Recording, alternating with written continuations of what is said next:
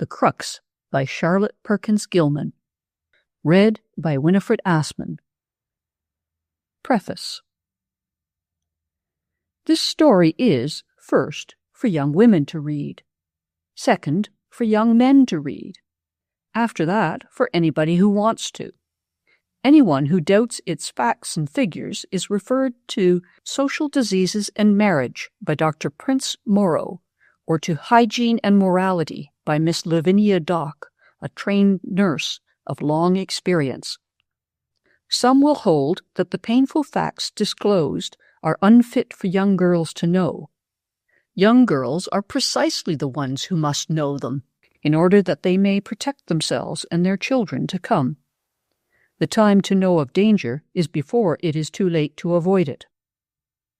If some say innocence is the greatest charm of young girls, the answer is, what good does it do them? Who should know but the woman, the young wife to be, whose whole life hangs on the choice? To her the ruin, the misery, to her the deciding voice. Who should know but the woman, the mother to be, guardian, giver, and guide? If she may not foreknow, forejudge, and foresee, what safety has childhood beside? Who should know but the woman, the girl in her youth? The hour of the warning is then, that strong in her knowledge and free in her truth, she may build a new race of new men. Chapter 1. The Back Way.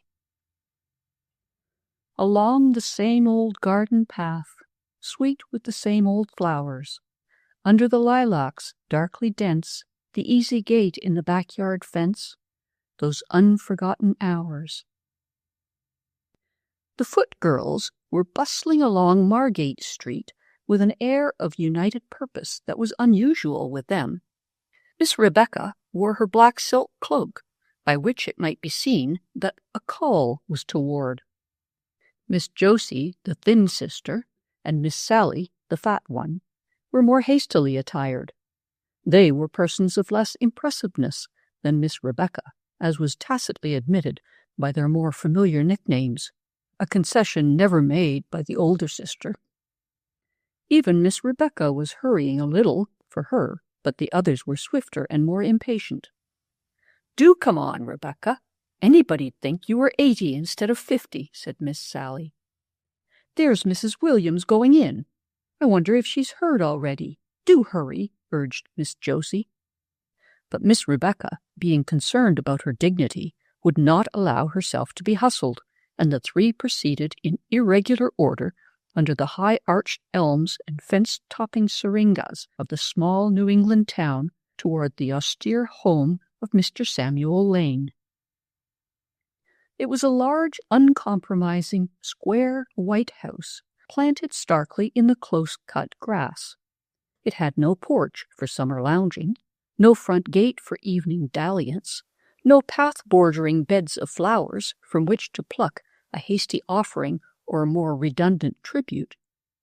The fragrance which surrounded it came from the backyard, or over the fences of neighbors. The trees which waved greenly about it were the trees of other people. Mr. Lane had but 2 trees, one on each side of the straight and narrow path, evenly placed between house and sidewalk, evergreens. Mrs. Lane received them amiably. The minister's new wife, Mrs. Williams, was proving a little difficult to entertain. She was from Cambridge, Massachusetts, and emanated a restrained consciousness of that fact. Mr. Lane rose stiffly and greeted them. He did not like the Foot girls, not having the usual American's share of the sense of humor. He had no enjoyment of the town joke, as old as they were, that the 3 of them made a full yard, and had frowned down, as a profane impertinent, the man, a little sore under some effect of gossip, who had amended it with, "Make an L, I say." Safely seated in their several rocking chairs, and severally rocking them, the Misses Foot burst forth, as was their custom, in simultaneous, though by no means identical remarks. I suppose you've heard about Morton Elder. What do you think Mort Elder's been doing now? We've got bad news for poor Miss Elder." Mrs. Lane was intensely interested. Even Mr. Lane showed signs of animation. "I'm not surprised," he said. "He's done it now," opined Miss Josie with conviction. "I always said Rella Elder was spoiling that boy. It's too bad, after all she's done for him. He always was a scamp." Thus Miss Sally. "I've been afraid of it all along," Miss Rebecca was saying, her voice booming through the lighter tones of her sister's. "I always said he'd never get through college." "But who is Morton Elder, and what has he done?" asked Mrs. Williams as soon as she could be heard. This lady now proved a most valuable asset. She was so new to the town and had been so immersed in the suddenly widening range of her unsalaried duties as minister's wife that she had never even heard of Morton Elder. A new resident always fans the languishing flame of local conversation. The whole shop-worn stock takes on a fresh luster. Topics long trampled flat in much discussion lift their heads anew. Opinions one scarce dared to repeat again become almost authoritative. Old stories flourish freshly, acquiring new detail and more vivid color. Mrs. Lane, seizing her opportunity while the sisters gasped a momentary amazement at anyone's not knowing the town scapegrace, and taking advantage of her position as old friend and near neighbor of the family under discussion, swept into the field under such headway that even the foot girls remained silent perforce. Surcharged, however, and holding their breaths in readiness to burst forth at the first opening. "He's the orphan nephew of Miss Elder, who lives right back of us. Our yards touch. We've always been friends. Went to school together. Rella's never married. She teaches, you know. And her brother, he owned the home. It's all hers now. He died all of a sudden and left 2 children, Morton and Susie. Mort was about 7 years old, and Susie just a baby. He's been an awful cross, but she just idolizes him. She spoiled him, I tell her." Mrs. Lane had to breathe, and even the briefest pause left her stranded to wait another chance. The 3 social benefactors proceeded to distribute their information in a clattering torrent. They sought to inform Mrs. Williams, in especial, of numberless details of the early life and education of their subject, matters which would have been treated more appreciatively if they had not been blessed with the later news, and at the same time each was seeking for a more dramatic emphasis to give this last supply of incident with due effect. No regular record is possible where 3 persons pour forth statement and comment in a rapid, tumultuous stream, interrupted by cross-currents of heated contradiction, and further varied by the exclamations and protests of 3 hearers, or at least of 2, for the one man present soon relapsed into disgusted silence. Mrs. Williams, turning a perplexed face from one to the other, inwardly condemning the darkening flood of talk, yet conscious of a sinful pleasure in it, and anxious as a guest and a minister's wife to be most amiable, felt like one watching 3 kinetoscopes at once.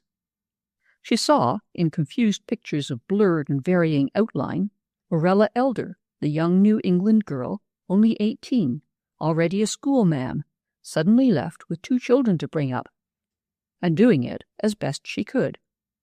She saw the boy, momentarily changing in his shuttlecock flight from mouth to mouth, through pale shades of open mischief to the black and scarlet of hinted sin, the terror of the neighborhood, the darling of his aunt, clever, audacious, scandalizing the quiet town.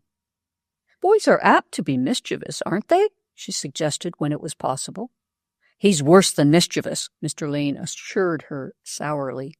"There's a mean streak in that family." "That's on his mother's side," Mrs. Lane hastened to add. "She was a queer girl, came from New York." The foot girls began again with rich profusion of detail, their voices rising shrill one above the other, and playing together at their full height like emulous fountains. "We ought not to judge, you know," urged Mrs. Williams. "What do you say he's really done?" Being sifted, it appeared that this last and most terrible performance was to go to the city with a group of the worst boys of college, to get undeniably drunk, to do some piece of mischief. Here was great license in opinion and in contradiction. Anyway, he's to be suspended, said Miss Rebecca with finality. Suspended. Miss Josie's voice rose in scorn. Expelled. They said he was expelled. In disgrace, added Miss Sally. Vivian Lane sat in the back room at the window, studying in the lingering light of the long June evening. At least, she appeared to be studying. Her tall figure was bent over her books, but the dark eyes blazed under their delicate level brows, and her face flushed and paled with changing feelings. She had heard, who in the same house could escape hearing the Mrs. Foote, and had followed the torrent of description, hearsay, surmise, and allegation with an interest that was painful in its intensity. "It's a shame," she whispered under her breath, "a shame, and nobody to stand up for him." She half rose to her feet as if to do it herself, but sank back irresolutely. A fresh wave of talk rolled forth. "It'll half kill his aunt. Poor Miss Elder, I don't know what she'll do. I don't know what he'll do. He can't go back to college. He'll have to go to work. I'd like to know where. Nobody'd hire him in this town." The girl could bear it no longer. She came to the door, and there, as they paused to speak to her, her purpose ebbed again. "My daughter Vivian, Mrs. Williams," said her mother, and the other callers greeted her familiarly. "You'd better finish your lessons, Vivian," Mr. Lane suggested. "I have, father," said the girl, and took a chair by the minister's wife. She had a vague feeling that if she were there, they would not talk so about Morton Elder. Mrs. Williams hailed the interruption gratefully. She liked the slender girl with the thoughtful eyes and pretty, rather pathetic mouth, and sought to draw her out. But her questions soon led to unfortunate results. "You are going to college, I suppose?" she presently inquired, and Vivian owned that it was the desire of her heart. "Nonsense," said her father. "Stuff and nonsense, Vivian. You're not going to college." The Foote girls now burst forth in voluble agreement with Mr. Lane. His wife was evidently of the same mind, and Mrs. Williams plainly regretted her question. But Vivian mustered courage enough to make a stand, strengthened perhaps by the depth of the feeling which had brought her into the room. "I don't know why you're all so down on a girl's going to college. Eve Marks has gone, and Mary Spring is going, and both the Austin girls. Everybody goes now." "I know one girl that won't," was her father's incisive comment, and her mother said quietly, "A girl's place is at home till she marries." "Suppose I don't want to marry," said Vivian. "Don't talk nonsense," her father answered. "Marriage is a woman's duty." "What do you want to do?" asked Miss Josie, in the interests of further combat. "Do you want to be a doctor like Jane Belair?" "I should like to very much indeed," said the girl with quiet intensity. "I'd like to be a doctor in a baby's hospital." "More nonsense," said Mr. Lane. "Don't talk to me about that woman. You attend to your studies and then to your home duties, my dear." The talk rose anew, the three sisters contriving all to agree with Mr. Lane in his opinions about college, marriage, and Dr. Belair, yet to disagree violently among themselves. Mrs. Williams rose to go, and in the lull that followed, the liquid note of a whippoorwill met the girl's quick ear. She quietly slipped out, unnoticed. The Lanes' home stood near the outer edge of the town, with an outlook across wide meadows and soft wooded hills. Behind, their long garden backed on that of Miss Orella Elder, with a connecting gate in the grey board fence. Mrs. Lane had grown up here. The house belonged to her mother, Mrs. Servilla Pettigrew, though that able lady was seldom in it, preferring to make herself useful among two growing sets of grandchildren. Miss Elder was Vivian's favourite teacher. She was a careful and conscientious instructor, and the girl was a careful and conscientious scholar, so they got on admirably together. Indeed, there was a real affection between them. And just as the young Laura Pettigrew had played with the younger Aurella Elder, so Vivian had played with little Susie Elder, Miss Aurella's orphan niece. Susie regarded the older girl with worshipful affection, which was not at all unpleasant to an emotional young creature with unemotional parents and no brothers or sisters of her own. Moreover, Susie was Morton's sister. The whippoorwill's cry sounded again through the soft June night. Vivian came quickly down the garden path between the bordering beds of sweet alyssum and mignonette. A dew-wet rose brushed against her hand. She broke it off, pricking her fingers, and hastily fastened it in the bosom of her white frock. Large old lilac bushes hung over the dividing fence. A thick mass of honeysuckle climbed up by the gate and mingled with them, spreading over to a pear tree on the lane side. In this fragrant hidden corner was a rough seat, and from it a boy's hand reached out and seized the girl's, drawing her down beside him. She drew away from him as far as the seat allowed. "Oh, Morton," she said, "what have you done?" Morton was sulky. "Now, Vivian, are you down on me too? I thought I had one friend." "You ought to tell me," she said more gently. "How can I be your friend if I don't know the facts? They are saying perfectly awful things."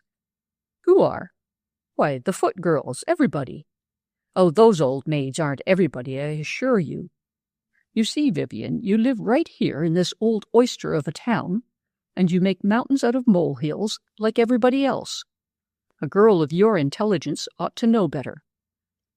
She drew a great breath of relief. "Then you haven't done it?" "Done what? What's all this mysterious talk anyhow? The prisoner has a right to know what he's charged with before he commits himself." The girl was silent, finding it difficult to begin. "Well, out with it. What do they say I did?" He picked up a long dry twig and broke it gradually into tiny half-inch bits.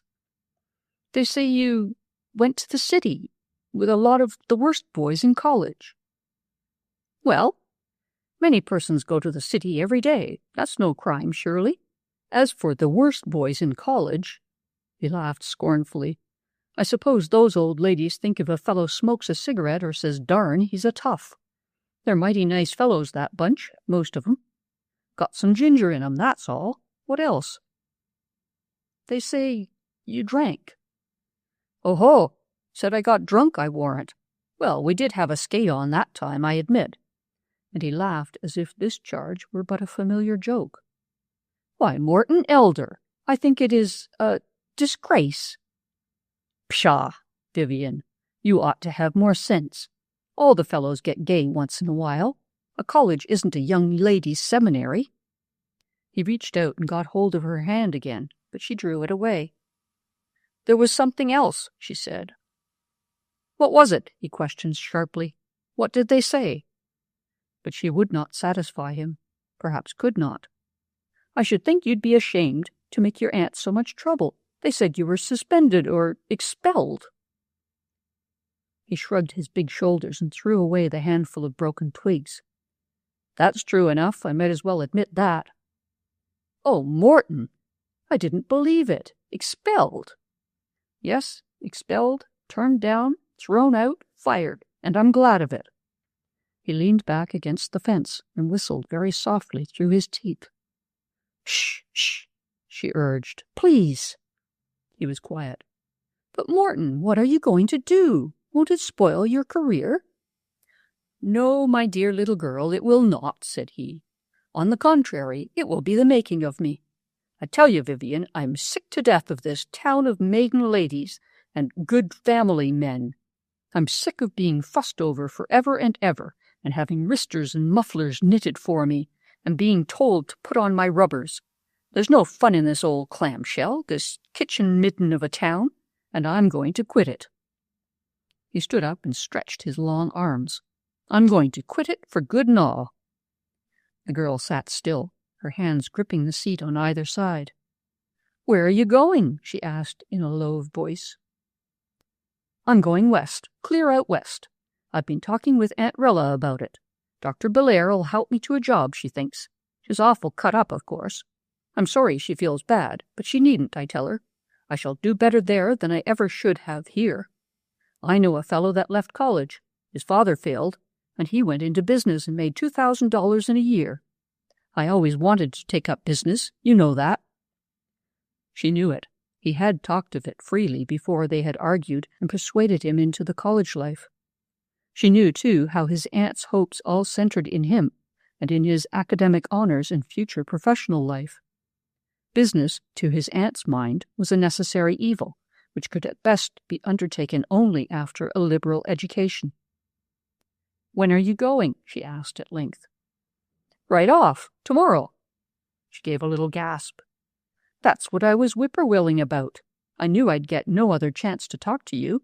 I wanted to say goodbye, you know." The girl sat silent, struggling not to cry. He dropped beside her, stole an arm about her waist, and felt her tremble. "Now, Viva, don't you go and cry.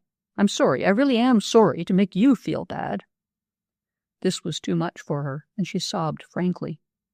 "Oh, Morton, how could you? How could you? And now you've got to go away." "There now, don't cry. Shh, they'll hear you." She did hush at that.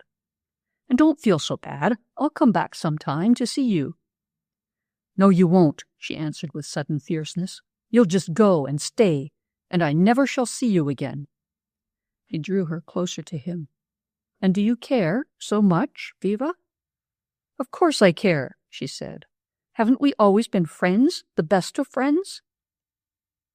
"Yes, you and Aunt Rella have been about all I had," he admitted with a cheerful laugh. "I hope I'll make more friends out yonder. But Viva," his hand pressed closer, "is it only friends?" She took fright at once and drew away from him. "You mustn't do that, Morton." "Do what?" A shaft of moonlight shone on his teasing face. "What am I doing?" he said. It is difficult, it is well nigh impossible, for a girl to put a name to certain small cuddlings not in themselves terrifying nor even unpleasant, but which she obscurely feels to be wrong. Viva flushed and was silent. He could see the rich color flood her face. "Come now, don't be hard on a fellow," he urged. "I shan't see you again in ever so long. You'll forget all about me before a year's over." She shook her head, still silent. "Won't you speak to me, Viva?" "I wish—" She could not find the words she wanted. "Oh, I wish you wouldn't." "Wouldn't what, girlie?" "Wouldn't go away? Sorry to disoblige, but I have to. There's no place for me here." The girl felt the sad truth of that. "Aunt Rella will get used to it after a while. I'll write to her. I'll make lots of money and come back in a few years, astonish you all. Meanwhile, kiss me goodbye, Viva." She drew back shyly. She had never kissed him. She had never in her life kissed any man younger than an uncle. "No, Morton, you mustn't." She shrank away into the shadow. But there was no great distance to shrink to, and his strong arms soon drew her close again. "Suppose you never see me again," he said. "Then you'll wish you hadn't been so stiff about it." She thought of this dread possibility with a sudden chill of horror, and while she hesitated, he took her face between his hands and kissed her on the mouth. Steps were heard coming down the path. "They're on," he said with a little laugh. "Goodbye, Viva." He vaulted the fence and was gone. "What are you doing here, Vivian?" demanded her father. "I was saying goodbye to Morton," she answered with a sob. "You ought to be ashamed of yourself, philandering out here in the middle of the night with that scapegrace. Come in the house and go to bed at once. It's 10 o'clock. Bowing to this confused, but almost equally incriminating chronology, she followed him in, meekly enough as to her outward seeming, but inwardly in a state of stormy tumult. She had been kissed. Her father's stiff back before her could not blot out the radiant, melting moonlight, the rich sweetness of the flowers, the tender, soft June night. "You go to bed," said he once more. "I'm ashamed of you." "Yes, father," she answered. Her little room, when at last she was safely in it and had shut the door and put a chair against it, she had no key, seemed somehow changed. She lit the lamp and stood looking at herself in the mirror. Her eyes were star-bright. Her cheeks flamed softly. Her mouth looked guilty and yet glad. She put the light out and went to the window, kneeling there, leaning out in the fragrant stillness, trying to arrange in her mind this mixture of grief, disapproval, shame, and triumph. When the Episcopal church clock struck 11, she went to bed in guilty haste, but not to sleep. For a long time she lay there, watching the changing play of moonlight on the floor. She felt almost as if she were married. Chapter 2. Bainville Effects. Lockstep, handcuffs, ankle ball and chain, dull toil and dreary food and drink, small cell, cold cell, narrow bed and hard, high wall, thick wall, window iron barred, stone paved, stone pent, little prison yard, young hearts weary of monotony and pain, young hearts weary of reiterant refrain. They say, they do, what will people think?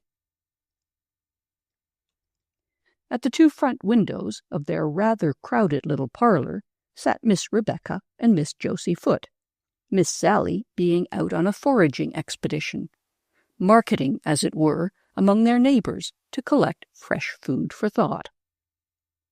A tall, slender girl in brown passed on the opposite walk.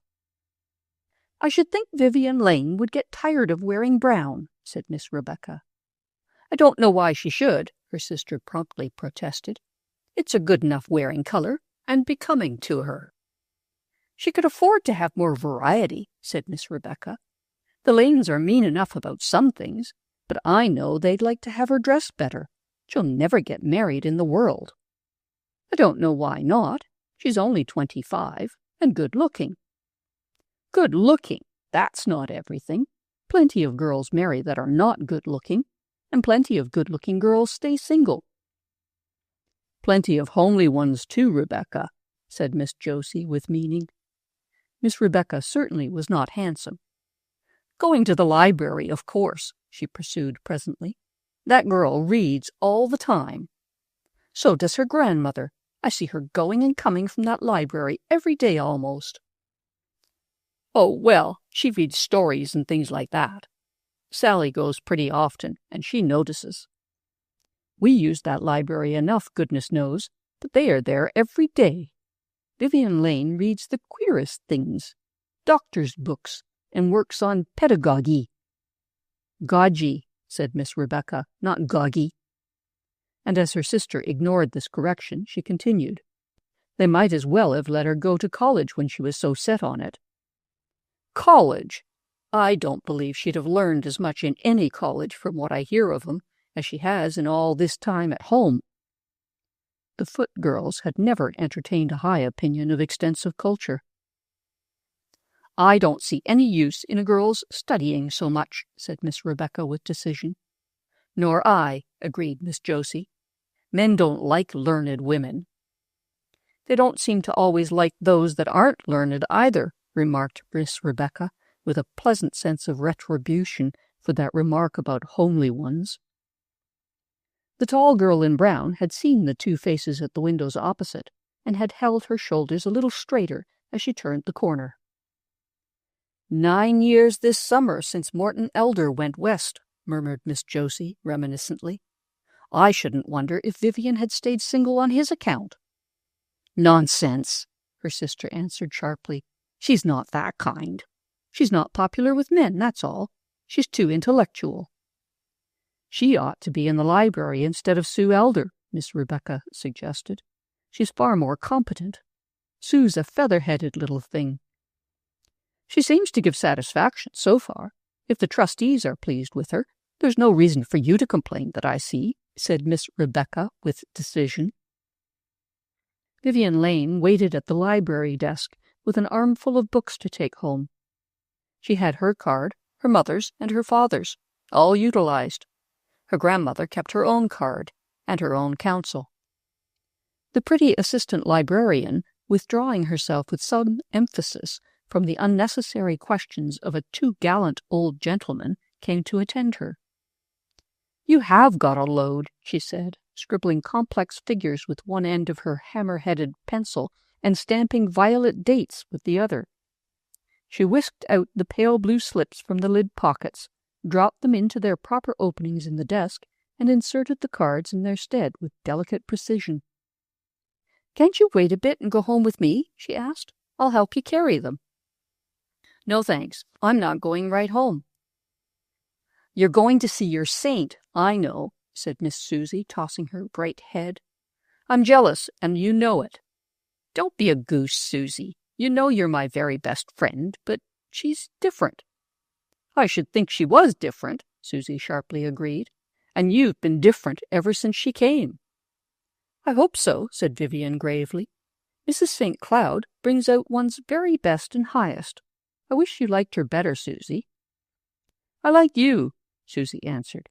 "You bring out my best and highest, if I've got any. She don't. She's like a lovely, faint, bright bubble. I'd want to prick it." Vivian smiled down upon her. "You bad little mouse," she said. "Come, give me the books." "Leave them with me, and I'll bring them in the car." Susie looked anxious to make amends for her bit of blasphemy. "All right, dear. Thank you.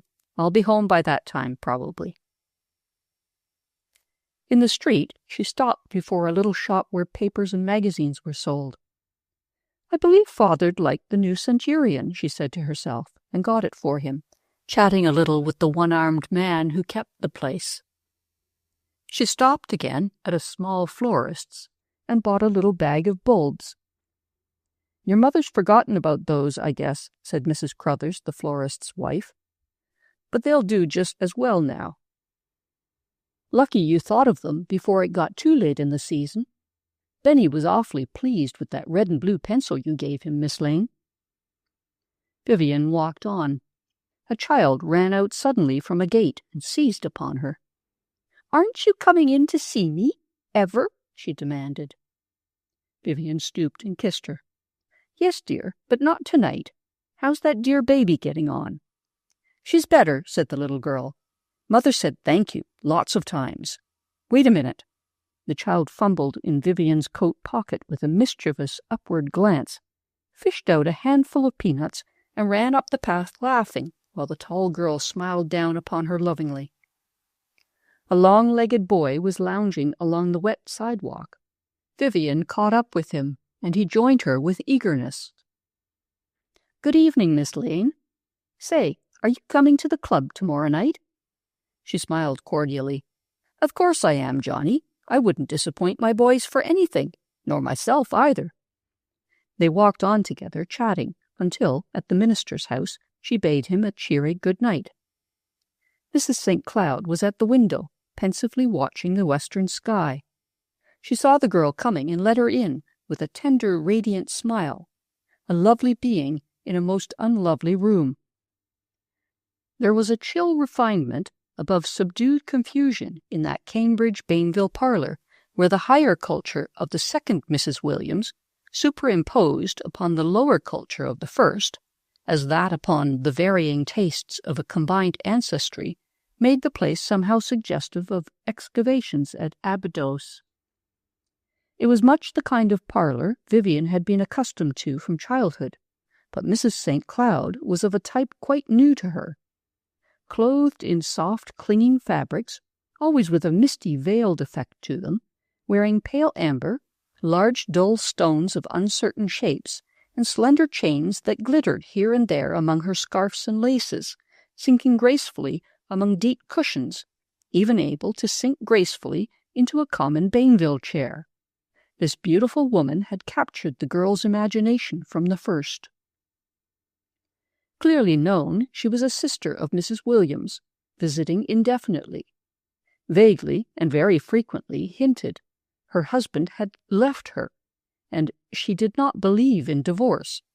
Against her background of dumb patience, he shone darkly forth as a brute of unknown cruelties. Nothing against him would she ever say, and every young masculine heart yearned to make life brighter to the ideal woman, so strangely neglected, also some older ones. Her young men's Bible class was the pride of Mr. William's heart and joy of such young men as the town possessed. Most of Bainville's boys had gone. A wonderful, uplifting influence, Mr. Williams called her, and refused to say anything, even when directly approached, as to the facts of her trouble. "It is an old story," he would say. "She bears up wonderfully.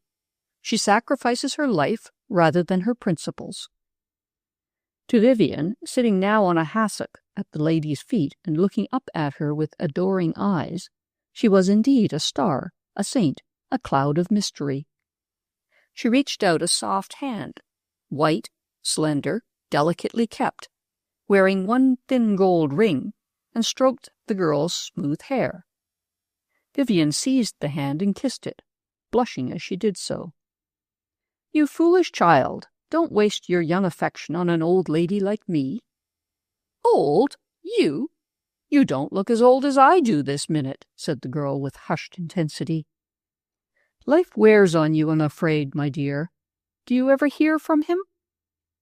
To no one else, not even to Susie, could Vivian speak of what now seemed the tragedy of her lost youth. "No," said she, "never now. He did write once or twice at first." "He writes to his aunt, of course." "Yes," said Vivian, "but not often, and he never says anything." "I understand. Poor child. You must be true and wait." And the lady turned the thin ring on her finger. Vivian watched her in a passion of admiring tenderness. "Oh, you understand!" she exclaimed. "You understand!" "I understand, my dear," said Mrs. St. Cloud. When Vivian reached her own gate, she leaned her arms upon it and looked first one way and then the other, down the long, still street. The country was in sight at both ends, the low, monotonous, wooded hills that shut them in. It was all familiar, wearingly familiar. She had known it continuously for such part of her lifetime as was sensitive to landscape effects, and had at times a mad wish for an earthquake to change the outlines a little. The infrequent trolley car passed just then, and Sue Elder joined her to take the short cut home through the Lane's yard. "Here you are," she said cheerfully, "and here are the books." Vivian thanked her. "Oh, say, come in after supper, can't you? Aunt Rilla's had another letter from Mort." Vivian's somber eyes lit up a little. "How's he getting on? In the same business he was last year?" she asked, with an elaborately cheerful air. Morton had seemed to change occupations oftener than he wrote letters. "Yes, I believe so. I guess he's well. He never says much, you know. I don't think it's good for him out there, good for any boy." And Susie looked quite the older sister. "What are they to do? They can't stay here." "No, I suppose not, but we have to." "Dr. Belair didn't," remarked Vivian. "I like her tremendously, don't you?" In truth, Dr. Belair was already a close second to Mrs. St. Cloud in the girl's hero-worshipping heart. "Oh, yes, she's splendid. Aunt Rella is so glad to have her with us. They have great times, recalling their school days together. Auntie used to like her then, though she is 5 years older, but you'd never dream it. And I think she's real handsome." "She's not beautiful," said Vivian with decision, "but she's a lot better. Sue Elder, I wish—" "Wish what?" asked her friend. Sue put the books on the gate-post, and the two girls, arm in arm, walked slowly up and down. Susie was a round, palely rosy little person, with a delicate face and soft light hair waving fluffily about her small head. Vivian's hair was twice the length, but so straight and fine that its mass had no effect. She wore it in smooth plaits, wound like a wreath from brow to nape. After an understanding silence and a walk past 3 gates and back again, Vivian answered her. "I wish I were in your shoes," she said. "What do you mean? Having the doctor in the house?" No, I'd like that too, but I mean work to do. Your position. Oh, the library. You needn't. It's horrid. I wish I were in your shoes and had a father and mother to take care of me. I can tell you it's no fun, having to be there just on time or get fined, and having to poke away all day with those footy old ladies and tiresome children. But you're independent. Oh, yes, I'm independent. I have to be. Aunt Rella could take care of me, I suppose, but of course I wouldn't let her. And I dare say library work is better than school teaching. What'll we be doing when we're 40, I wonder, said Vivian, after another turn. 40? Why, I expect to be a grandma by that time, said Sue. She was but 21, and 40 looked a long way off to her. A grandma? And knit? Suggested Vivian. Oh, yes, baby jackets and blankets and socks and little shawls. I love to knit, said Sue cheerfully. But suppose you don't marry, pursued her friend. Oh, but I shall marry. You see if I don't. Marriage. Here she carefully went inside the gate and latched it. Marriage is a woman's duty. And she ran up the path laughing. Vivian laughed too, rather grimly, and slowly walked towards her own door. The little sitting room was hot, very hot, but Mr. Lane sat with his carpet-slippered feet on its narrow hearth with a shawl around him. "Shut the door, Vivian," he exclaimed irritably.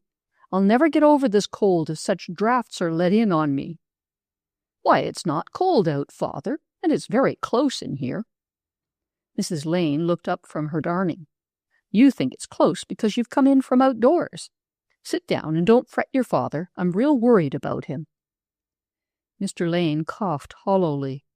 He had become a little dry old man with gray glassy eyes and had been having colds in this fashion ever since Vivian could remember. "Dr. Belair says that the outdoor air is the best medicine for a cold," remarked Vivian as she took off her things. "Dr. Belair has not been consulted in this case," her father returned wheezingly. "I'm quite satisfied with my family physician. He's a man at any rate." "Save me from these women doctors," exclaimed his wife. Vivian set her lips patiently. She had long since learned how widely she differed from both father and mother, and preferred silence to dispute. Mr. Lane was a plain, ordinary person who spent most of a moderately useful life in the shoe business, from which he had of late withdrawn. Both he and his wife had property, to a certain extent, and now lived peacefully on their income, with neither fear nor hope, ambition nor responsibility to trouble them. The one thing they were yet anxious about was to see Vivian married, but this wish seemed to be no nearer to fulfillment for the passing years. "I don't know what the women are thinking of these days," went on the old gentleman, putting another shovelful of coal on the fire with a careful hand. "Doctors and lawyers and even ministers, some of 'em. The Lord certainly set down a woman's duty pretty plain. She was to cleave unto her husband." "Some women have no husbands to cleave to, Father." "They'd have husbands fast enough if they behaved themselves," he answered. "No man's going to want to marry one of these self-sufficient, independent professional women, of course." "I do hope, Viva," said her mother, "that you're not letting that Dr. Belair put foolish ideas into your head." "I want to do something to support myself, sometime, Mother. I can't live on my parents forever." "You be patient, child. There's money enough for you to live on. It's a woman's place to wait," put in Mr. Lane. "How long?" inquired Vivian. "I'm 25. No man has asked me to marry him yet. Some of the women in this town have waited 30, 40, 50, 60 years. No one has asked them."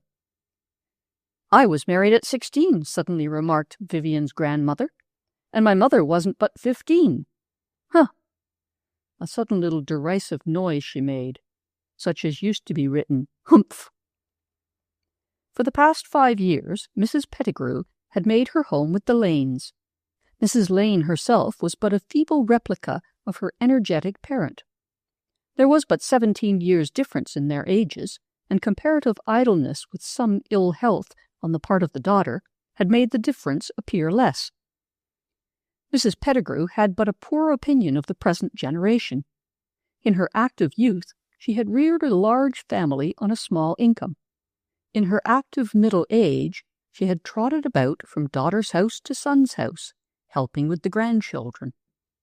And now she still trotted about in all weathers, visiting among the neighbors and vibrating as regularly as a pendulum between her daughter's house and the public library. The books she brought home were mainly novels, and if she perused anything else in the severe quiet of the reading room, she did not talk about it. Indeed, it was a striking characteristic of Mrs. Pettigrew that she talked very little, though she listened to all that went on with a bright and beady eye, as of a highly intelligent parrot. And now, having dropped her single remark into the conversation, she shut her lips tight, as was her habit, and drew another ball of worsted from the black bag that always hung at her elbow. She was making one of those perennial knitted garments which in her young days were called cardigan jackets, later jerseys, and now by the offensive name of sweater.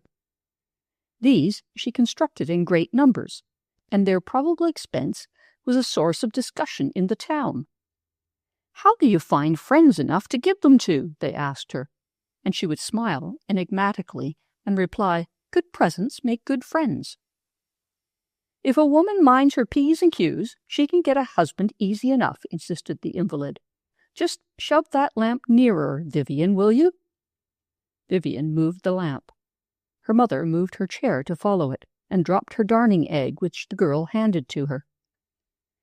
"Supper's ready," announced a hard-featured, middle-aged woman, opening the dining-room door. At this moment the gate clicked, and a firm step was heard coming up the path. "Gracious, that's the minister!" cried Mrs. Lane. "He said he'd be in this afternoon if he got time. I thought likely 'twould be to supper." She received him cordially, and insisted on his staying, slipping out presently to open a jar of quinces. The Reverend Otis Williams was by no means loath to take occasional meals with his parishioners.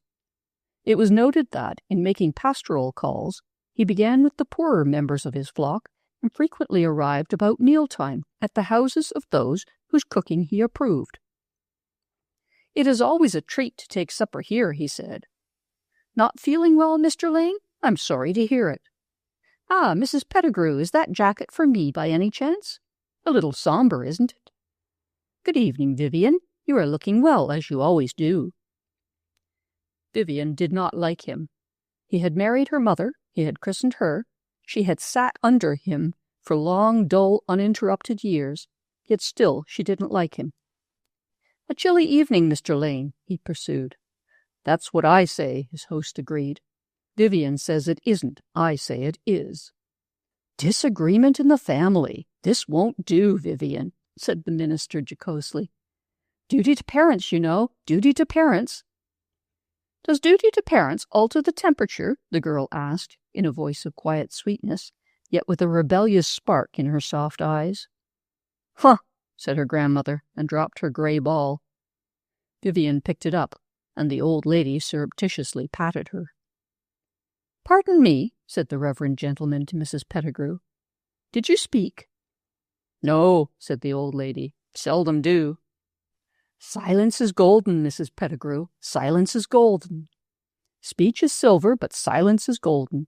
It is a rare gift."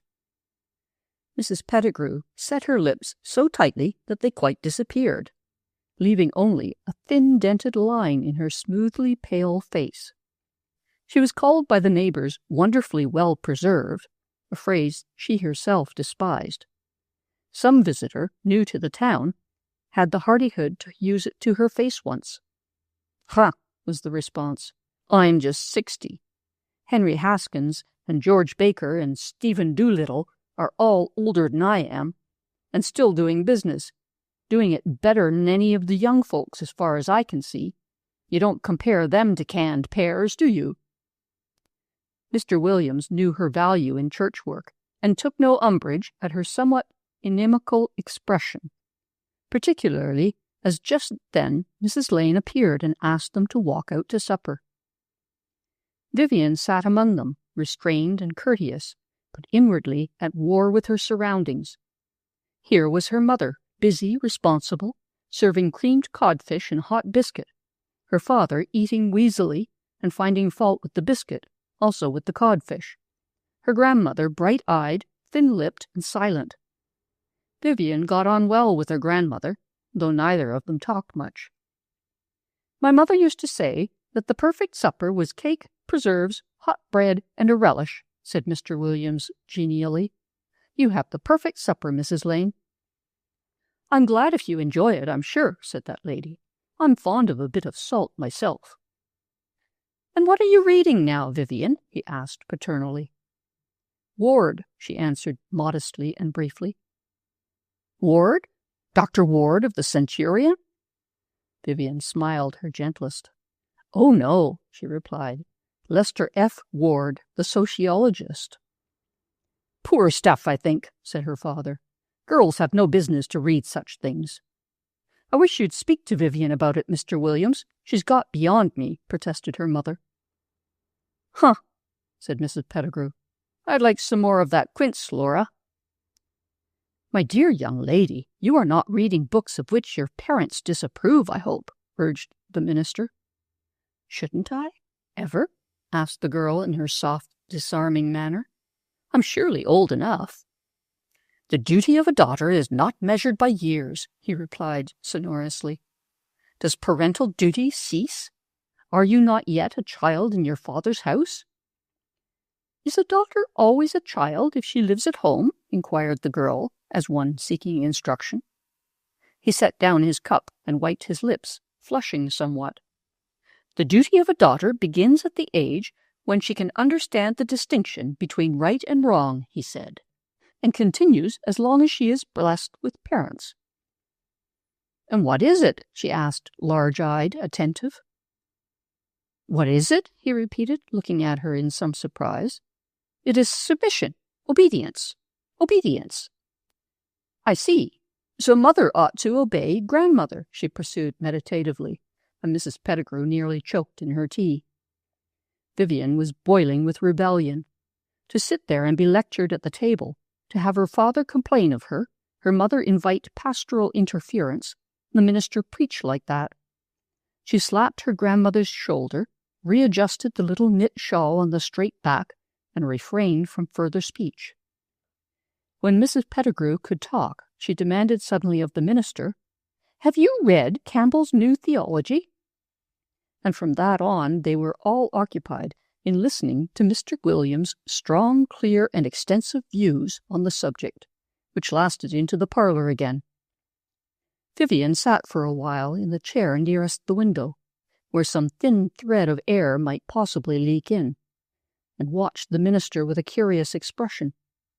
All her life he had been held up to her as a person to honor, as a man of irreproachable character, great learning, and wisdom.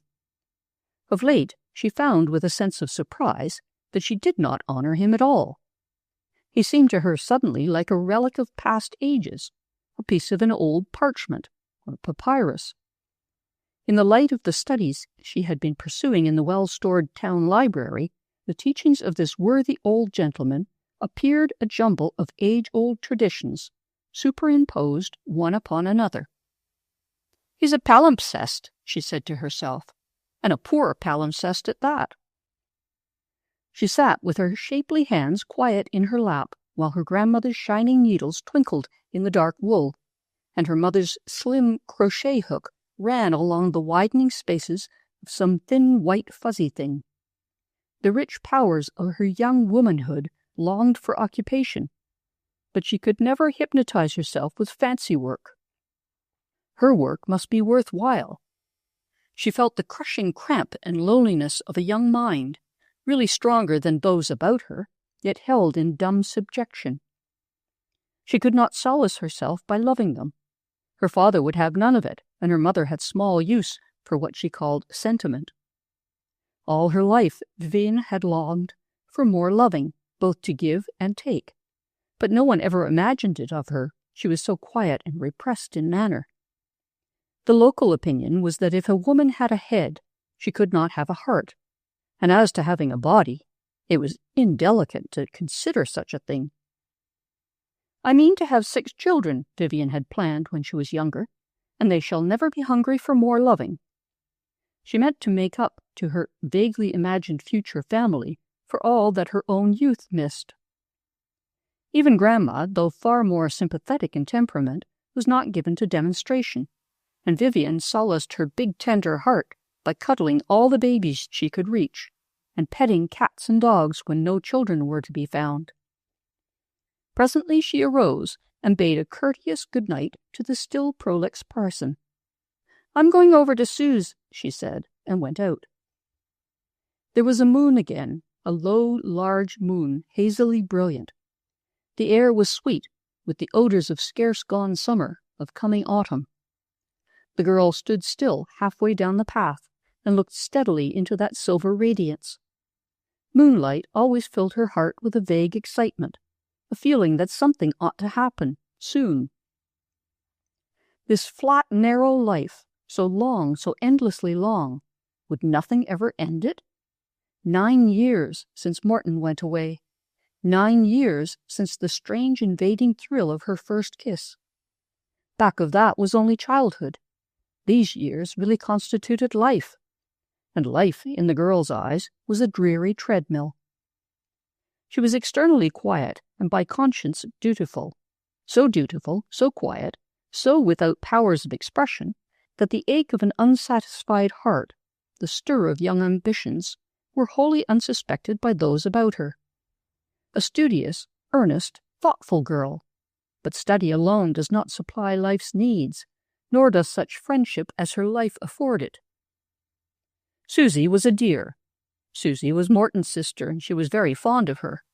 But that bright-haired child did not understand, could not understand, all that she needed. Then came Mrs. St. Cloud into her life, stirring the depths of romance, of the buried past, and of the unborn future. From her she learned to face a life of utter renunciation, to be true to her ideals, true to her principles, true to the past, to be patient, and to wait. So strengthened, she had turned a deaf ear to such possible voice of admiration as might have come from the scant membership of the young men's Bible class, leaving them the more devoted to Scripture study.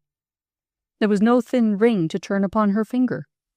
But, for lack of a better token, she had saved the rose she wore upon her breast that night, keeping it hidden among her precious things. And then, into the grey, flat current of her daily life, sharply across the trend of Mrs. St. Cloud's soft influence, had come a new force, Dr. Belair. Vivian liked her, yet felt afraid, a slight shivering hesitancy as before a too-cold bath, a subtle sense that this breezy woman, strong, cheerful, full of new ideas, if not ideals, and radiating actual power used and enjoyed, might in some way change the movement of her life. Change she desired, she longed for, but dreaded the unknown. Slowly she followed the long garden path, paused lingeringly by that rough garden seat, went through and closed the gate. Chapter 3. The Outbreak. There comes a time, after white months of ice, slow months of ice, long months of ice, there comes a time when the still floods below rise, lift, and overflow. Fast, far they go. Miss Aurella sat in her low armless rocker, lifting perplexed, patient eyes to look up at Dr. Belair. Dr. Belair stood squarely before her, stood easily, on broad-soled, low-heeled shoes, and looked down at Miss Aurella. Her eyes were earnest, compelling, full of hope and cheer. "You are as pretty as a girl, Aurella," she observed irrelevantly. Miss Aurella blushed. She was not used to compliments, even from a woman, and did not know how to take them. "How you talk," she murmured shyly. "I mean to talk," continued the doctor, "until you listen to reason." Reason in this case, to Dr. Bellaire's mind, lay in her advice to Miss Elder to come west with her, to live. "I don't see how I can. It's such a complete change." Miss Orella spoke as if change were equivalent to sin, or at least to danger. "Do you good. As a physician, I can prescribe nothing better. You need a complete change if anybody ever did." "Why, Jane, I am quite well. I didn't say you were sick, but you are in an advanced stage of arthritis deformans of the soul. The whole town's got it." The doctor tramped up and down the little room, freeing her mind. "I never saw such bedridden intellects in my life. I suppose it was so when I was a child, and I was too young to notice it. But surely it's worse now. The world goes faster and faster every day. The people who keep still get farther behind. I'm fond of you, Rella. You've got an intellect and a conscience and a will like iron. But you spend most of your strength in keeping yourself down. Now do wake up and use it to break loose. You don't have to stay here. Come out to Colorado with me and grow." Miss Elder moved uneasily in her chair. She laid her small embroidery hoop on the table and straightened out the loose threads of silk, the doctor watching her impatiently. "I'm too old," she said at length. Jane Bellaire laughed aloud shortly. "Old?" she cried. "You're 5 years younger than I am. You're only 36. Old? Why, child, your life's before you, to make. You don't realize, Jane, you struck out for yourself so young, and you've grown up out there. It seems to be so different there." "It is. People aren't afraid to move. What have you got here you so hate to leave, Rella?" "Why, it's home." "Yes, it's home, now. Are you happy in it?" "I'm contented." "Don't you deceive yourself, Rella. You are not contented, not by a long chalk. You are doing your duty as you see it, and you've kept yourself down so long you've almost lost the power of motion. I'm trying to galvanize you awake, and I mean to do it." "You might as well sit down while you're doing it anyway," Miss Elder suggested meekly. Dr. Bellaire sat down, selecting a formidable fiddle-back chair, the unflinching determination of its widely placed feet being repeated by her own square toes.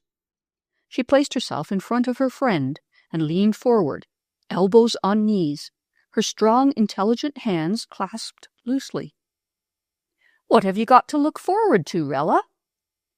"I want to see Susie happily married." "I said you, not Susie." "Oh, me? Why, I hope someday Morton will come back." "I said you, not Morton." "Why, you know I have friends, Jane, and neighbors. And someday, perhaps, I mean to go abroad." "Are you scolding Aunt Rella again, Dr. Bellaire? I won't stand it." Pretty Susie stood in the door, smiling. "Come and help me then," the doctor said, "and it won't sound so much like scolding." "I want Mort's letter to show to Viva," the girl answered and slipped out with it. She sat with Vivian on the stiff little sofa in the back room. The arms of the two girls were around one another, and they read the letter together. More than 6 months had passed since his last one. It was not much of a letter. Vivian took it in her own hands and went through it again carefully. The "remember me to Viva, unless she's married," at the end, did not seem at all satisfying. Still, it might mean more than appeared, far more. Men were reticent and proud, she had read. It was perfectly possible that he might be concealing deep emotion under the open friendliness. He was in no condition to speak freely, to come back and claim her. He did not wish her to feel bound to him. She had discussed it with Mrs. St. Cloud, shrinkingly, tenderly, led on by tactful, delicate questions, by the longing of her longing heart for expression and sympathy. A man who cannot marry must speak of marriage. It is not honorable, her friend had told her. Couldn't he write to me as a friend? And the low-voiced lady had explained with a little sigh that men thought little of friendship with women. I have tried all my life to be a true and helpful friend to men, to such men as seemed worthy, and they so often misunderstood. The girl, sympathetic and admiring, thought hotly of how other people misunderstood this noble, lovely soul, how they even hinted that she tried to attract men, a deadly charge in Bainville. No, Mrs. St. Cloud had told her, he might love you better than all the world, yet not write to you till he was ready to say, come. And of course he wouldn't say anything in his letters to his aunt. So Vivian sat there, silent, weaving frail dreams out of remember me to Viva unless she's married. That last clause might mean much. Dr. Bellaire's voice sounded clear and insistent in the next room. She's trying to persuade Aunt Rella to go west, said Susie. Wouldn't it be funny if she did? In Susie's eyes, her aunt's age was as the age of mountains, and also her fixity. Since she could remember, Aunt Rella, always palely pretty and neat, like the delicate, faintly colored spring flowers of New England, had presided over the small white house, the small green garden, and the large black and white schoolroom. In her vacations, she sewed, keeping that quiet wardrobe of hers in exquisite order, and also making Susie's pretty dresses. To think of Aunt Aurella actually breaking up housekeeping, giving up her school, leaving Bainville, was like a vision of trees walking. To Dr. Jane Bellaire, 41, vigorous, successful, full of new plans and purposes, Miss Elder's life appeared as an arrested girlhood, stagnating unnecessarily in this quiet town while all the world was open to her. I couldn't think of leaving Susie, protested Miss Aurella. Bring her along, said the doctor. Best thing in the world for her. She rose and came to the door. The two girls make a pretty picture. Vivian's oval face with its smooth Madonna curves under the encircling wreath of soft, dark plaits, and the long grace of her figure, delicately built yet strong, beside the pink, plump little Susie, roguish and pretty, with the look that made everyone want to take care of her. Come in here, girls, said the doctor. I want you to help me. You're young enough to be movable, I hope. They cheerfully joined the controversy, but Miss Aurella found small support in them. Why don't you do it, Auntie? Susie thought it an excellent joke. I suppose you could teach school in Denver as well as here. And you could vote. Oh, Auntie, to think of your voting! Miss Elder, too modestly feminine, too inherently conservative even to be an outspoken auntie, fairly blushed at the idea.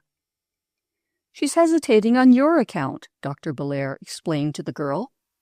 Wants to see you safely married. I tell her you'll have 1,000-fold better opportunities in Colorado than you ever will here. Vivian was grieved. She had heard enough of this getting married and had expected Dr. Bellaire to hold a different position. Surely that's not the only thing to do, she protested. No, but it's a very important thing to do. And to do right. It's a woman's duty. Vivian groaned in spirit. That again. The doctor watched her understandingly. If women only did their duty in that line, there wouldn't be so much unhappiness in the world, she said. All you New England girls sit here and cut one another's throats. You can't possibly marry. Your boys go west.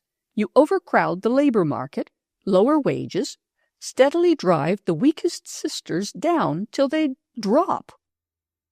They heard the back door latch lift and close again, a quick, decided step, and Mrs. Pettigrew joined them. Miss Elder greeted her cordially, and the old lady seated herself in the halo of the big lamp, as one well accustomed to the chair. Go right on, she said, and knitted briskly. "Do take my side, Mrs. Pettigrew," Miss Orella implored her. "Jane Belair is trying to pull me up by the roots and transplant me to Colorado. And she says I shall have a better chance to marry out there, and ought to do it," said Susie very solemnly. "And Vivian objects to being shown the path of duty." Vivian smiled. Her quiet, rather sad face lit with sudden sparkling beauty when she smiled. "Grandma knows I hate that point of view," she said. "I think men and women ought to be friends, and not always be thinking about that." "I have some real good friends. Boys, I mean," Susie agreed, looking so serious in her platonic boast that even Vivian was a little amused, and Dr. Belair laughed outright.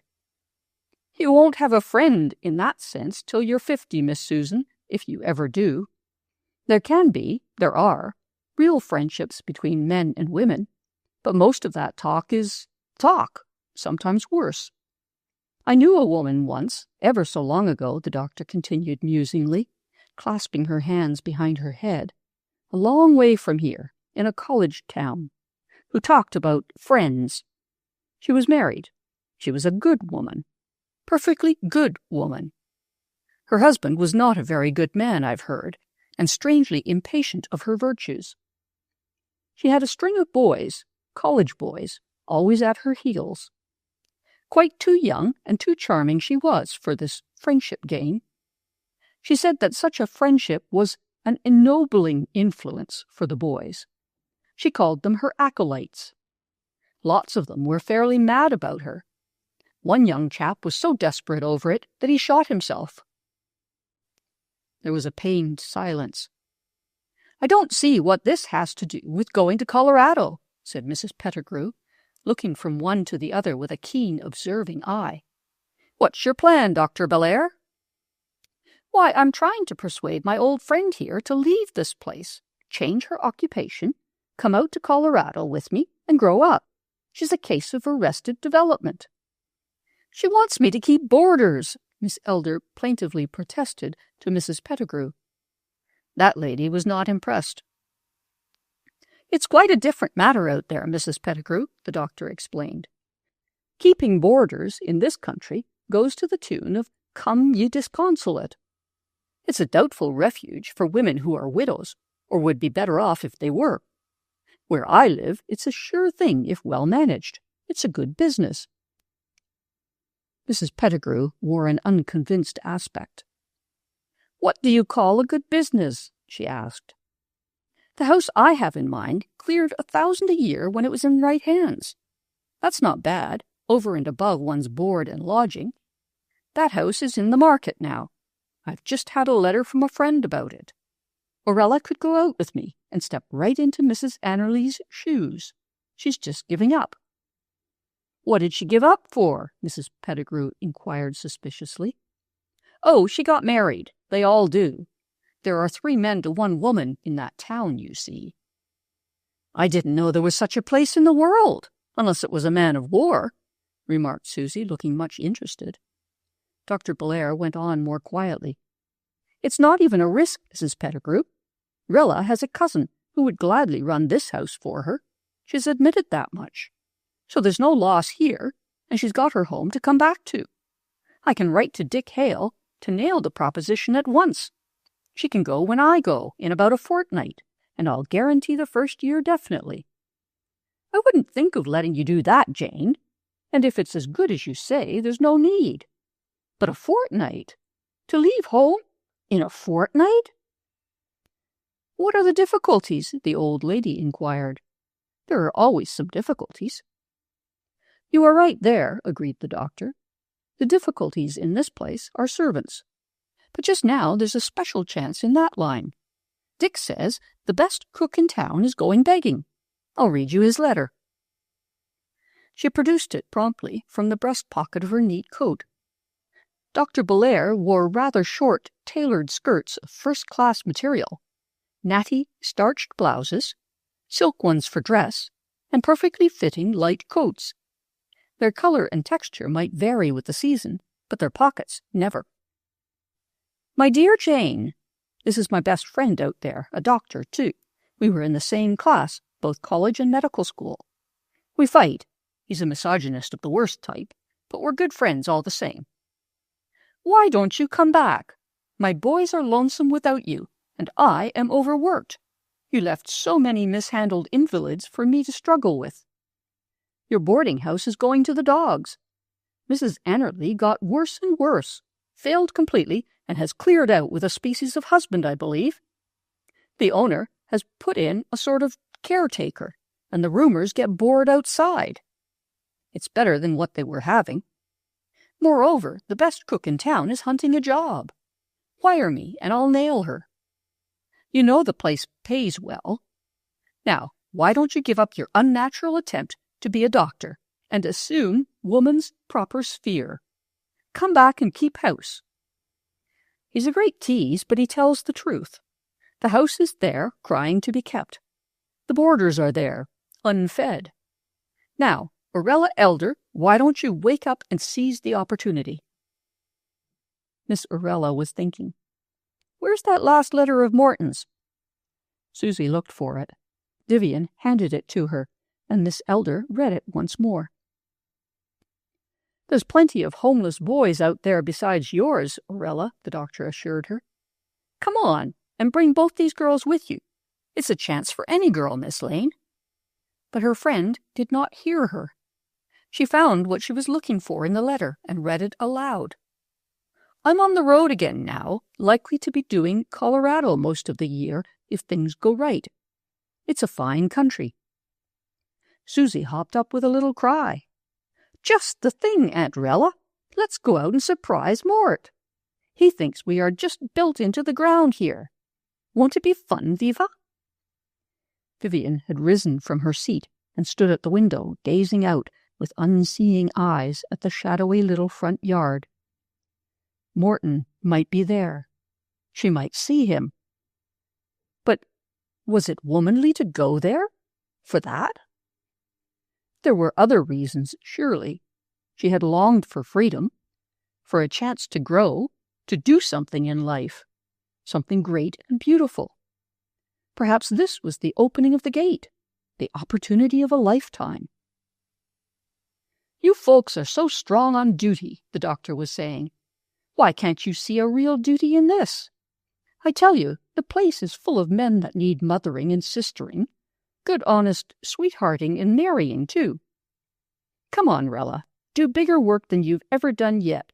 And, as I said, bring both these nice girls with you. What do you say, Miss Lane? Vivian turned to her, her fine face flushed with hope, yet with a small Greek fret on the broad forehead. I'd like to, very much, Dr. Belair, on some accounts.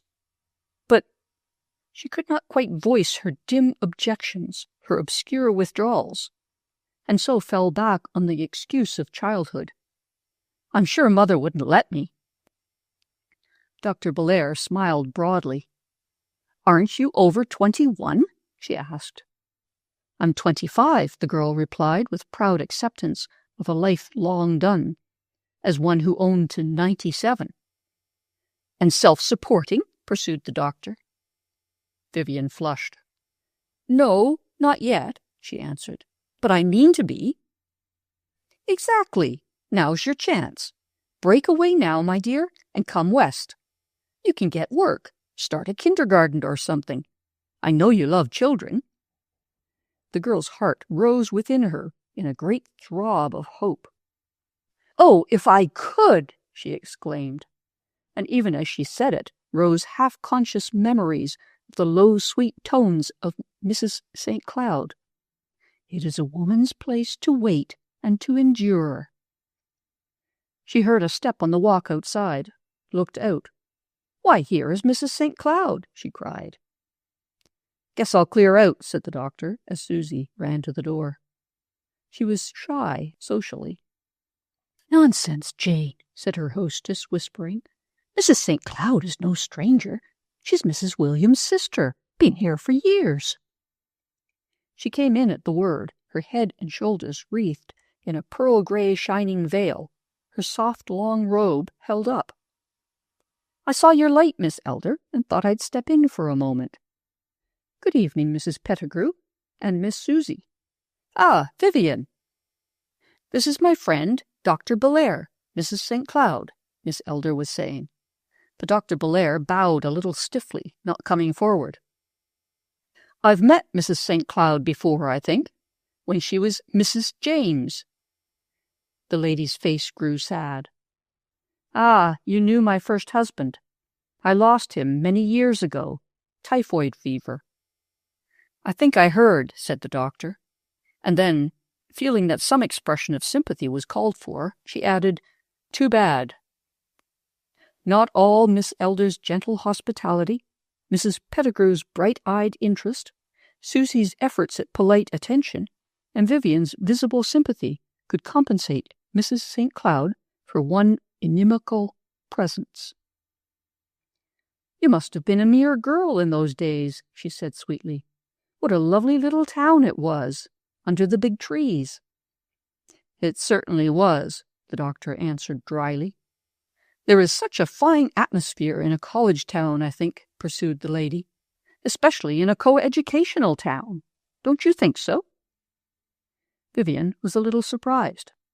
She had had an idea that her admired friend did not approve of co-education. She must have been mistaken.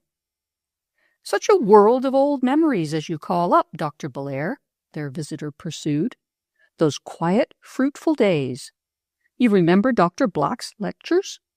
Of course you do, better than I. What a fine man he was. And the beautiful music club we had one winter. And my little private dancing class. Do you remember that? Such nice boys, Miss Elder. I used to call them my acolytes. Susie gave a little gulp and coughed to cover it. I guess you'll have to excuse me, ladies, said Dr. Belair. Good night, and she walked upstairs. Vivian's face flushed and paled and flushed again. A cold pain was trying to enter her heart, and she was trying to keep it out. Her grandmother glanced sharply from one face to the other. Glad to have met you, Mrs. St. Cloud, she said, bobbing up with decision. Good night, Rella, and Susie. Come on, child. It's a wonder your mother hasn't sent after us. For once, Vivian was glad to go. That's a good scheme of Jane Belair's, don't you think so? Asked the old lady as they shut the gate behind them. Why, yes. I don't see why not. Vivian was still dizzy with the blow to her heart's idol. All the soft, still dream world she had so labored to keep pure and beautiful seemed to shake and waver swimmingly. She could not return to it. The flat white face of her home loomed before her, square, hard, hideously unsympathetic. Grandma, said she, stopping that lady suddenly and laying a pleading hand on her arm, Grandma, I believe I'll go. Mrs. Pettigrew nodded decisively. I thought you would, she said. Do you blame me, Grandma? Not a mite, child, not a mite. But I'd sleep on it if I were you. And Vivian slept on it, so far as she slept at all. Chapter 4. Transplanted. Sometimes a plant in its own habitat is overcrowded, starved, oppressed, and daunted, a palely feeble thing, yet rises quickly, growing in height and vigor, blooming thickly when far transplanted. The days between Vivian's decision and her departure were harder than she had foreseen. It took some courage to make the choice. Had she been alone, independent, quite free to change, the move would have been difficult enough. But to make her plan and hold to it in the face of a disapproving town and the definite opposition of her parents was a heavy undertaking. By habit, she would have turned to Mrs. St. Cloud for advice. But between her and that lady now rose the vague image of a young boy, dead. She could never feel the same to her again. Dr. Belair proved a tower of strength. My dear girl, she would say to her, patiently, but with repressed intensity, do remember that you are not a child. You are 25 years old. You are a grown woman, and have as much right to decide for yourself as a grown man. This isn't wicked. It is a wise move, a practical one. Do you want to grow up like the rest of the useless single women in this little social cemetery?" Her mother took it very hard. "I don't see how you can think of leaving us. We're getting old now, and here's Grandma to take care of." "Huh!" said that lady, with such marked emphasis that Mrs. Lane hastily changed the phrase to, "I mean to be with. You do like to have Vivian with you. You can't deny that, Mother." "But, Mamma," said the girl, "you are not old. You are only 43. I am sorry to leave you, I am really, but it isn't forever. I can come back, and you don't really need me. Sarah runs the house exactly as you like. You don't depend on me for a thing, and never did. As to Grandma," and she looked affectionately at the old lady, "she don't need me nor anybody else. She's independent if ever anybody was. She won't miss me a mite, will you, Grandma?" Mrs. Pettigrew looked at her for a moment, the corners of her mouth tucked in tightly. "No," she said, "I shan't miss you a mite." Vivian was a little grieved at the prompt acquiescence.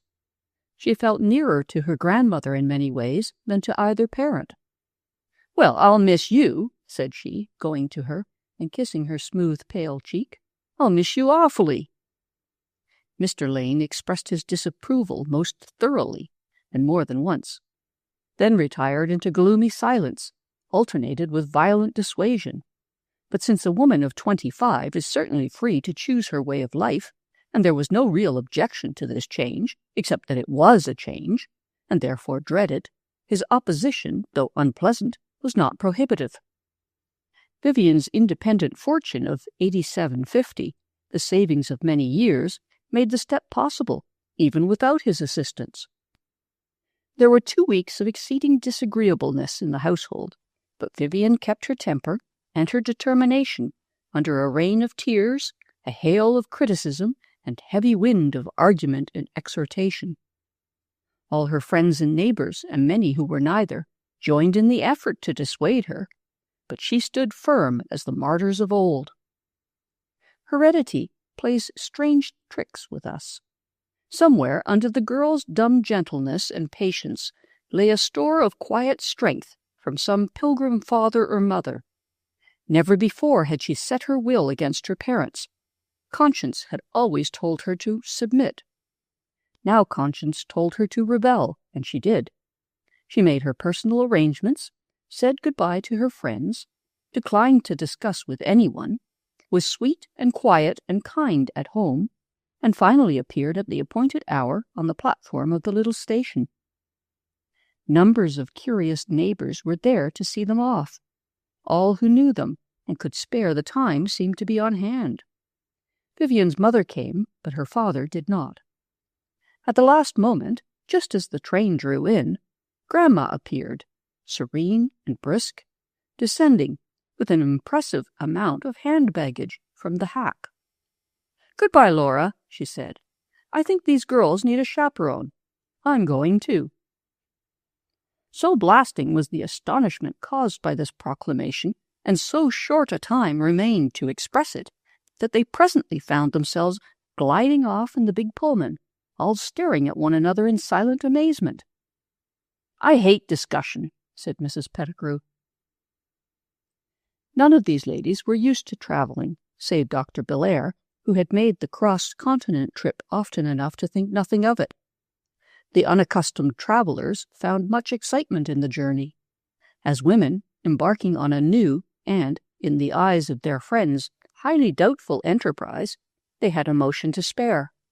And to be confronted at the outset by a totally unexpected grandmother was too much for immediate comprehension. She looked from one to the other, sparkling, triumphant. "I made up my mind, same as you did, hearing Jane Belair talk," she explained. "Sounded like good sense. I always wanted to travel, always, and never had the opportunity. This was a real good chance." Her mouth shut, tightened, widened, drew into a crinkly, delighted smile. They sat still, staring at her. "You needn't look at me like that. I guess it's a free country. I bought my ticket. Sent for it, same as you did. And I didn't have to ask anybody. I'm no daughter. My duty, as far as I know it, is done.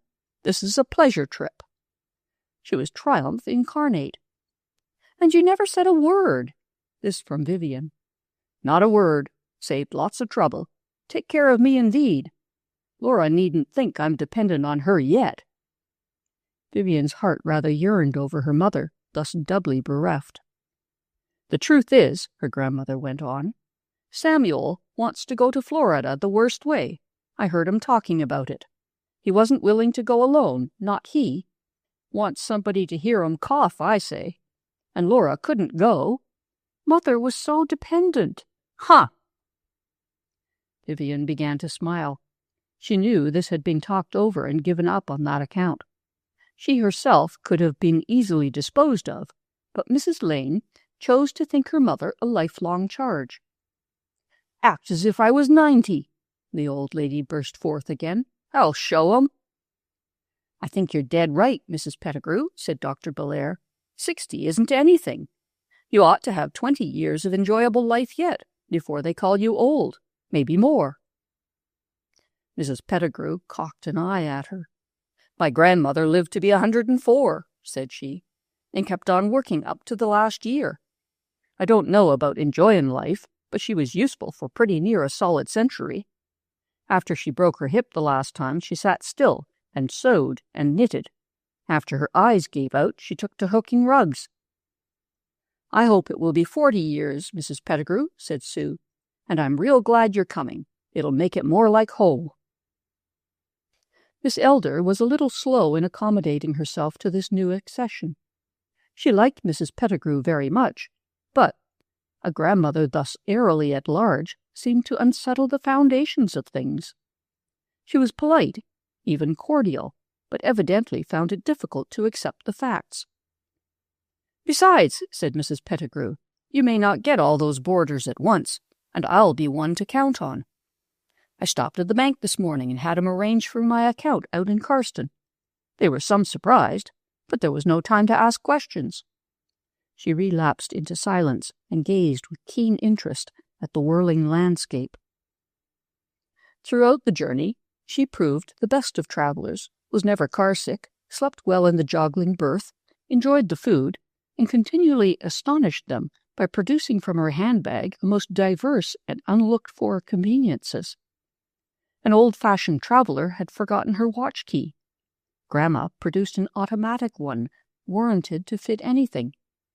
"Takes up mighty little room, and I thought maybe it would come in handy," she said. She had a small bottle of liquid court plaster and plenty of the solid kind. She had a delectable lotion for the hands, a real treasure on the dusty journey.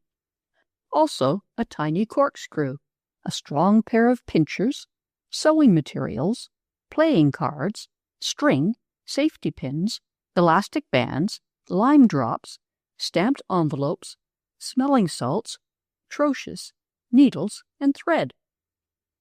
"Did you bring a trunk, Grandma?" asked Vivian. "2," said Grandma. "Excess baggage, all paid for and checked." "How did you ever learn to arrange things so well?" Sue asked admiringly. "Read about it," the old lady answered. "There's no end of directions nowadays. I've been studying up." She was so gleeful and triumphant, so variously useful, so steadily gay and stimulating, that they all grew to value her presence long before they reached Carston. But they had no conception of the ultimate effect of a resident grandmother in that new and bustling town. To Vivian, the journey was a daily and nightly revelation. She had read much, but travelled very little, never at night. The spreading beauty of the land was to her a new stimulus. She watched by the hour the endless panorama fly past her window, its countless shades of green, the brown and red soil, the fleeting dashes of color where wildflowers gathered thickly. She was repeatedly impressed by seeing suddenly beside her the name of some town which had only existed in her mind as capital city, associated with principal exports and bounded on the north. At night, sleeping little, she would raise her curtain and look out sideways at the stars. Big shadowy trees ran by. Steep cuttings rose like a wall of darkness, and the hilly curves of open country rose and fell against the skyline like a shaken carpet. She faced the long, bright vistas of the car and studied people's faces. Such different people from any she had seen before. A heavy young man with small, light eyes sat nearby and cast frequent glances at both the girls, going by their seat at intervals. Vivian considered this distinctly rude, and Sue did not like his looks, so he got nothing for his pains. Yet even this added color to the day. The strange new sense of freedom grew in her heart, a feeling of lightness and hope and unfolding purpose. There was continued discussion as to what the girls should do. "We can be waitresses for Auntie till we get something else," Sue practically insisted. "The doctor says it will be hard to get good service, and I'm sure the boarders would like us." "You can both find work if you want it. What do you want to do, Vivian?" asked Dr. Belair, not for the first time. Vivian was still uncertain. "I love children best," she said. "I could teach, but I haven't a certificate. I'd love a kindergarten. I've studied that at home." "Shouldn't wonder if you could get up a kindergarten right off," the doctor assured her. "Meantime, as this kitten says, you could help Miss Elder out and turn an honest penny while you're waiting." "Wouldn't it interfere with my teaching later?" the girl inquired. "Not a bit, not a bit. We're not so foolish out here. We'll fix you up all right in no time." It was morning when they arrived at last and came out of the cindery, noisy, crowded cars into the wide, clean, brilliant stillness of the high plateau. They drew deep breaths. The doctor squared her shoulders with a glad homecoming smile. Vivian lifted her head and faced the new surroundings as an unknown world. Grandma gazed all ways, still cheerful, and their baggage accrued about them as a rampart.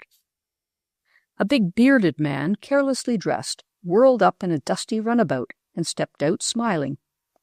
He seized Dr. Belair by both hands and shook them warmly. "Thought I'd catch you, Johnny," he said. "Glad to see you back.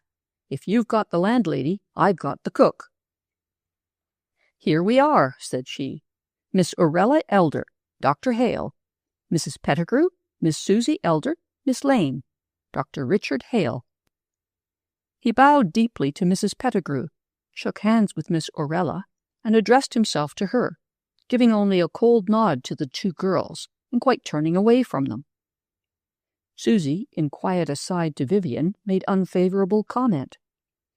"This is your Western chivalry, is it?" she said. "Even Bainville does better than that." "I don't know why we should mind," Vivian answered. "It's Dr. Belair's friend. He don't care anything about us." But she was rather of Sue's opinion. The big man took Dr. Belair in his car, and they followed in a station carriage, eagerly observing their new surroundings, and surprised, as most Easterners are, by the broad beauty of the streets and the modern conveniences everywhere. Electric cars, electric lights, telephones, soda fountains, where they had rather expected to find tents and wigwams. The house, when they were all safely within it, turned out to be just like a real house, as Sue said, and proved even more attractive than the doctor had described it. It was a big rambling thing. At home they would have called it a hotel, with its neat little sign, the Cottonwoods, and Vivian finally concluded that it looked like a seaside boarding house built for the purpose. A broad piazza ran all across the front, the door opening into a big square hall, a sort of general sitting room. On either side were 4 good rooms opening on a transverse passage. The long dining room and kitchen were in the rear of the hall. Dr. Belair had 2, her office fronting on the side street with a bedroom behind it. They gave Mrs. Pettigrew the front corner room on that side and kept the one opening from the hall as their own parlor. In the opposite wing was Miss Elder's room next the hall, and the girls in the outer back corner, while the 2 front ones on that side were kept for the most impressive and high-priced boarders. Mrs. Pettigrew regarded her apartments with suspicion as being too easy. "I don't mind stairs," she said. "Dr. Belair has to be next her office, but why do I have to be next Dr. Belair?" It was represented to her that she would be nearer to everything that went on, and she agreed without more words. Dr. Hale exhibited the house as if he owned it. "The agent's out of town," he said, "and we don't need him anyway. He said he'd do anything you wanted, in reason." Dr. Belair watched with keen interest the effect of her somewhat daring description as Miss Aurella stepped from room to room, examining everything with a careful eye, with an expression of growing generalship. Sue fluttered about delightedly, discovering advantages everywhere, and making occasional disrespectful remarks to Vivian about Dr. Hale's clothes. "Looks as if he never saw a clothes brush," she said. "A finger out on his glove, a button off his coat. No need to tell us there's no woman in his house." "You can decide about your cook when you've tried her," he said to Miss Elder. "I engaged her for a week, on trial. She's in the kitchen now, and will have your dinner ready presently. I think you'll like her if—" "Good boy," said Dr. Belair. "Sometimes you show as much sense as a woman, almost." "What's the if?" asked Miss Aurella, looking worried. "Question of character," he answered. "She's about 45, with a boy of 16 or so. He's not over bright, but a willing worker. She's a good woman, from one standpoint. She won't leave that boy, nor give him up to strangers, but she has a past." "What is her present?" Dr. Belair asked. "That's the main thing." Dr. Hale clapped her approvingly on the shoulder, but looked doubtingly toward Miss Aurella. "And what's her future if somebody don't help her?" Vivian urged. "Can she cook?" asked Grandma. "Is she a safe person to have in the house?" inquired Dr. Belair meaningly. "She can cook," he replied. "She's French, or of French parentage. She used to keep a little place of entertainment. The food was excellent.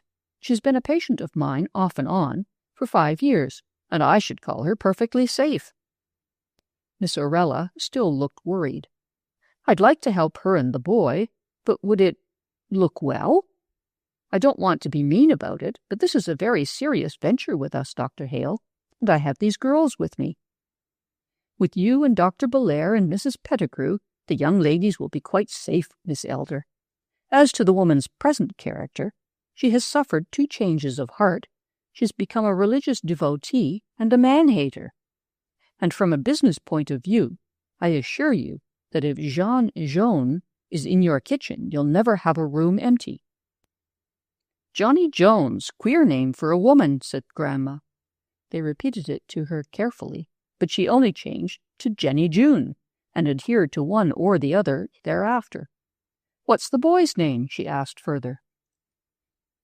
"Theophile," Dr. Hale replied. "Huh," said she. "Why don't she keep an eating-house still?" asked Dr. Belair rather suspiciously.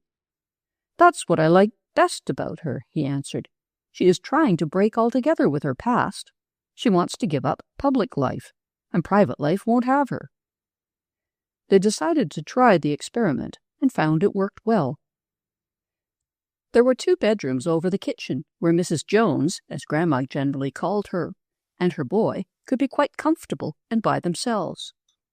And although of a somewhat sour and unsociable aspect, and fiercely watchful lest anyone offend her son, this questionable character proved an unquestionable advantage. With the boy's help, she cooked for the houseful, which grew to be a family of 25. He also wiped dishes, helped in the laundry work, cleaned and scrubbed and carried coal.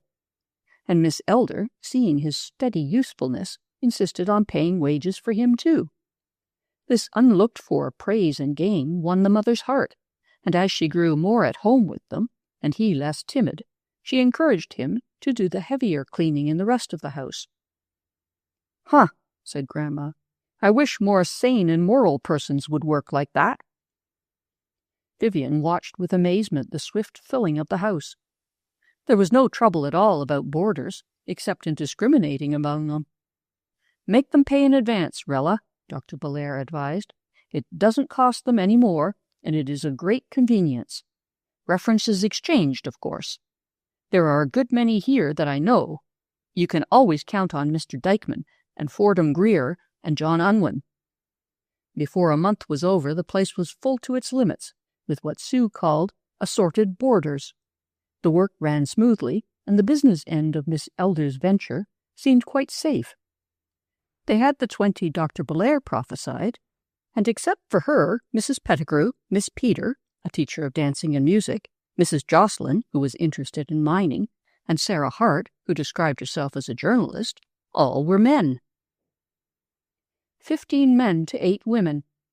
Miss Elder sat at the head of her table, looked down it and across the other one, and marveled continuously. Never in her New England life had she been with so many men, except in church, and they were more scattered. This houseful of heavy feet and broad shoulders, these deep voices and loud laughs, the atmosphere of interchanging jests and tobacco smoke was new to her. She hated the tobacco smoke, but that could not be helped. They did not smoke in her parlor, but the house was full of it none the less, in which constant presence she began to reverse the Irishman's well-known judgment of whiskey, allowing that while all tobacco was bad, some tobacco was much worse than others. Chapter 5.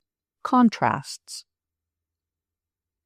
Old England thinks our country is a wilderness at best, and small New England thinks the same of the large, free-minded West. Some people know the good old way is the only way to do, and find there must be something wrong in anything that's new. To Vivian, the new life offered a stimulus, a sense of stir and promise even beyond her expectations. She wrote dutiful letters to her mother, trying to describe the difference between this mountain town and Bainville, but found the New England viewpoint an insurmountable obstacle. To Bainville, out west, was a large blank space on the map, and the blank space in the mind which matched it was but sparsely dotted with a few disconnected ideas such as cowboy, blizzard, prairie fire, tornado, border ruffian, and the like. The girl's painstaking description of the spreading, vigorous young town, with its fine modern buildings, its banks and stores and theaters, its country club and parks, its pleasant social life, made small impression on the Bainville mind. But the fact that Miss Elder's venture was successful from the first did impress old acquaintances, and Mrs. Lane read aloud to selected visitors her daughter's accounts of their new and agreeable friends.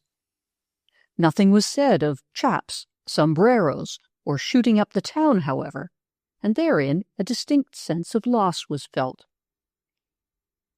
Much of what was passing in Vivian's mind she could not make clear to her mother had she wished to. The daily presence and very friendly advances of so many men, mostly young and all polite, with the exception of Dr. Hale, whose indifference was almost rude by contrast, gave a new life and color to the days. She could not help giving some thought to this varied assortment, and the carefully preserved image of Morton, already 9 years dim, waxed dimmer. But she had a vague consciousness of being untrue to her ideals, or to Mrs. St. Cloud's ideals, now somewhat discredited, and did not readily give herself up to the cheerful attractiveness of the position. Susie found no such difficulty. Her ideals were simple, and while quite within the bounds of decorum, left her plenty of room for amusement. So popular did she become, so constantly in demand for rides and walks and oft-recurring dances, that Vivian felt called upon to give elder sisterly advice. But Miss Susan scouted her admonitions.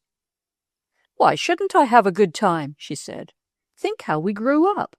6 boys to 20 girls, and when there was anything to go to, the lordly way they'd pick and choose. And after all our efforts and machinations, most of us had to dance with each other. And the quarrels we had. Here they stand around 3 deep asking for dances, and they have to dance with each other, and they do the quarreling. I've heard 'em." And Sue giggled delightedly.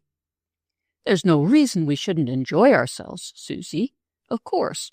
But aren't you rather hard on them?" "Oh, nonsense," Sue protested. "Dr. Belair said I should get married out here. She says the same old thing, that it's a woman's duty, and I propose to do it. That is, they'll propose, and I won't do it. Not till I make up my mind. Now, see how you like this." She had taken a fine large block of legal cap and set down their 15 men thereon, with casual comment. 1. Mr. Unwin. Too old, big, quiet. 2. Mr. Elmer Ski. Big, too old, funny. 3. Jimmy Saunders. Middle-sized, amusing, nice. 4. P.R. Gibbs. Too little, too thin, too cocky. 5. George Watterson. Middling, pretty nice. 6. J.J. Cuthbert. Big, horrid. 7. Fordham Greer. Big, pleasant. 8. W.S. Horton. Nothing much. 9. A.L. Dykeman. Interesting, too old. 10. Professor Toomey. Little, horrid. 11. Arthur Fitzwilliam. Ridiculous, too young. 12. Howard Winchester. Too nice, distrust him. 13. Lawson W. Briggs. Nothing much. 14. Edward S. Jenks. Fair to middling. 15. Mr. A. Smith. Minus. She held it up in triumph. "I got 'em all out of the book. Quite correct. Now, which will you have?" "Susie Elder, you little goose. Do you imagine that all these 15 men are going to propose to you?" "I'm sure I hope so," said the cheerful damsel. "We've only been settled a fortnight, and one of 'em has already." Vivian was impressed at once. "Which? You don't mean it?" Sue pointed to the one marked minus. "It was only A. Smith. I never should be willing to belong to A. Smith. It's too indefinite, unless it was a last resort. Several more are, well, extremely friendly. Now don't look so severe. You needn't worry about me. I'm not quite so foolish as I talk, you know." She was not. Her words were light and saucy, but she was as demure and decorous a little New Englander as need be desired, and she could not help it if the hearts of the unattached young men of whom the town was full warmed towards her. Dr. Belair astonished them at lunch one day in their first week. "Dick Hale wants us all to come over to tea this afternoon," she said, as if it was the most natural thing in the world. "Tea? Where?" asked Mrs. Pettigrew sharply. "At his house. He has a home of his own, you know. And he particularly wants you, Mrs. Pettigrew, and Miss Elder. The girls, of course." "I'm sure I don't care to go," Vivian remarked with serene indifference, but Susie did. "Oh, come on, Vivian. It'll be so funny. A man's home. And we may never get another chance. He's such a bear." Dr. Hale's big house was only across the road from theirs, standing in a large lot with bushes and trees about it. "He's been here 9 years, Dr. Belair told them. That's an old inhabitant for us. He boarded in that house for a while, then it was for sale and he bought it. He built that little office of his at the corner. Says he doesn't like to live where he works or work where he lives. He took his meals over here for a while, and then set up for himself." "I should think he'd be lonely," Miss Elder suggested. "Oh, he has his boys, you know. Always 3 or 4 young fellows about him. It's a mighty good thing for them, too." Dr. Hale's home proved a genuine surprise. They had regarded it as a big, neglected-looking place, and found on entering the gate that the inside view of that rampant shrubbery was extremely pleasant. Though not close-cut and swept of leaves and twigs, it still was beautiful, and the tennis court and tetherball ring showed the ground well used. Grandma looked about her with a keen interrogative eye and was much impressed, as, indeed, were they all.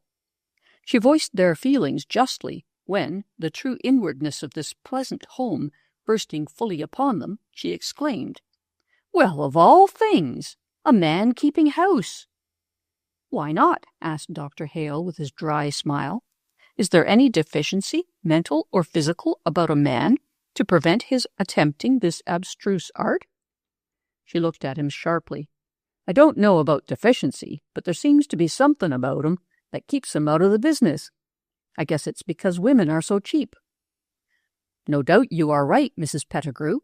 And here women are scarce and high. Hence my poor efforts." His poor efforts had bought or built a roomy, pleasant house, and furnished it with a solid comfort and calm attractiveness that was most satisfying. 2 Chinamen did the work, cooking, cleaning, washing, waiting on table, with silent efficiency. "They are as steady as 8-day clocks," said Dr. Hale. "I pay them good wages, and they are worth it. Son here had to go home once, to be married also, to see his honored parents, I believe, and to leave a grandson to attend to the ancestors. But he brought in another chink first, and trained him so well that I hardly noticed the difference. Came back in a year or so, and resumed his place without a jar." Miss Elder watched with fascinated eyes these soft-footed servants with clean white garments and shiny coils of long braided hair. "I may have to come to it," she admitted, "but dear me, it doesn't seem natural to have a man doing housework." Dr. Hale smiled again. "You don't want men to escape from dependence, I see. Perhaps if more men knew how comfortably they could live without women, the world would be happier." There was a faint wire edge to his tone, in spite of the courteous expression, but Miss Elder did not notice it, and if Mrs. Pettigrew did, she made no comment. They noted the varied excellences of his housekeeping with high approval. "You certainly know how, Dr. Hale," said Miss Orella. "I particularly admire these beds, with the sheets buttoned down, German fashion, isn't it? What made you do that?" "I've slept so much in hotels," he answered, "and found the sheets always inadequate to cover the blankets, and the marks of other men's whiskers. I don't like blankets in my neck. Besides, it saves washing." Mrs. Pettigrew nodded vehemently. "You have sense," she said. The labor-saving devices were a real surprise to them. A chute for soiled clothing shot from the bathroom on each floor to the laundry in the basement. A dumbwaiter of construction large and strong enough to carry trunks went from cellar to roof. The fireplaces dropped their ashes down mysterious inner holes, and for the big one in the living room, a special lift raised a box of wood up to the floor level, hidden by one of the settles. "Saves work, saves dirt, saves expense," said Dr. Hale. Miss Hale and her niece secretly thought the rooms rather bare, but Dr. Belair was highly in favor of that very feature. "You see, Dick don't believe in gimcracks and dirt catchers, and he likes sunlight. Books all under glass, no curtains to wash and darn and fuss with, none of those fancy pincushions and embroidered thingamies. I quite envy him." "Why don't you have one yourself, Johnny?" he asked her. "Because I don't like housekeeping," she said. "And you do. Masculine instinct, I suppose." "Ha!" said Mrs. Pettigrew, with her sudden one-syllable chuckle. The girls followed from room to room, scarce noticing these comments or the eager politeness of the 4 pleasant-faced young fellows who formed the doctor's present family. She could not but note the intelligent efficiency of the place, but felt more deeply the underlying spirit, the big brotherly kindness which prompted his hospitable care of these nice boys. It was delightful to hear them praise him. "Oh, he's simply great," whispered Archie Burns, a ruddy-cheeked young Scotchman. "He pretends there's nothing to it, that he wants company, that we pay for all we get, and that sort of thing, you know. But this is no boarding-house, I can tell you." And then he flushed till his very hair grew redder, remembering that the guests came from one. "Of course not," Vivian cordially agreed with him. "You must have lovely times here. I don't wonder you appreciate it." And she smiled so sweetly that he felt at ease again. Beneath all this cheery goodwill and the gay chatter of the group, her quick sense caught an impression of something hidden and repressed. She felt the large and quiet beauty of the rooms, the smooth comfort, the rational, pleasant life, but still more she felt a deep keynote of loneliness. The pictures told her most. She noted one after another with inward comment. There's Persepolis, she said to herself, loneliness incarnate. And that other lion in ruin thing, loneliness and decay. Jerome's lion in the desert, too, the same thing. Then Daniel, more lions, more loneliness, but power. Circe and the companions of Ulysses, cruel, but loneliness and power again, of a sort. There's that island of death, too, a beautiful thing, but oh dear. And young Burne-Jones's vampire was in one of the bedrooms, that one he shut the door of. While they ate and drank in the long, low-ceilinged, wide-windowed room below, she sought the bookcases and looked them over curiously. Yes, there was Marcus Aurelius, Epictetus, Plato, Emerson, and Carlyle, the great German philosophers, the French, the English, all showing signs of use. Dr. Hale observed her inspection. It seemed to vaguely annoy him, as if someone were asking too presuming questions. "Interested in philosophy, Miss Lane?" he asked dryly, coming toward her.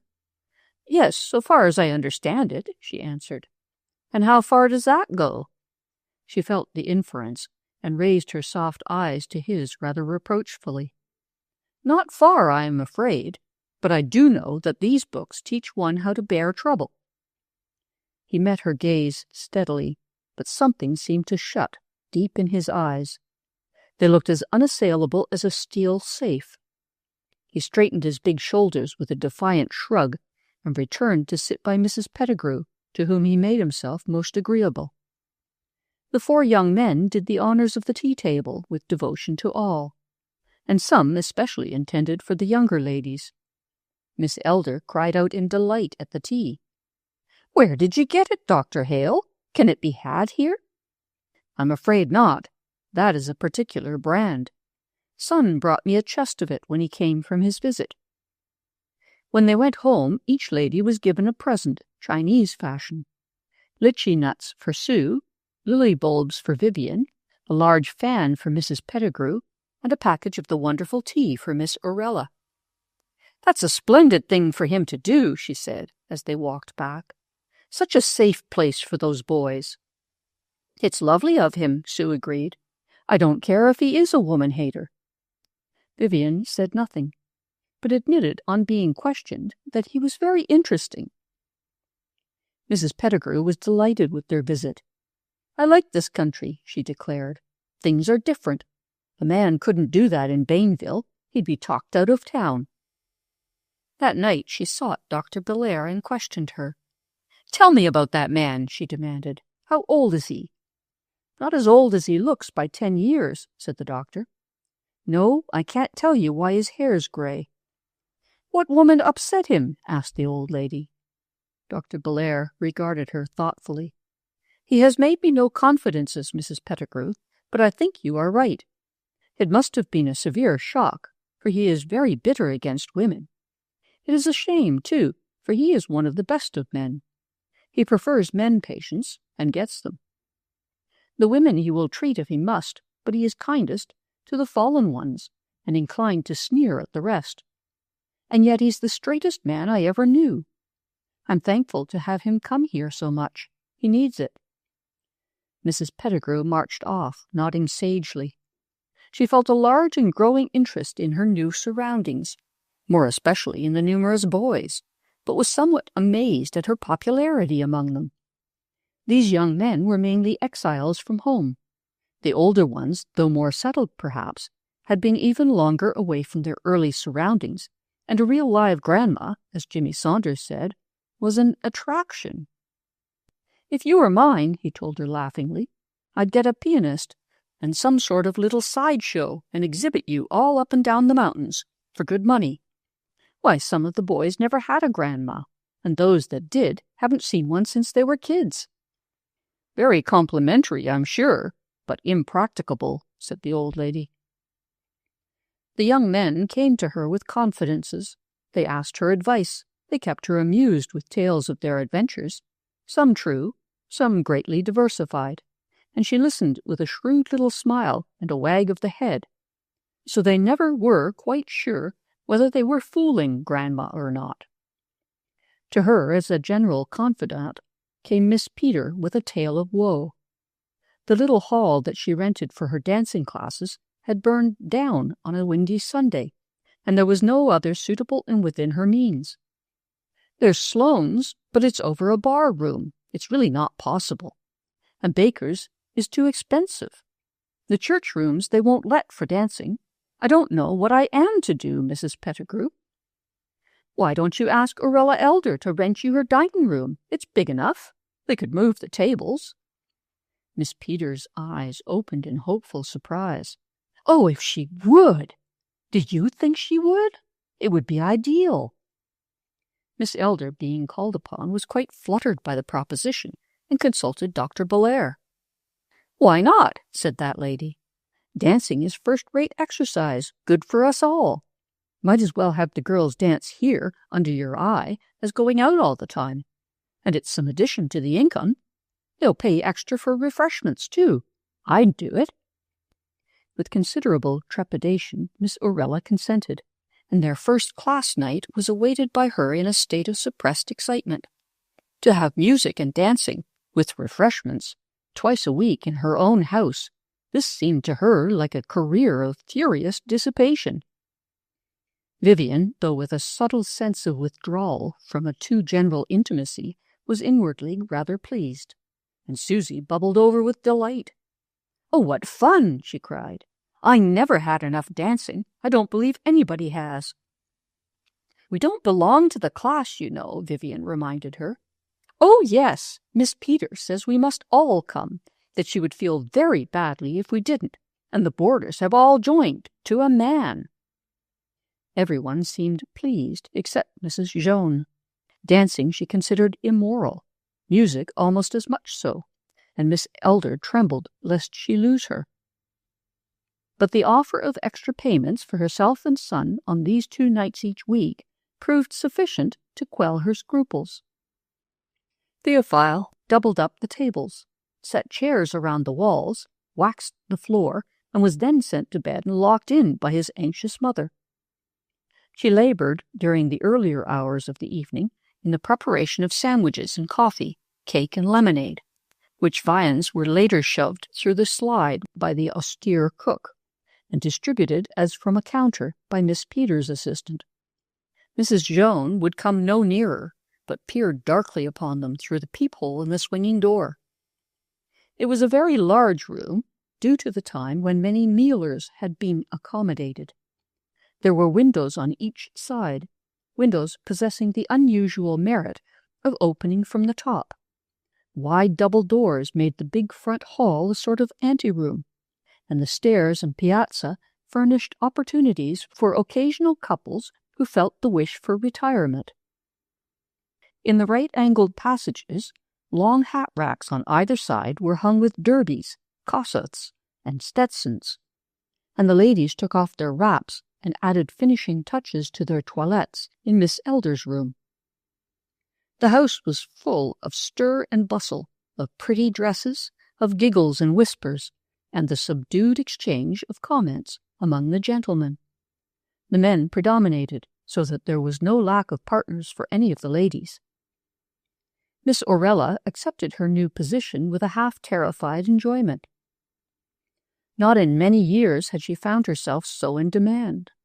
Her always neat and appropriate costume had blossomed suddenly for the occasion. Her hair, arranged by the affectionate and admiring Susie, seemed softer and more voluminous. Her eyes grew brilliant, and the delicate color in her face warmed and deepened. Miss Peter had installed a pianola to cover emergencies, but on this opening evening she had both piano and violin. Good, lively, soul-stirring music. Everyone was on the floor, save a few gentlemen who evidently wished they were. Sue danced with the gaiety and lightness of a kitten among wind-blown leaves, Vivian with gliding grace, smooth and harmonious, Miss Orella with skill and evident enjoyment, though still conscientious in every accurate step. Presently Mrs. Pettigrew appeared, sedately glorious in black silk, jet-beaded and with much fine old lace. She bore in front of her a small wicker rocking-chair and headed for a corner near the door. Her burden was promptly taken from her by one of the latest comers, a tall person with a most devoted manner. "Allow me, ma'am," he said, and placed the little chair at the point she indicated. "No lady ought to rustle for rocking chairs with so many gentlemen present." He was a man of somewhat advanced age, but his hair was still more black than white, and had a curly, wiggish effect, save as its indigenous character was proven by 3 small bare patches of a conspicuous nature. He bowed so low before her that she could not help observing these distinctions, and then answered her startled look before she had time to question him. "Yes'm," he explained, passing his hand overhead. "Scalped 3 several times and left for dead, but I'm here yet. Mr. Elmer Ski at your service." "I thought when an Indian scalped you there wasn't enough hair left to make greely whiskers," said Grandma, rising to the occasion. "Oh, no, ma'am, they ain't so efficacious as all that. Not in these parts. I don't know what the ancient Mohawks may have done, but the Apaches only want a patch, smaller to carry and just as good to show off. They're collectors, you know, like a philatologist." "Ski, did you say?" pursued the old lady, regarding him with interest and convinced that there was something wrong with the name of that species of collector. "Yes'm, Ski, Elmer Ski. No'm, not pronounced she. Do I look like it?" Mr. Ski was an interesting relic of that stormy past of the once Wild West, which has left so few surviving. He had crossed the plains as a child, he told her, in the days of the prairie schooner, had then and there lost his parents and his first bit of scalp, was picked up alive by a party of movers, and had grown up in a playground of 16 states and territories. Grandma gazed upon him fascinated. "I judge you might be interesting to talk with," she said, after he had given her this brief sketch of his youth. "Thank you, ma'am," said Mr. Ski. "May I have the pleasure of this dance?" "I haven't danced in 30 years, said she, dubitating. "The more reason for doing it now," he calmly insisted. "Why not?" said Mrs. Pettigrew, and they forthwith executed a species of march, the gentleman pacing with the elaborate grace of a circus horse, and Grandma stepping at his side with great decorum.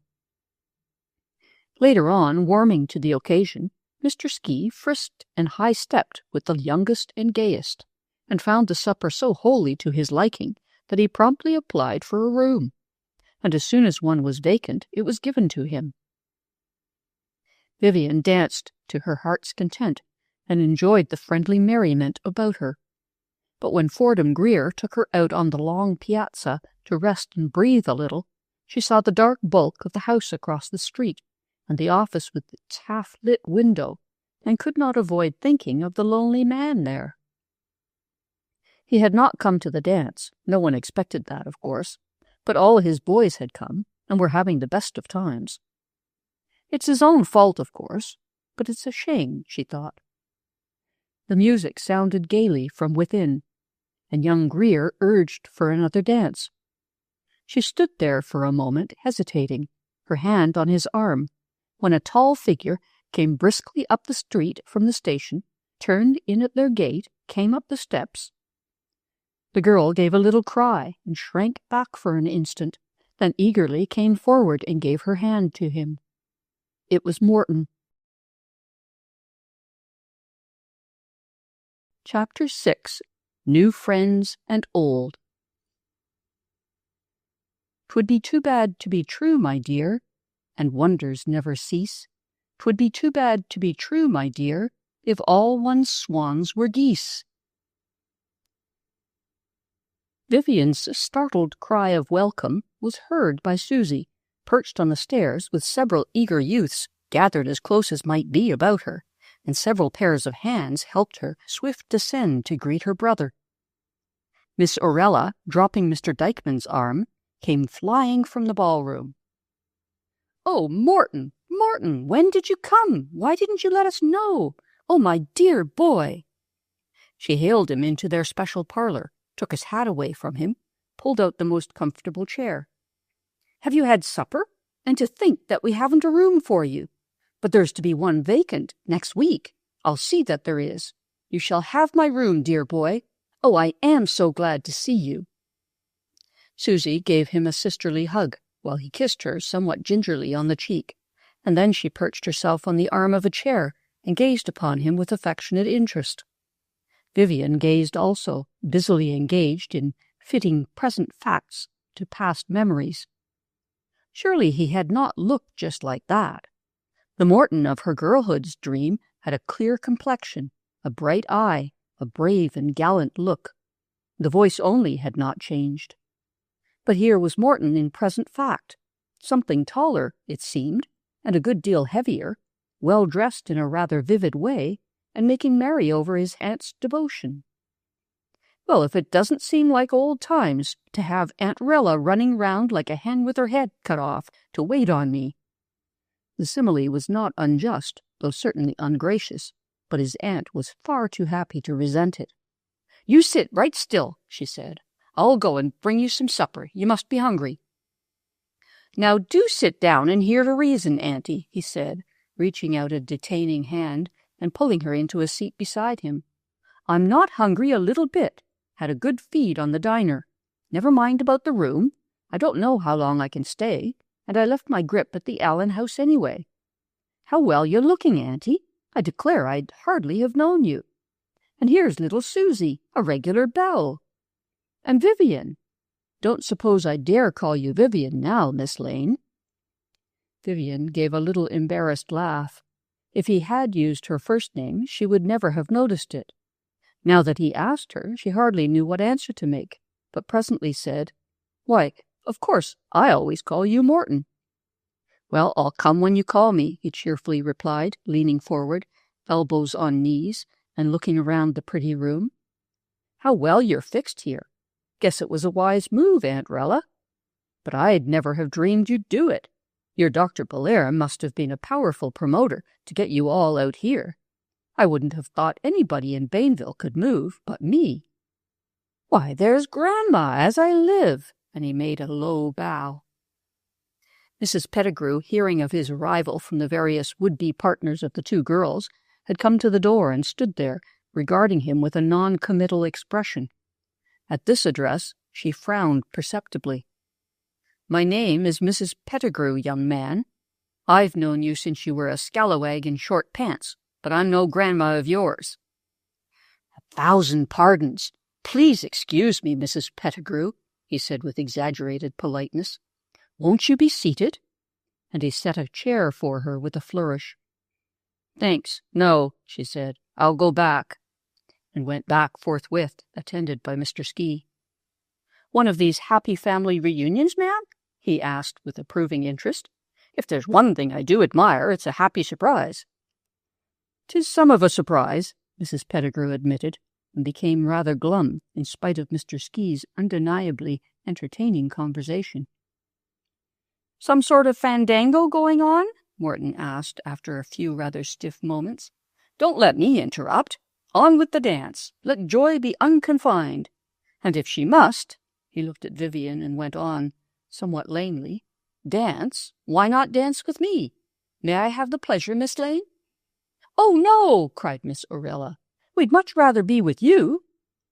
"But I'd rather dance than talk any time," said he, and crooked his elbow to Vivian with an impressive bow.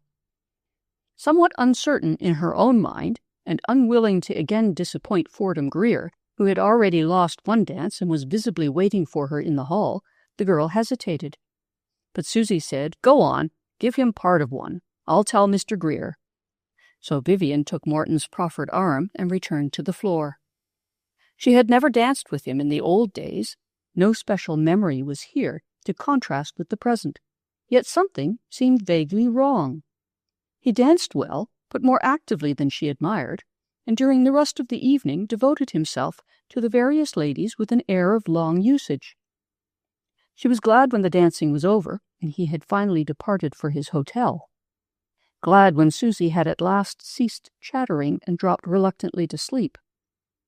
For a long time she lay awake, trying to straighten out things in her mind, and account to herself for the sense of vague confusion which oppressed her. Morton had come back. That was the prominent thing of which she repeatedly assured herself. How often she had looked forward to that moment, and felt in anticipation a vivid joy. She had thought of it in 100 ways, always with pleasure, but never in this particular way, among so many strangers. It must be that which confused her, she had thought, for she was extremely sensitive to the attitude of those about her. She felt an unspoken criticism of Morton on the part of her new friends in the house, and resented it. Yet in her own mind a faint comparison would obtrude itself between his manners and those of Jimmy Saunders or Mr. Greer, for instance. The young Scotchman she had seen regarding Morton with an undisguised dislike, and this she inwardly resented, even while herself disliking his bearing to his aunt and to her grandmother. It was all contradictory and unsatisfying, and she fell asleep saying over to herself, "He has come back! He has come back!" and trying to feel happy. Aunt Aurella was happy at any rate. She would not rest until her beloved nephew was installed in the house, practically turning out Mr. Gibbs in order to accommodate him. Morton protested, talked of business and of having to go away at any time, and Mr. Gibbs, who still mealed with them, secretly wished he would. But Morton did not go away. It was a long time since he had been petted and waited on, and he enjoyed it hugely, treating his aunt with a serio-comic affection that was sometimes funny, sometimes disagreeable. At least Susie found it so. Her first surprise over, she fell back on a fund of sound common sense, strengthened by present experience, and found a good deal to criticize in her returned brother. She was so young when he left, and he had teased her so unmercifully in those days, that her early memories of him were rather mixed in sentiment, and now he appeared, not as the unquestioned idol of a manless family in a well-nigh manless town, but as one among many, and of those many, several were easily his superiors. He was her brother, and she loved him, of course, but there were so many wanting to be brothers, if not more, and they were so much more polite. Morton petted, patronized, and teased her, and she took it all in good part, as after the manner of brothers, but his demeanor with other people was not to her mind. His adoring aunt, finding no fault whatever with this well-loved nephew, lavished upon him the affection of her unused motherhood, and he seemed to find it a patent joke open to everyone that she should be so fond. To this, and indeed to his general walk and conversation, Mrs. Pettigrew took great exception. "Fine boy, Rella's nephew," she said to Dr. Belair late one night when, seeing a light over her neighbor's transom, she dropped in for a little chat. Conversation seemed easier for her here than in the atmosphere of Bainville. "Fine boy, eh? Nice complexion." Dr. Belair was reading a heavy-weight book by a heavier-weight specialist. She laid it down, took off her eyeglasses, and rubbed them. "Better not kiss him," she said. "I thought as much," said Grandma. "I thought as much." "Huh! Nice world, isn't it?" the doctor suggested genially. "Nothing the matter with the world that I know of," her visitor answered. "Nice people, then, how's that?" "Nothing the matter with the people but foolishness, plain foolishness. Good land, shall we never learn anything?" "Not till it's too late, apparently," the doctor gloomily agreed, turning slowly in her swivel chair. "That boy never was taught anything to protect him. What did Rella know? Or, for that matter, what do any boys' fathers and mothers know? Nothing, you'd think. If they do, they won't teach it to their children." "Time they did," said the old lady decidedly. "High time they did. It's never too late to learn." "I've learned a lot out of you and your books, Jane Belair. Interesting reading. I don't suppose you could give an absolute opinion now, could you?" "No," said Dr. Belair gravely. "No, I couldn't. Not yet, anyway." "Well, we've got to keep our eyes open," Mrs. Pettigrew concluded. "When I think of that girl of mine—" "Yes, or any girl," the doctor added. "You look out for any girl. That's your business. I'll look out for mine, if I can." Mrs. Pettigrew's were not the only eyes to scrutinize Morton elder. Through the peephole in the swing door to the kitchen, Joan watched him darkly with one hand on her lean chest. She kept her watch on whatever went on in that dining room, and on the 2 elderly waitresses, whom she had helped Miss Elder to secure when the house filled up. They were rather painfully unattractive, but seemed likely to stay, where no young and pretty damsel could be counted on for a year. Morton joked with perseverance about their looks, and those who were most devoted to Susie seemed to admire his wit, while Vivian's special admirers found it pointless in the extreme. "Your waitresses are the limit, Auntie," he said, "but the cook is all to the good. Is she a plain cook or a handsome one?" "Handsome is as handsome does, young man," Mrs. Pettigrew pointedly replied. "Mrs. Jones is a first-class cook, and her looks are neither here nor there." "You fill me with curiosity," he replied. "I must go out and make her acquaintance. I always get solid with the cook. It's worthwhile." The face at the peephole darkened and turned away with a bitter and determined look, and Master Theophile was hastened at his work till his dim intelligence wondered, and then blessed with an unexpected cookie. Vivian, Morton watched and followed assiduously. She was much changed from what he remembered, the young, frightened, slender girl he had kissed under the lilac bushes, a kiss long since forgotten among many. Perhaps the very number of his subsequent acquaintances, during a varied and not markedly successful career in the newer states, made this type of New England womanhood more marked. Girls he had known of various sorts, women old and young, had been kind to him, for Morton had the rough good looks and fluent manner which easily find their way to the goodwill of many female hearts. But this gentle refinement of manner and delicate beauty had a novel charm for him. Sitting by his aunt at meals, he studied Vivian opposite. He watched her in their few quiet evenings together, under the soft lamplight on Miss Elder's beloved centre table, and studied her continually in the stimulating presence of many equally devoted men. All that was best in him was stirred by her quiet grace, her reserved friendliness, and the spur of rivalry was by no means wanting. Both the girls had their full share of masculine attention in that busy houseful, each having her own particular devotees and the position of comforter to the others. Morton became openly devoted to Vivian and followed her about, seeking every occasion to be alone with her, a thing difficult to accomplish. "I don't ever get a chance to see anything of you," he said. "Come on, take a walk with me, won't you?" "You can see me all day, practically," she answered. "It seems to me that I never saw a man with so little to do." "Now that's too bad, Vivian, just because a fellow's out of a job for a while. It isn't the first time, either. In my business, you work like anything part of the time and then get laid off. I work hard enough when I'm at it." "Do you like it, that kind of work?" the girl asked. They were sitting in the family parlor, but the big hall was as usual well occupied, and some one or more of the boarders always eager to come in. Miss Elder at this moment had departed for special conference with her cook, and Susie was at the theatre with Jimmy Saunders. Fordham Greer had asked Vivian, as had Morton also, but she declined both on the ground that she didn't like that kind of play. Mrs. Pettigrew, being joked too persistently about her fondness for long whist, had retired to her room. But then her room was divided from the parlor only by a thin partition, and a door with a most inefficacious latch. "Come over here by the fire," said Morton, "and I'll tell you all about it." He seated himself on a sofa, comfortably adjacent to the fireplace, but Vivian preferred a low rocker. "I suppose you mean traveling and selling goods," he pursued. "Yes, I like it. There's lots of change, and you meet people. I'd hate to be shut up in an office." "But do you get anywhere with it? Is there any outlook for you? Anything worth doing?"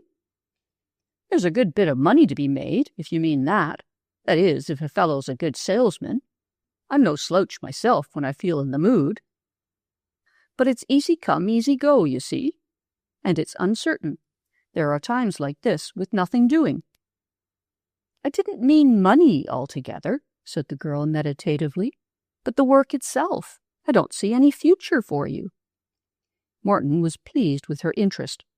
Reaching between his knees, he seized the edge of the small sofa and dragged it a little nearer, quite unconscious that the act was distasteful to her. Though 25 years old, Vivian was extremely young in many ways, and her introspection had spent itself in tending the inner shrine of his early image. That icon was now jarringly displaced by this insistent presence, and she could not satisfy herself yet as to whether the change pleased or displeased her. Again and again his manner antagonized her, but his visible devotion carried an undeniable appeal, and his voice stirred the deep well of emotion in her heart. "Look here, Vivian," he said, "you've no idea how it goes through me to have you speak like that. You see, I've been knocking around here for all this time, and I haven't had a soul to take an interest. A fellow needs the society of good women like you." It is an old appeal, and always reaches the mark. To any women it is a compliment, and to a young girl doubly alluring. As she looked at him, the very things she most disliked, his too free manner, his coarsened complexion, a certain look about the eyes, suddenly assumed a new interest, as proofs of his loneliness and lack of right companionship. What Mrs. St. Cloud had told her of the ennobling influence of a true woman flashed upon her mind. "You see, I had no mother," he said simply, "and Aunt Rella spoiled me." He looked now like the boy she used to know. "Of course I ought to have behaved better," he admitted. "I was ungrateful, I can see it now. But it did seem to me I couldn't stand that town a day longer." She could sympathize with this feeling and showed it. "Then when a fellow knocks around as I have so long, he gets to where he doesn't care a hang for anything. Seeing you again makes a lot of difference, Vivian. I think perhaps I could take a new start." "Oh, do, she said eagerly. "You're young enough, Morton. You can do anything if you'll make up your mind to it." "And you'll help me?" "Of course I'll help you, if I can," said she. A feeling of sincere remorse for wasted opportunities rose in the young man's mind. Also, in the presence of this pure-eyed girl, a sense of shame for his previous habits. He walked to the window, his hands in his pockets, and looked out blankly for a moment. "A fellow does a lot of things he shouldn't," he began, clearing his throat. She met him more than halfway with the overflowing generosity of youth and ignorance. "Never mind what you've done, Morton. You're going to do differently now. Susie'll be so proud of you, and Aunt Orella." "And you?" he turned upon her suddenly. "Oh, I? Of course, I shall be very proud of my old friend." She met his eyes bravely with a lovely look of hope and courage, and again his heart smote him. "I hope you will," he said, and straightened his broad shoulders manfully. "Morton Elder!" cried his aunt, bustling in with deep concern in her voice. "What's this I hear about your having a sore throat?" "Nothing, I hope," said he cheerfully. "Now, Morton," Vivian showed new solicitude, "you know you have got a sore throat. Susie told me." "Well, I wish she'd hold her tongue," he protested. "It's nothing at all. Be all right in a jiffy. No, I won't take any of your fixings, Auntie." "I want Dr. Belair to look at it anyhow," said his aunt anxiously. "She'll know if it's diphtheritic or anything. She's coming in." "She can just go out again," he said with real annoyance. "If there's anything I've no use for, it's a woman doctor." "Oh, hush, hush!" cried Vivian. Too late. "Don't apologize," said Dr. Belair from her doorway. "I'm not in the least offended. Indeed, I had rather surmised that that was your attitude. I didn't come in to prescribe, but to find Mrs. Pettigrew." "Want me?" inquired the old lady from her doorway. "Who's got a sore throat?" "Morton has," Vivian explained, "and he won't let Aunt Rella— Why, where is she?" Miss Elder had gone out as suddenly as she had entered. "Camphor's good for sore throat," Mrs. Pettigrew volunteered. 3 or 4 drops on a piece of sugar. Is it the swelled kind or the kind that smarts?" "Oh, Halifax!" exclaimed Morton disgustedly. "It isn't any kind. I haven't a sore throat." "Camphor's good for cold sores. You have one of them anyhow," the old lady persisted, producing a little bottle and urging it upon Morton. "Just keep it wet with camphor as often as you think of it, and it'll go away." Vivian looked on, interested and sympathetic, but Morton put his hand to his lip and backed away. "If you ladies don't stop trying to doctor me, I'll clear out tomorrow, so there." This appalling threat was fortunately unheard by his aunt, who popped in again at this moment, dragging Dr. Hale with her. Dr. Belair smiled quietly to herself. "I wouldn't tell him what I wanted him for, or he wouldn't have come, I'm sure. Doctors are so funny," said Miss Elder breathlessly. "But here he is. Now, Dr. Hale, here's a foolish boy who won't listen to reason, and I'm real worried about him. I want you to look at his throat." Dr. Hale glanced briefly at Morton's angry face. "The patient seems to be of age, Miss Elder, and, if you'll excuse me, does not seem to have authorized this call." "My affectionate family are bound to have me an invalid," Morton explained. "I'm in imminent danger of hot baths, cold presses, mustard plasters, aconite, belladonna, and quinine, and if I can once reach my hat—" He sidled to the door and fled in mock terror. "Thank you for your good intentions, Miss Elder," Dr. Hale remarked dryly. "You can bring water to the horse, but you can't make him drink it, you see."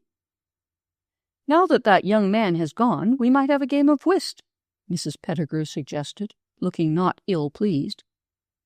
"For which you do not need me in the least," and Dr. Hale was about to leave, but Dr. Belair stopped him. "Don't be an everlasting winter woodchuck, Dick. Sit down and play, do be good. I've got to see old Mrs. Graham yet. She refuses to go to sleep without it, knowing I'm so near. Bye-bye." Mrs. Pettigrew insisted on playing with Miss Elder, so Vivian had the questionable pleasure of Dr. Hale as a partner. He was an expert, used to frequent and scientific play, and by no means patient with the girl's mistakes. He made no protest at a lost trick, but explained briefly between hands what she should have remembered and how the cards lay, till she grew quite discouraged. Her game was but mediocre, played only to oblige, and she never could see why people cared so much about a mere pastime. Pride came to her rescue at last. The more he criticized, the more determined she grew to profit by all this advice.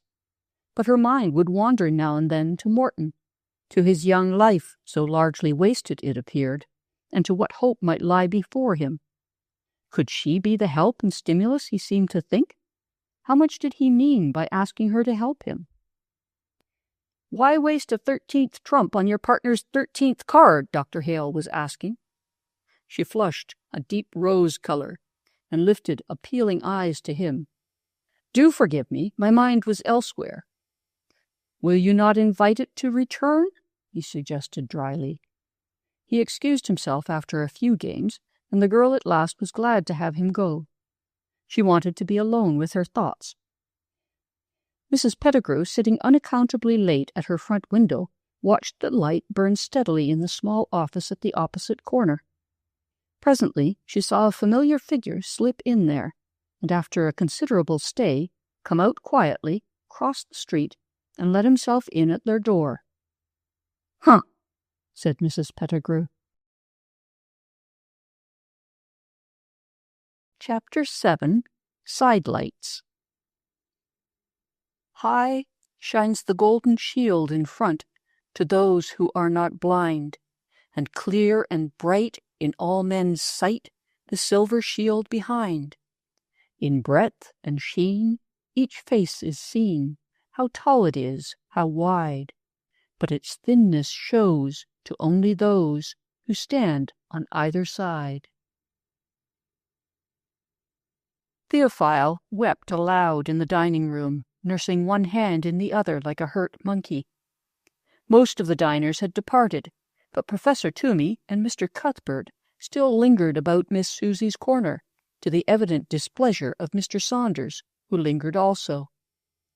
Miss Susie smiled upon them all, and Mr. Saunders speculated endlessly as to whether this was due to her general friendliness of disposition, to an interest in pleasing her aunt's boarders, to personal preference, or, as he sometimes imagined, to a desire to tease him. Morton was talking earnestly with Vivian at the other end of the table, from which the two angular waitresses had some time since removed the last plate, One of them opened the swing door a crack and thrust her head in. "He's burnt his hand," she said, "and his ma's out. We don't dare go near him." Both of these damsels professed great terror of the poor boy, though he was invariably good-natured and as timid as a rabbit. "Do get the doctor!" cried Susie nervously. She never felt at ease with Theophile. "Dr. Belair, I fear, is not in her office," Professor Toomey announced. "We might summon Dr. Hale." "Nonsense," said Mr. Cuthbert, rising heavily. "He's a great baby, that's all. Here, quit that howling and show me your hand."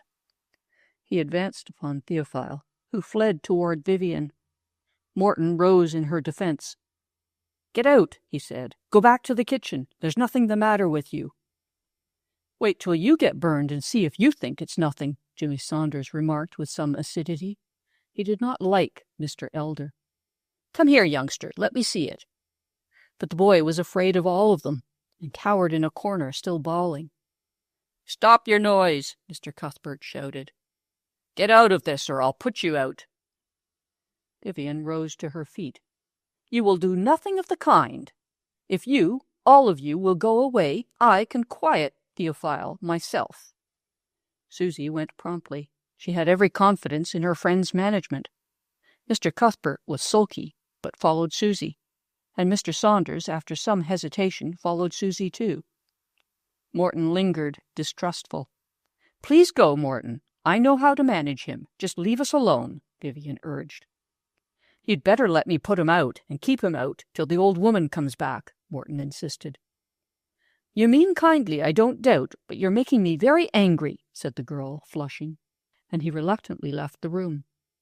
Professor Toomey had departed long since to fulfill his suggestion of calling Dr. Hale, but when that gentleman appeared, he found that Vivian had quieted the boy, stayed him with flagons, and comforted him with apples, as it were, and bound up his hand in wet cooking soda.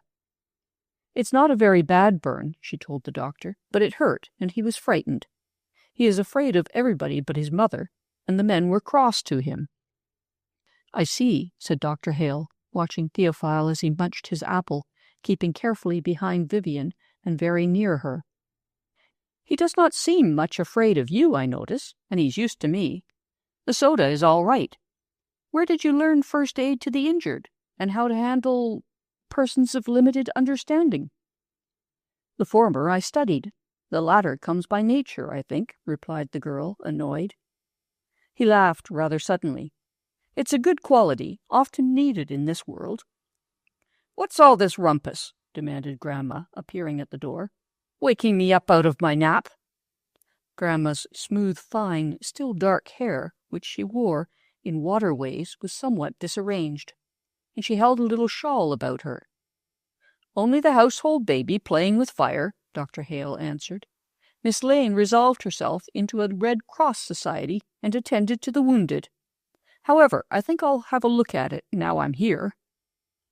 Then was Vivian surprised and compelled to admiration to see with what wise gentleness the big man won the confidence of the frightened boy, examined the hurt hand, and bound it up again.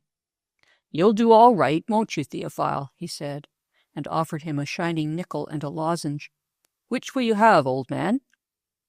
After some cautious hesitation, the boy chose the lozenge, and hastily applied it where it would do the most good. "Where's Mrs. Jones all this time?" suddenly demanded Grandma, who had gone back to her room and fetched forth 3 fat pink gumdrops for the further consolation of the afflicted. "She had to go out to buy clothes for him. She hardly ever leaves him, you know," Vivian explained. "And the girls out there are so afraid that they won't take any care of him." This was true enough, but Vivian did not know that Mrs. Jones had returned, and, peering through her favorite peephole, had seen her send out the others and attend to the boy's burn with her own hand. Jean Jaune was not a sentimental person, and judged from her son's easy consolation that he was little hurt, but she watched the girl's prompt tenderness with tears in her eyes. "She regards him as any other boy," thought the mother. "His infirmity, she does not recall it." Dr. Hale had long since won her approval, and when Theophile at last ran out, Eager to share his gumdrops, he found her busy as usual in the kitchen. She was a silent woman, professionally civil to the waitresses, but never cordial. The place pleased her. She was saving money, and she knew that there must be some waitresses. These were probably no worse than others. For her unfortunate son she expected little, and strove to keep him near her so far as possible. But Vivian's real kindness touched her deeply. She kept a sharp eye on whatever went on in the dining-room, and what with the frequent dances and the little groups which used to hang about the table after meals or fill a corner of the big room for quiet chats, she had good opportunities. Morton's visible devotion she watched with deep disapproval, though she was not at all certain that her young lady was favorably disposed toward him. She could see and judge the feelings of the men, these many men who ate and drank and laughed and paid court to both the girls. Dr. Hale's brusque coldness she accepted, as from a higher order of being. Susie's gay coquetries were transparent to her, but Vivian she could not read so well. The girl's deep conscientiousness, her courtesy and patience with all, and the gentle way in which she evaded the attentions so persistently offered, were new to Jean's experience. When Morton hung about and tried always to talk with Vivian exclusively, she saw her listen with kind attention, but somehow without any of that answering gleam which made Susie's blue eyes so irresistible. "She has the lovers, but she has no beauty to compare with my young lady," Jean commented inwardly. If the sad-eyed Jean had been of Scotch extraction instead of French, she might have quoted the explanation of the homely widow of 3 husbands when questioned by the good-looking spinster, who closed her inquiry by saying aggrievedly, "And you're na sae bonny." "It's na the bonny that does it," explained the triple widow. "It's the come hither near the een." Susie's eyes sparkled with the come hither, but those who came failed to make any marked progress. She was somewhat more cautious after the sudden approach and overthrow of Mr. A. Smith, yet more than one young gentleman boarder found business called him elsewhere with marked suddenness, his place eagerly taken by another. The Cottonwoods had a waiting list now. Vivian made friends first, lovers afterward. Then, if the love proved vain, the friendship had a way of lingering. Hers was one of those involved and over-conscientious characters, keenly sensitive to the thought of duty and to others' pain. She could not play with hearts that might be hurt in the handling, nor could she find in herself a quick and simple response to the appeals made to her. There were so many things to be considered. Morton studied her with more intensity than he had ever before devoted to another human being. His admiration and respect grew with acquaintance, and all that was best in him rose in response to her wise, sweet womanliness. He had the background of their childhood's common experiences and her early sentiment. How much he did not know to aid him. Then there was the unknown country of his years of changeful travel, many tales that he could tell her, many more which he found he could not. He pressed his advantage, cautiously, finding the fullest response when he used the appeal to her uplifting influence. When they talked in the dining-room, the sombre eye at the peephole watched with growing disapproval. The kitchen was largely left to her and her son by her fellow workers, on account of their nervous dislike for Theophile, and she utilized her opportunities. Vivian had provided the boy with some big, bright picture blocks, and he spent happy hours in matching them on the white-scoured table, while his mother sewed and watched. He had forgotten his burn by now, and she sewed contentedly, for there was no one talking to her young lady but Dr. Hale, who lingered unaccountably. To be sure, Vivian had brought him a plate of cakes from the pantry, and he seemed to find the little brown things efficiently seductive, or perhaps it was Grandma who held him, sitting bolt upright in her usual place, at the head of one table, and asking a series of firm but friendly questions. This she found the only way of inducing Dr. Hale to talk at all. Yes, he was going away. Yes, he would be gone some time. A matter of weeks, perhaps. He could not say. His boys were all well. He did not wonder that they saw a good deal of them. It was a good place for them to come. "You might come oftener yourself," said Grandma, "and play real whist with me. These young people play bridge." She used this word with angry scorn, as symbol of all degeneracy, and also despised pinochle, refusing to learn it, though anyone could induce her to play bezique. Some of the more venturous and argumentative strove to persuade her that the games were really the same. "You needn't tell me," Mrs. Pettigrew would say. "I don't want to play any of your foreign games." "But, Madame, bezique is not an English word," Professor Toomey had insisted on one occasion, to which she had promptly responded, "Neither is bouquet." Dr. Hale shook his head with a smile. He had a very nice smile, even Vivian admitted that. All the hard lines of his face curved and melted, and the light came into those deep-set eyes and shone warmly. "I should enjoy playing whist with you very often, Mrs. Pettigrew, but a doctor has no time to call his own, and a good game of whist must not be interrupted by telephones." "There's Miss Orella," said Grandma, as the front door was heard to open. "She's getting to be quite a gadder." "It does her good, I don't doubt," the doctor gravely remarked, rising to go. Miss Orella met him in the hall and bade him good-bye with regret. "We do not see much of you, Doctor. I hope you'll be back soon." "Why, it's only a little trip. You good people act as if I were going to Alaska," he said. "It makes me feel as if I had a family." "Pity you haven't," remarked Grandma with her usual definiteness. Dykeman stood holding Miss Orella's wrap with his dry smile. "Good-bye, Hale," he said. "I'll chaperone your orphan asylum for you. So long." "Come out into the dining room," said Miss Orella after Dr. Hale had departed. "I know you must be hungry," and Mr. Dykeman did not deny it. In his quiet, middle-aged way, he enjoyed this enlarged family circle as much as the younger fellows, and he and Mr. Unwin seemed to vie with one another to convince Miss Orella that life still held charms for her. Mr. Ski also hovered about her to a considerable extent, but most of his devotion was bestowed upon damsels of extreme youth. "Here's one that's hungry anyhow," remarked Dr. Belair, coming out of her office at the moment, with her usual clean and clear-starched appearance. "I've been at it for 18 hours, with only bites to eat. Yes, all over.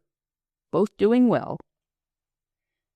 It was a source of deep self-congratulation to Dr. Belair to watch her friend grow young again in the new atmosphere. To Susie it appeared somewhat preposterous, as her aunt seems to her mind a permanently elderly person, while to Mrs. Pettigrew it looked only natural. "Rella's only a young thing anyway," was her comment. But Jane Belair marked and approved the added grace of each new gown, the blossoming of lace and ribbon, the appearance of long-hoarded bits of family jewelry, things held too showy to wear in Bainville, but somehow quite appropriate here. Vivian and Grandma made Miss Orella sit down at her own table-head, and bustled about in the pantry, bringing cheese and crackers, cake and fruit, but the doctor poked her head through the swing-door and demanded meat. "I don't want a refection, I want food," she said. And Jean cheerfully brought her a plate of cold beef. She was much attached to Dr. Belair for reasons many and good. "What I like about this place," said Mrs. Pettigrew, surveying the scene from the head of her table, "is that there's always something going on." "What I like about it," remarked Dr. Belair, between well-Fletcherized mouthfuls, "is that people have a chance to grow, and are growing." "What I like," Mr. Dykeman looked about him and paused in the middle of the sentence, as was his wont, "is being beautifully taken care of and made comfortable. Any man likes that." Miss Orella beamed upon him. Emboldened, he went on. "And what I like most is the new, delightful—" He was gazing admiringly at her, and she looked so embarrassed that he concluded with a wide margin of safety, "friends I'm making." Miss Orella's rosy flush, which had risen under his steady gaze, ebbed again to her usual soft pink. Even her coldest critics in the most caustic Bainvillian circles could never deny that she had a good complexion. New England, like Old England, loves roses on the cheeks, and our dry western winds play havoc with them. But Miss Aurella's bloomed brighter than at home. "It is pleasant," she said softly, "all this coming and going, and the nice people who stay." She looked at no one in particular, yet Mr. Dykeman seemed pleased. "There's another coming, I guess," remarked Grandma, as a carriage was heard to stop outside. The gate slammed, and trunk-burdened steps pounded heavily across the piazza. The bell rang sharply. Mr. Dykeman opened the door, and the trunk came in first, a huge one dumped promptly on the hall floor. Behind the trunk and the man beneath it entered a lady, slim, elegant, graceful, in a rich silk dust coat and soft floating veils. "My dear Miss Elder," she said, coming forward, "and Vivian, dear Vivian, I thought you could put me up somewhere, and told him to come right here. Oh, and please, I haven't a bit of change left in my purse. Will you pay the man?" "Well, if it isn't Mrs. St. Cloud," said Grandma, without any note of welcome in her voice. Mr. Dykeman paid the man, looked at the trunk and paid him some more. The man departed, swearing softly at nothing in particular, and Mr. Dykeman departed also to his own room. Miss Aurella's hospitable soul was much exercised. Refuse shelter to an old acquaintance, a guest, however unexpected, she could not. Yet she had no vacant room. Vivian, flushed and excited, moved anew by her old attraction, eagerly helped the visitor take off her wraps, Mrs. Pettigrew standing the while with her arms folded in the doorway of her room, her thin lips drawn to a hard line, as one intending to repel boarders at any risk to life or limb. Dr. Blair had returned to her apartments at the first sound of the visitor's voice. She, gracious and calm in the midst of confusion, sat in a wreath of down-dropped silken wrappings, and held Vivian's hand. "You dear child," she said, "how well you look! What a charming place this is! The doctors sent me west for my health. I'm on my way to California. But when I found the train stopped here, I didn't know that it did till I saw the name. I had them take my trunk right off, and here I am. It is such a pleasure to see you all." "Huh," said Mrs. Pettigrew, and disappeared completely, closing the door behind her. "Anything will do, Miss Elder," the visitor went on. "I shall find a hall bedroom palatial after a sleeping car, or a garret, anything. It's only for a few days, you know." Vivian was restraining herself from hospitable offers by remembering that her room was also Susie's, and Miss Aurelia well knew that to give up hers meant sleeping on a hard, short sofa in that all-too-public parlor.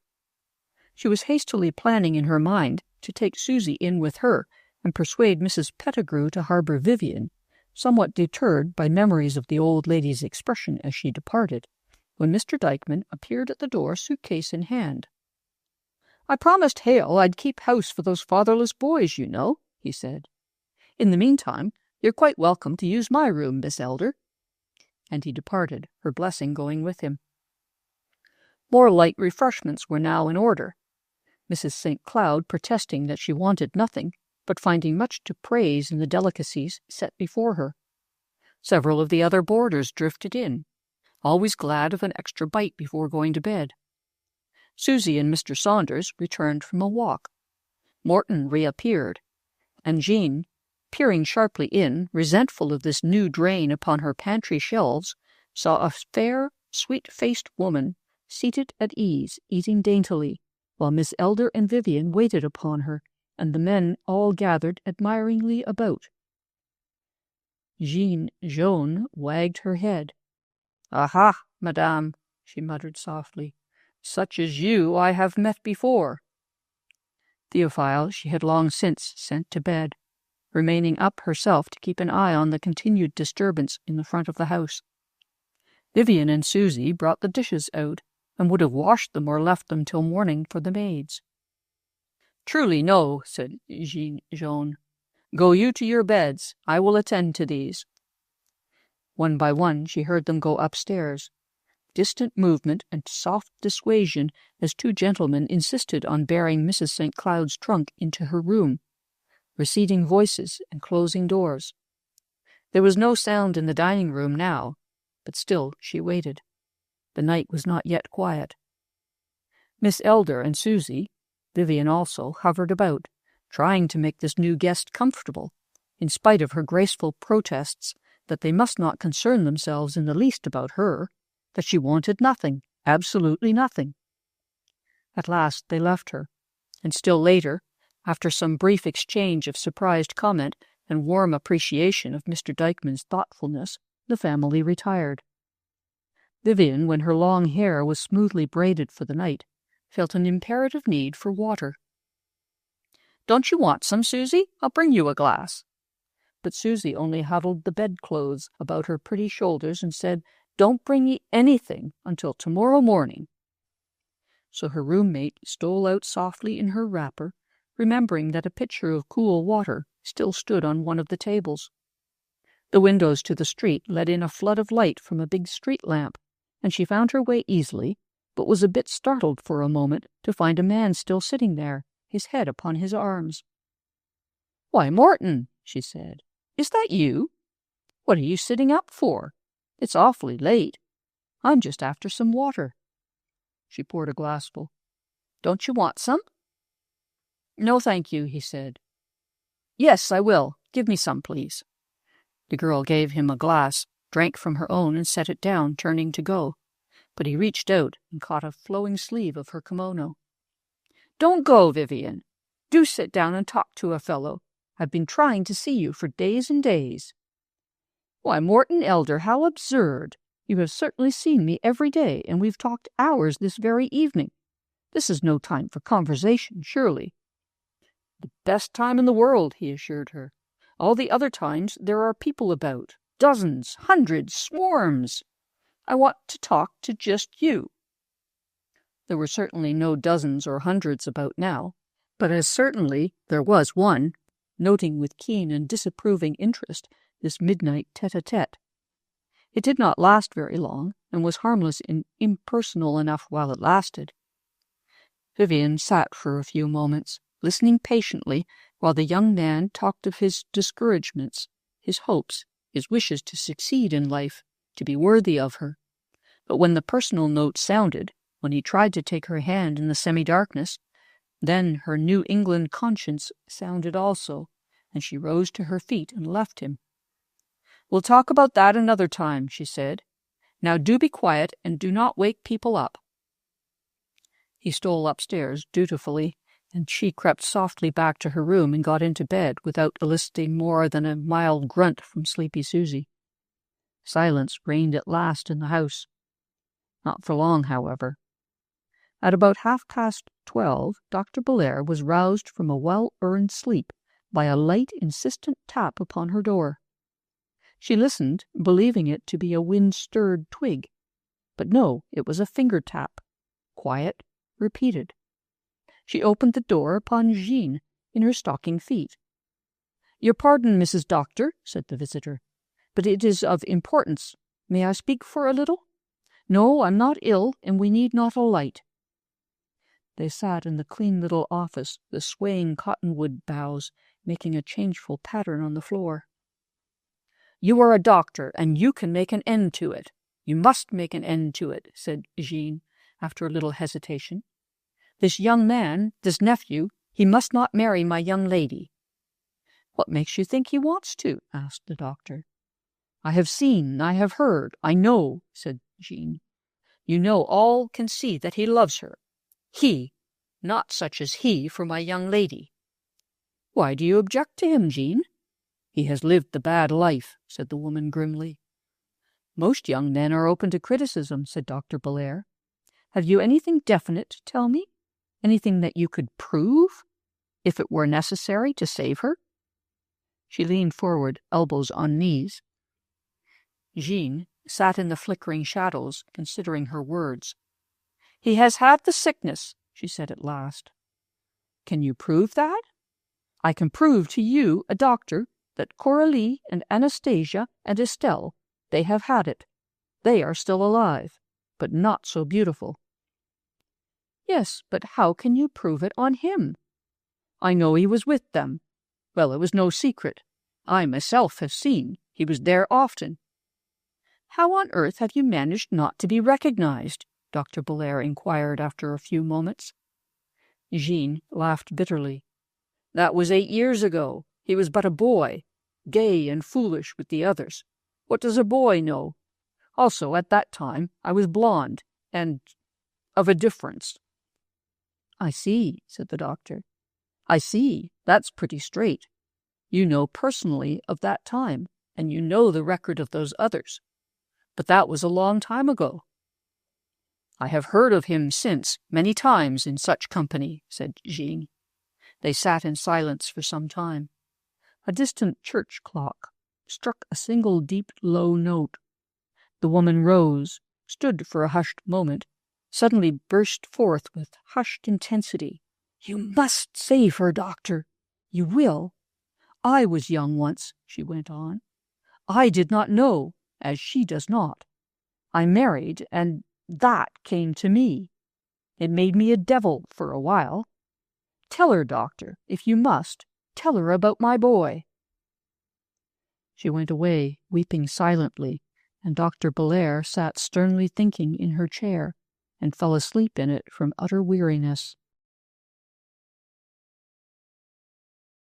Chapter 8. A Mixture.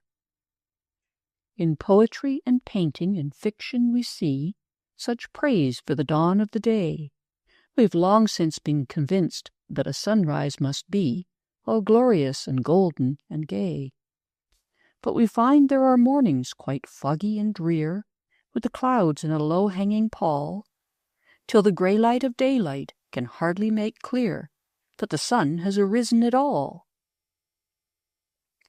Dr. Richard Hale left his brood of temporary orphans without really expecting for them any particular oversight from Andrew Dykeman, but the two were sufficiently close friends to well warrant the latter in moving over to the monastery, as Jimmy Saunders called it. Mr. Dykeman was sufficiently popular with the young men to be welcome, even if he had not had a good excuse, and when they found how super-excellent his excuse was, they wholly approved. To accommodate Miss Orella was something. All the boys liked Miss Orella. They speculated among themselves on her increasing youth and good looks, and even exchanged sagacious theories as to the particular acting cause. But when they found that Mr. Dykeman's visit was to make room for the installation of Mrs. St. Cloud, they were more than pleased. All the unexpressed ideals of masculine youth seemed centered in this palely graceful lady. The low, sweet voice, the delicate hands, the subtle sympathy of manner, the nameless, quiet charm of dress. Young Burns became her slave on sight. Lawson and Peters fell on the second day. Not one held out beyond the third. Even Susie's attractions paled. Her very youth became a disadvantage. She lacked that large, considering tenderness. "Fact is," Mr. Peters informed his friends rather suddenly, "young women are selfish. Naturally, of course. It takes some experience to understand a fellow." They all agreed with him. Mr. Dykeman, quiet and reserved as always, was gravely polite to the newcomer, and Mr. Ski revolved at a distance, making observations. Occasionally he paid some court to her, at which times she was cold to him, and again he devoted himself to the other ladies with his impressive air, as of one bowing low and sweeping the floor with a plumed hat. Mr. Ski's Stetson had, as a matter of fact, no sign of plumage, and his bows were of a somewhat jerky order, but his gallantry was sweeping and impressive none the less. If he remained too far away, Mrs. St. Cloud would draw him to her circle, which consisted of all the other gentlemen. There were 2 exceptions. Mr. James Saunders had reached the stage where any woman besides Susie was but a skirted ghost, and Morton was by this time so deeply devoted to Vivian that he probably would not have wavered even if left alone. He was not wholly a free agent, however. Adela St. Cloud had reached an age when something must be done. Her mysterious absent husband had mysteriously and absently died, and still she never breathed a word against him. But the Bible class in Bainville furnished no satisfactory material for further hopes. The place of her earlier dwelling seemed not wholly desirable now, and the West had called her. Finding herself comfortably placed in Mr. Dykeman's room, and judging from the number of his shoe trees and the quality of his remaining toilet articles that he might be considered suitable, she decided to remain in the halfway house for a season. So settled, why, for 1,000 reasons, one must keep one's hand in. There were men in plenty, from 20-year-old Archie to the uncertain decades of Mr. Ski. Idly amusing herself, she questioned that gentleman indirectly as to his age, drawing from him astounding memories of the previous century. When confronted with historic proof that the events he described were over 100 years past, he would apologize, admitting that he had no memory for dates. She owned one day with gentle candor to being 33. "That must seem quite old to a man like you, Mr. Ski. I feel very old sometimes." She lifted large eyes to him and drew her filmy scarf around her shoulders. "Your memory must be worse than mine, ma'am," he replied, "and work the same way. You've sure got 10 or 20 years added on superfluous. Now me," he shook his head, "I don't remember when I was born at all, and losing my folks so young, and the family Bible, I don't expect I ever shall. But I 'low I'm all of 97. This being palpably impossible, and as the only local incidents he could recall in his youth were quite dateless adventures among the Indians, she gave it up. Why Mr. Ski should have interested her at all was difficult to say, unless it was the appeal to his uncertainty. He was at least a game fish, if not edible.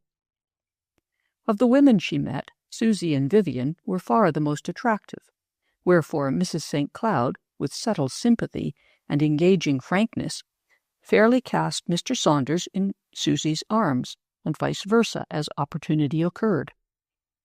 Morton she rather snubbed, treated him as a mere boy, told tales of his childhood that were in no way complimentary, so that he fled from her. With Vivian she renewed her earlier influence to a great degree. With some inquiry and more intuition, she discovered what it was that had chilled the girl's affection for her. "I don't wonder, my dear child," she said. "I never told you of that. I never speak of it to anyone. It was one of the—" she shivered slightly, "darkest griefs of a very dark time. He was a beautiful boy. I never dreamed—" The slow tears rose in her beautiful eyes till they shone like shimmering stars. "Heaven send no such tragedy may ever come into your life, dear." She reached a tender hand to clasp the girl's. "I am so glad of your happiness." Vivian was silent.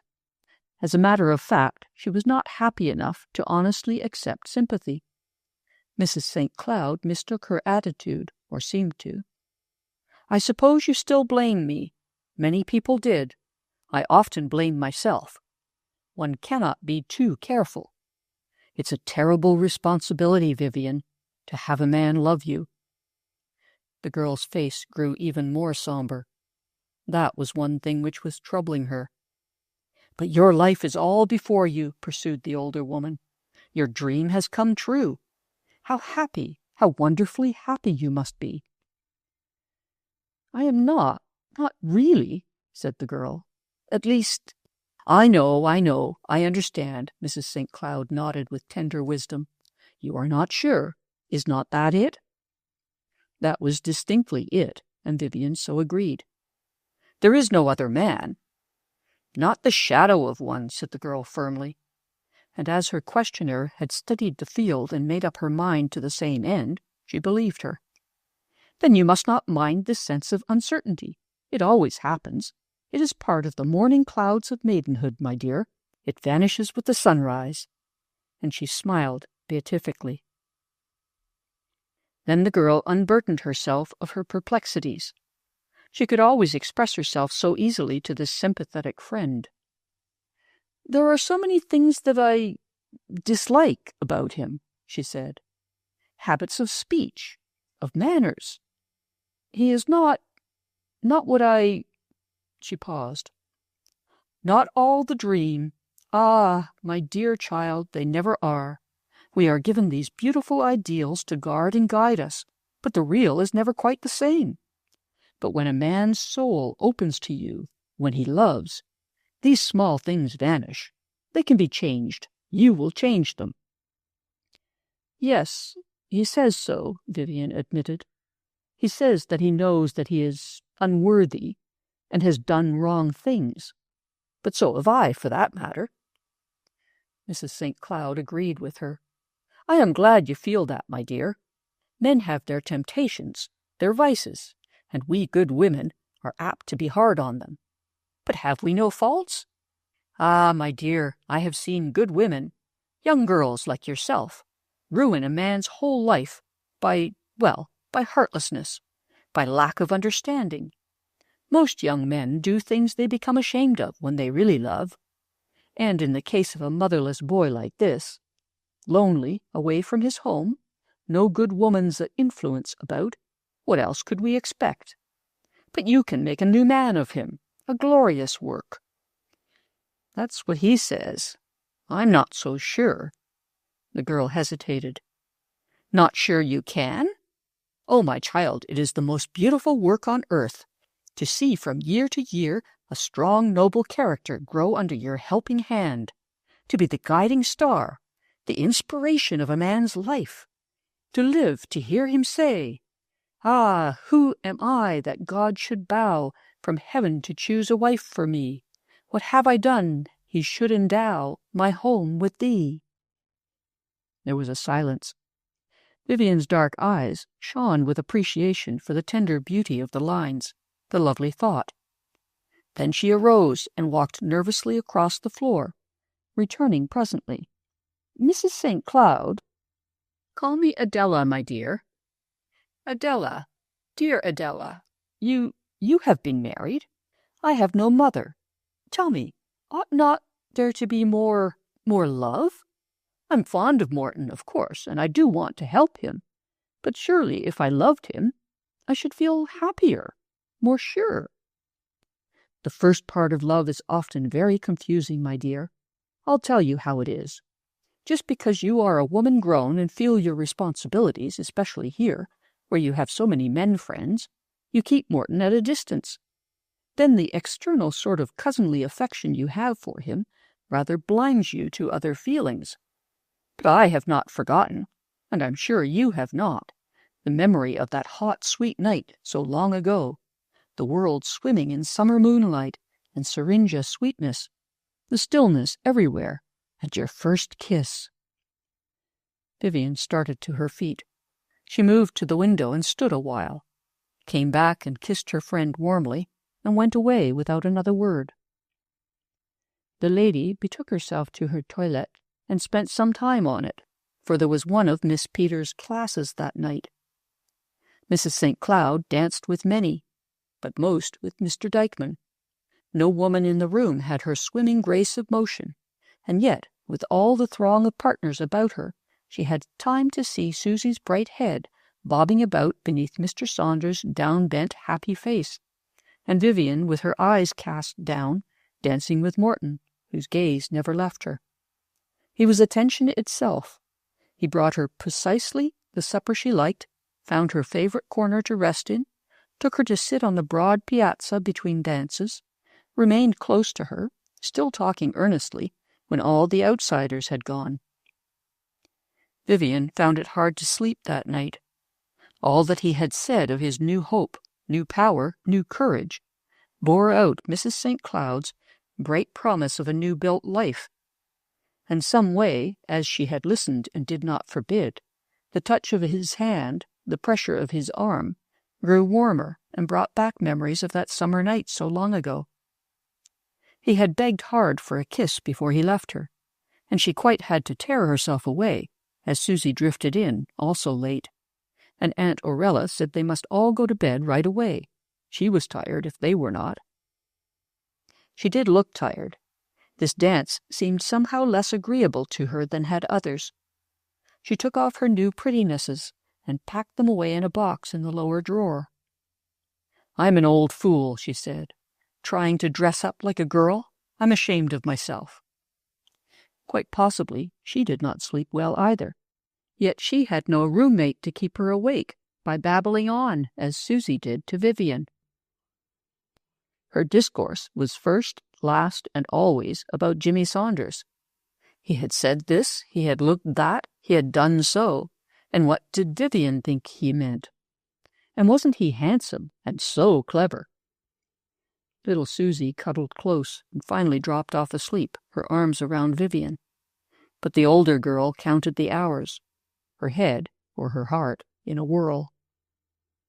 Morton Elder was wakeful too, so much so that he arose with a whispered expletive, took his shoes in his hand, and let himself softly out for a tramp in the open.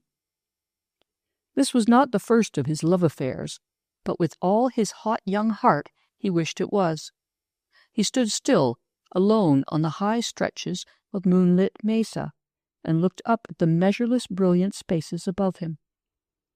"I'll keep straight, if I can have her," he repeated under his breath. "I will! I will!" It had never occurred to him before to be ashamed of the various escapades of his youth. He had done no more than others, many others. None of the boys he associated with intended to do what was wrong. They were quite harsh in judgment of those who did, according to their standards. None of them had been made acquainted with the social or pathological results of their amusements, and the mere Zutritt ist verboten had never impressed them at all. But now the gentler influences of his childhood, even the narrow morality of Bainville, rose in pleasant colors in his mind. He wished he had saved his money instead of spending it faster than it came in. He wished he had kept out of poker and solo and bar rooms generally. He wished, in a dumb, shamed way, that he could come to her as clean as she was. But he threw his shoulders back and lifted his head determinedly. "I'll be good to her," he determined. "I'll make her a good husband." In the days that followed, his devotion was as constant as before, but more intelligent. His whole manner changed and softened. He began to read the books she liked, and to talk about them. He was gentler to everyone, more polite even to the waitresses, tender and thoughtful of his aunt and sister. Vivian began to feel a pride in him and in her influence, deepening as time passed. Mrs. Pettigrew, visiting the library on one of her frequent errands, was encountered there and devotedly escorted home by Mr. Ski. "That is a most fascinating young lady who has Mr. Dykeman's room. Don't you think so, ma'am?" quoth he. "I do not," said Mrs. Pettigrew. "Young? She's not so young as you are. Nothing like, never was." He threw back his head and laughed his queer laugh, which looked so uproarious and made so little noise. "She certainly is a charmer, whatever her age may be," he continued. "Glad you think so, Mr. Ski. It may be time you lost a fourth." "Lost a fourth? What in the Hesperides?" "If you can't guess what, you needn't ask me," said the lady with some tartness. "But for my own part, I prefer the Apaches. Good afternoon, Mr. Ski." She betook herself to her room with unusual promptness, and refused to be baited forth by any kind of offered amusement. "It's right thoughtful of Andy Dykeman getting up this entertainment for Mrs. St. Cloud, isn't it, Mrs. Elder?" Thus Mr. Ski to Miss Orella a little later. "I don't think it is Mr. Dykeman's idea at all," she told him. "It's those boys over there. They are all wild about her, quite naturally." She gave a little short sigh. "If Dr. Hale were at home, I doubt if he would encourage it." "I'm pretty sure he wouldn't, ma'am. He's certainly down on the fair sex. even such a peacherino as this one. But with Andy now, it's different. He is a man of excellent judgment." "I guess all men's judgment is pretty much alike in some ways," said Miss Urella, oracularly. She seemed busy and constrained, and Mr. Ski drifted off and paid court as best he might to Dr. Belair. "Charmed to find you at home, ma'am," he said. "Or shall I say at office? Call it what you like, Mr. Ski. It's been my home for a good many years now." "It's a mighty fine thing for a woman, livin' alone, to have a business, seems to me," remarked the visitor. "It's a fine thing for any woman, married or single, to my mind," she answered. "I wish I could get Vivian Lane started in that kindergarten she talks about. There's kids enough, and goodness knows they need a gardener. What's lacking? House room? She thinks she's not really competent. She has no regular certificate, you see. Her parents would never let go of her long enough," the doctor explained. "Some parents are pretty grasping, ain't they? To my mind, Miss Vivian would be a better teacher than lots of the ticketed ones. She's got the natural love of children." "Yes, and she has studied a great deal. She just needs an impetus. Perhaps if she thought there was a call, she might be willing. I doubt if the families here realize what they're missing. Ain't there some among your patients who could be stirred up a little?" The doctor thought there were, and he suggested several names from his apparently unlimited acquaintance. "I believe in occupation for the young. It takes up their minds," said Mr. Ski, and departed with serenity. He strolled over to Dr. Hale's fence and leaned upon it, watching the preparations. Mr. Dykeman, in his shirt-sleeves, stood about offering suggestions, while the young men swarmed here and there with poles and step-ladders, hanging Chinese lanterns. "Hello, Elmer. Come in and make yourself useful," called Mr. Dykeman. "I'll come in, but I'll be switched if I'll be useful," he replied, laying a large hand on the fence and vaulting his long legs over it with an agility amazing in one of his alleged years. "You all are sure putting yourself out for this occasion. Is it somebody's birthday?" "No, it's a get-up of these youngsters. They began by wanting Mrs. St. Cloud to come over to tea, afternoon tea. And now look at this." "Did she misunderstand the invitation as bad as that?" "Oh, no, just a gradual change of plan. One thing leads to another, you know. Here, Archie, that bush won't hold the line. Put it on the willow." "I see," said Mr. Ski. "And, as we're quoting Proverbs, I might remark that, while the cat's away, the mice will play." Mr. Dykeman smiled. "It's rather a good joke on Hale, isn't it?" "Would be, if he should happen to come home and find this hen party on." They both chuckled. "I guess he's good for a week yet," said Mr. Dykeman. "Those medical associations do a lot of talking. Higher up there, George, a good deal higher." He ran over to direct the boys, and Mr. Ski, hands behind him, strolled up and down the garden, wearing a meditative smile. He and Andrew Dykeman had been friends for many long years. Dr. Belair used her telephone freely after Mr. Ski's departure, making notes and lists of names. Late in the afternoon she found Vivian in the hall. "I don't see much of you these days, Miss Lane," she said. The girl flushed. Since Mrs. St. Cloud's coming and their renewed intimacy, she had rather avoided the doctor, and that lady had kept herself conspicuously out of the way. "Don't call me Miss Lane. I'm Vivian to my friends." "I hope you count me a friend," said Dr. Belair gravely. "I do, doctor, and I'm proud to. But so many things have been happening lately," she laughed, a little nervously. "The truth is, I'm really ashamed to talk to you. I'm so lazy." "That's exactly what I wanted to speak about. Aren't you ready to begin that little school of yours?" "I'd like to. I should, really," said the girl. "But somehow I don't know how to set about it." "I've been making some inquiries," said the doctor. "There are 6 or 8 among my patients that you could count on. About a dozen young ones. How many could you handle?" "Oh, I oughtn't to have more than 20 in any case. A dozen would be plenty to begin with. Do you think I could count on them, really?" "I tell you what I'll do," her friend offered. I'll take you around and introduce you to any of them you don't know. Most of 'em come here to the dances. There's Mrs. Horsford and Mrs. Blake and that little Mary Jackson with the twins. You'll find they are mostly friends." "You are awfully kind," said the girl. "I wish," her voice took on a sudden note of intensity, "I do wish I were strong like you, Dr. Belair." "I wasn't very strong at your age, my child. I did the weakest of weak things." Vivian was eager to ask her what it was, but a door opened down one side passage, and the doctor quietly disappeared down the other as Mrs. St. Cloud came out. "I thought I heard your voice," she said. "And Miss Elder's, wasn't it?" "No, it was Dr. Belair." "A strong character, and a fine physician, I understand. I'm sorry she does not like me." Mrs. St. Cloud's smile made it seem impossible that anyone should dislike her.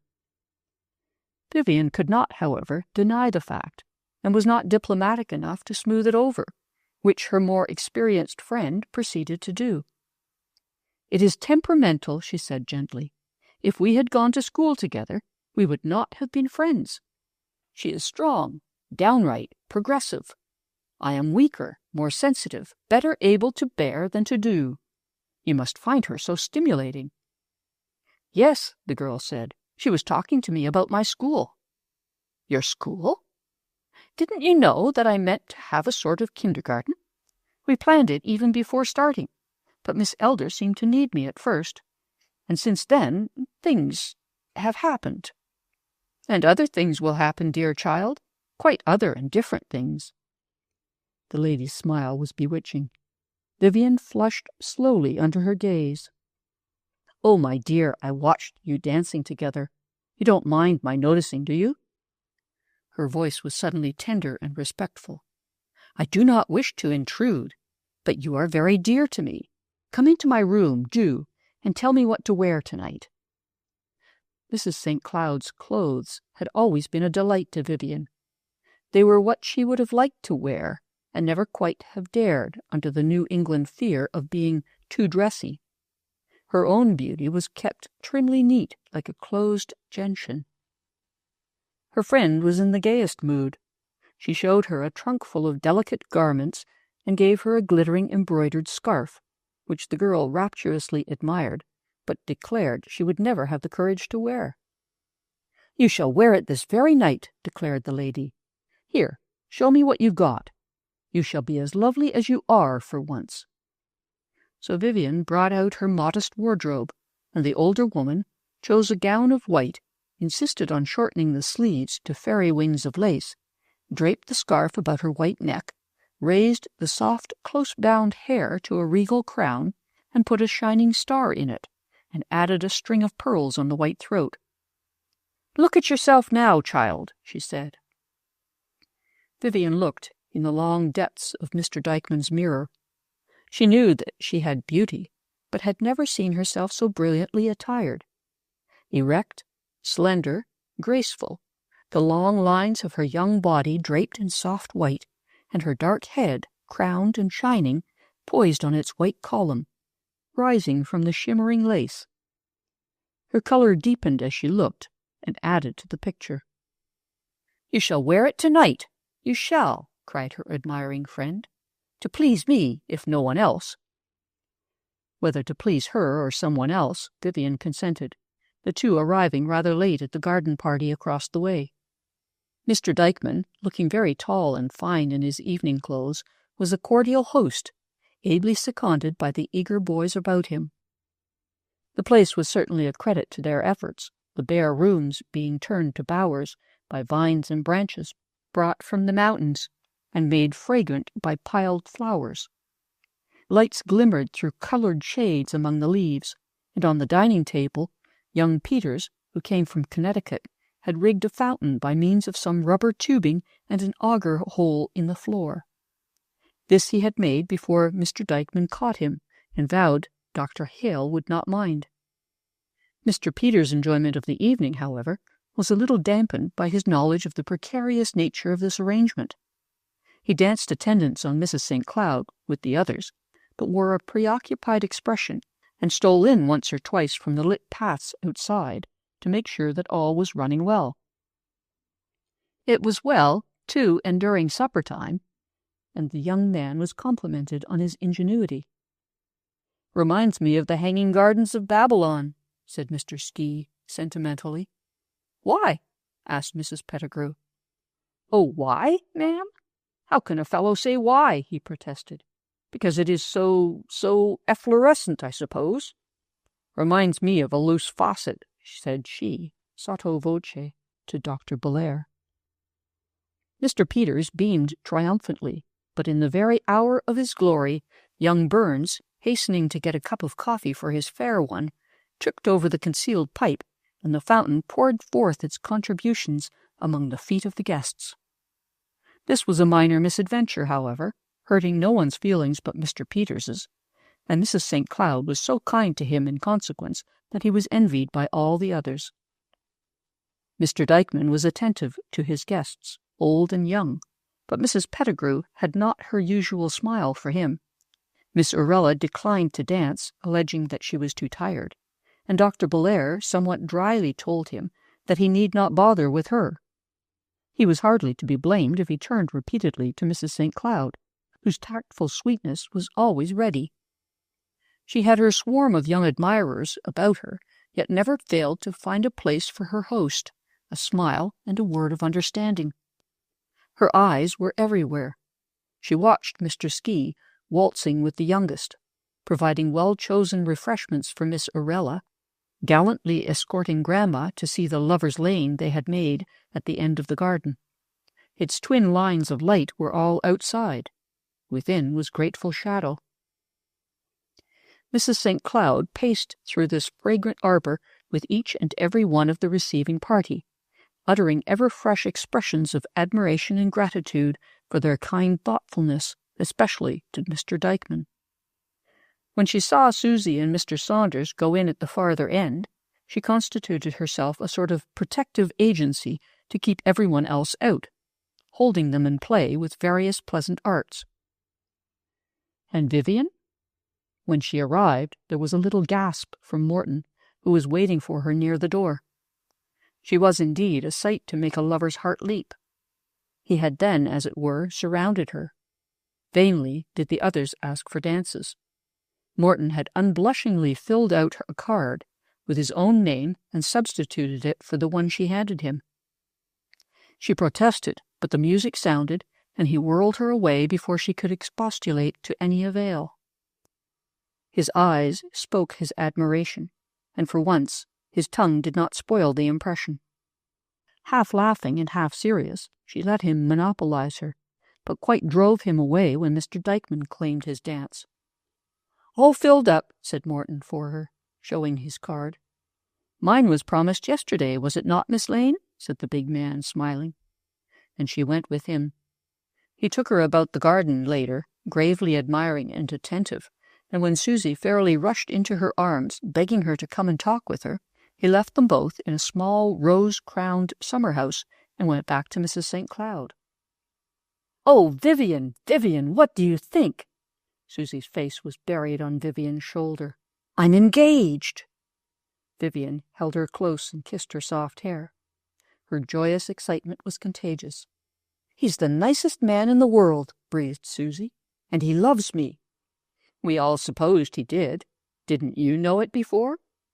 "Oh, yes, in a way, but, Vivian, he kissed me." "Well, child, have you never in all your little life been kissed before?" Susie lifted a rosy, tearful face for a moment. "Never, never, never," she said. "I thought I had, but I haven't. Oh, I am so happy." "What's up?" inquired Morton, appearing with a pink lantern in his hand, in impatient search for his adored one. "Susie, crying?" "No, I'm not," she said, and ran forthwith back to the house, whence Jimmy was bringing her ice cream. Vivian started to follow her. "Oh, no, Vivian, don't go. Wait." He dropped the lantern and took her hands. The paper cover flared up, showing her flushed cheeks and starry eyes. He stamped out the flame and in the sudden darkness caught her in his arms. For a moment she allowed him, turning her head away. He kissed her white shoulder. "No, no, Morton, don't. You mustn't." She tried to withdraw herself, but he held her fast. She could feel the pounding of his heart. "Oh, Vivian, don't say no. You will marry me, won't you? Some day, when I'm more worthwhile. Say you will. Some day, if not now. I love you so. I need you so. Say yes, Vivian." He was breathing heavily. His arms held her motionless. She still kept her face turned from him. "Let me go, Morton. Let me go. You hurt me." "Say yes, dear, and I'll let you go for a little while." "Yes," said Vivian. The ground jarred beside them as a tall man jumped the hedge boundary. He stood a moment staring. "Well, is this my house or Coney Island?" they heard him say. And then Morton swore softly to himself as Vivian left him and came out. "Good evening, Dr. Hale," she said a little breathlessly. "We weren't expecting you so soon." "I should judge not," he answered. "What's up, anyhow?" "The boys and Mr. Dykeman are giving a garden party for Mrs. St. Cloud." "For whom?" "For Adela St. Cloud. She is visiting us. Aren't you coming in?" "Not now," he said, and was gone without another word. Chapter 9. Consequences. You may have a fondness for grapes that are green, and the sourness that greenness beneath. You may have a right to a colic at night, but consider your children's teeth. Dr. Hale retired from his gaily illuminated grounds in too much displeasure to consider the question of dignity. One suddenly acting cause was the news given him by Vivian. The other was the sight of Morton Alder's face as he struck a match to light his cigarette. Thus moved, and having entered and left his own grounds like a thief in the night, he proceeded to tramp in the high-lying outskirts of the town until every light in his house had gone out. Then he returned, let himself into his office, and lay there on a lounge until morning. Vivian had come out so quickly to greet the doctor from obscure motives. She felt a sudden deep objection to being found there with Morton, a wish to appear as one walking about unconcernedly, and when that match glow made Morton's face shine out prominently in the dark shelter, she, too, felt a sudden displeasure. Without a word, she went swiftly to the house, excused herself to her grandmother, who nodded understandingly, and returned to the cottonwoods, to her room. She felt that she must be alone and think of that irrevocable word she had uttered and its consequences. She sat at her window, rather breathless, watching the rows of pink lanterns swaying softly on the other side of the street, hearing the lively music, seeing young couples leave the gate and stroll off homeward. Susy's happiness came more vividly to mind than her own. It was so freshly joyous, so pure, so perfectly at rest. She could not feel that way, could not tell with decision exactly how she did feel. But if this was happiness, it was not as she had imagined it. She thought of that moonlit summer night so long ago, and the memory of its warm wonder seemed sweeter than the hasty tumult and compulsion of tonight. She was stirred through and through by Morton's intense emotion, but with a sort of reaction, a wish to escape. He had been so madly anxious, he had held her so close. There seemed no other way but to yield to him, in order to get away. And then Dr. Hale had jarred the whole situation. She had to be polite to him in his own grounds. If only Morton had kept still, that grating match. His face bent and puffing, Dr. Hale must have seen him. And again she thought of little Susy with almost envy. Even after that young lady had come in, bubbled over with confidences and raptures, and finally dropped to sleep without Vivian's having been able to bring herself to return the confidences, she stole back to her window again to breathe. Why had Dr. Hale started so at the name of Mrs. St. Cloud? That was puzzling her more than she cared to admit.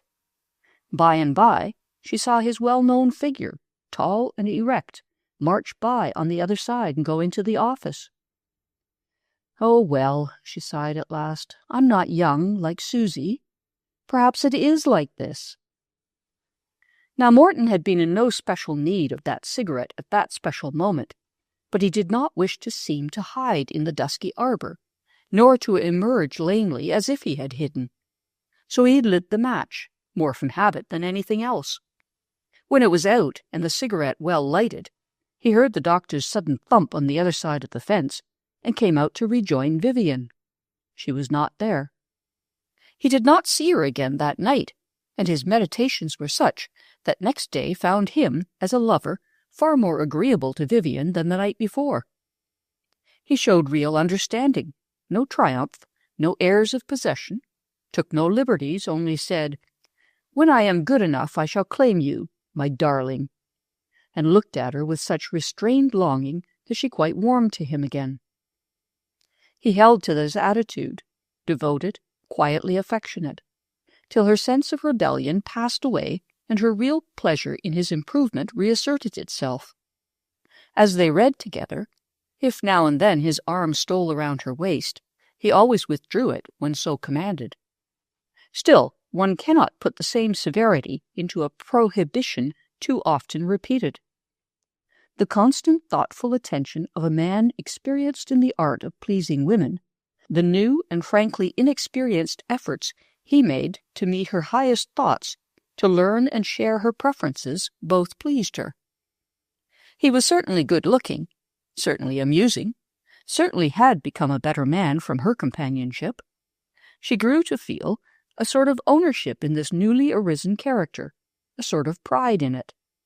Then she had always been fond of Morton, since the time when he was only Susie's big brother. That counted. Another thing counted, too, counted heavily, though Vivian never dreamed of it and would have hotly repudiated the charge. She was a woman of full marriageable age, with all the unused powers of her woman's nature calling for expression, quite unrecognized. He was a man who loved her more deeply than he had ever loved before, than he had even known he could love, who quite recognized what called within him, and meant to meet the call. And he was near her every day. After that one fierce outbreak, he held himself well in check. He knew he had startled her then, almost lost her, and with every hour of their companionship, he felt more and more how much she was to him. Other women he had pursued, overtaken, left behind. He felt that there was something in Vivian which was beyond him, giving a stir and lift of aspiration which he genuinely enjoyed. Day by day he strove to win her full approval, and day by day he did not neglect the tiny, slow-lapping waves of little tendernesses, small affectionate liberties at well-chosen moments, always promptly withdrawing when forbidden, but always beginning again a little further on. Dr. Belair went to Dr. Hale's office and sat herself down solidly in the patient's chair. "Dick," she said, "are you going to stand for this?" "Stand for what, my esteemed but cryptic fellow practitioner?" She eyed his calm, reserved countenance with friendly admiration. "You are an awfully good fellow, Dick, but dull. At the same time, dull and transparent. Are you going to sit still and let that dangerous patient of yours marry the finest girl in town?" "Your admiration for girls is always stronger than mine, Jane, and I have, if you will pardon the boast, more than one patient." "All right, Dick, if you want it made perfectly clear to your understanding. Do you mean to let Morton Elder marry Vivian Lane?" "What business is it of mine?" he demanded, more than brusquely, savagely. "You know what he's got." "I am a physician, not a detective, and I am not Miss Lane's father, brother, uncle, or guardian." "Or lover," added Dr. Belair, eyeing him quietly. She thought she saw a second's flicker of light in the deep gray eyes, a possible tightening of set lips. "Suppose you are not," she said, "nor even a humanitarian. You are a member of society. Do you mean to let a man whom you know has no right to marry poison the life of that splendid girl?" He was quite silent for a moment, but she could see the hand on the farther arm of his chair grip it till the nails were white. "How do you know he wishes to marry her?"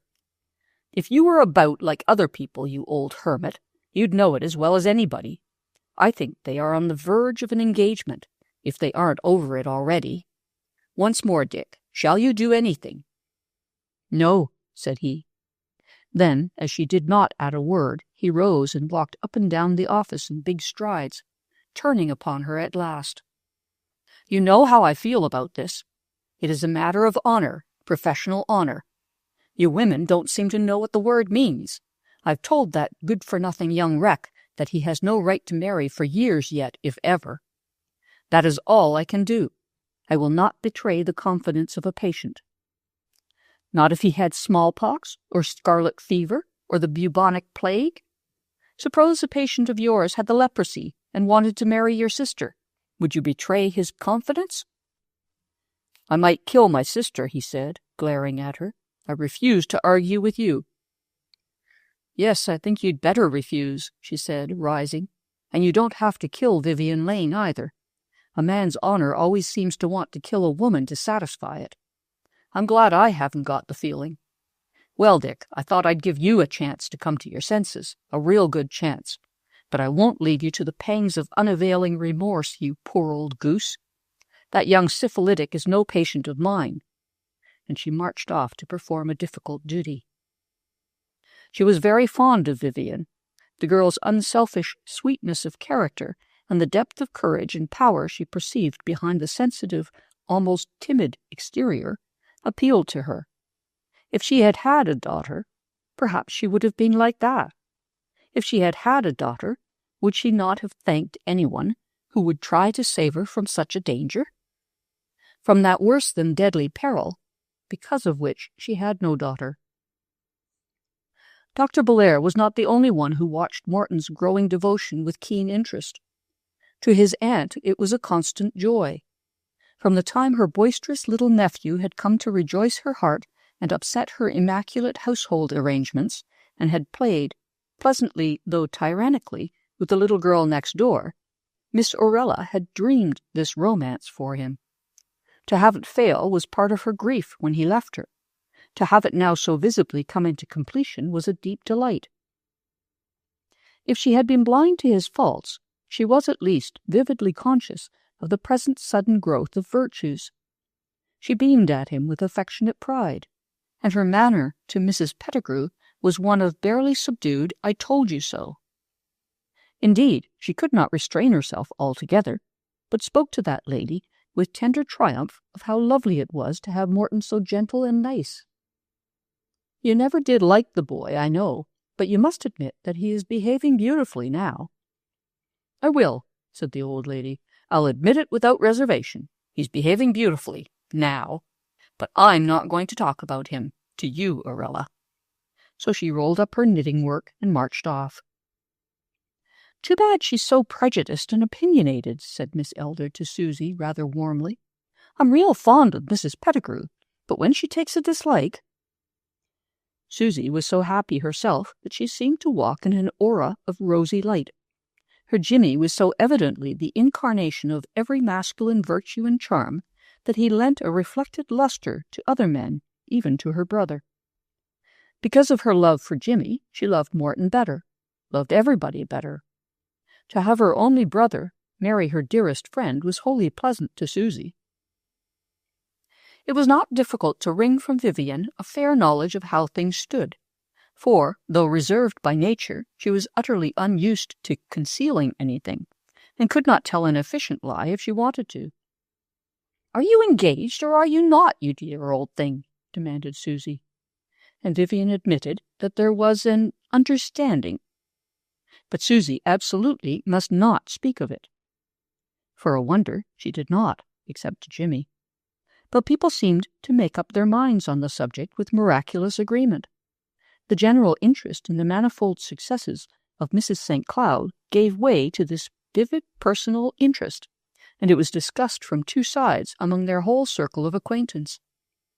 One side thought that a splendid girl was being wasted, sacrificed, thrown away, on a disagreeable, good-for-nothing fellow.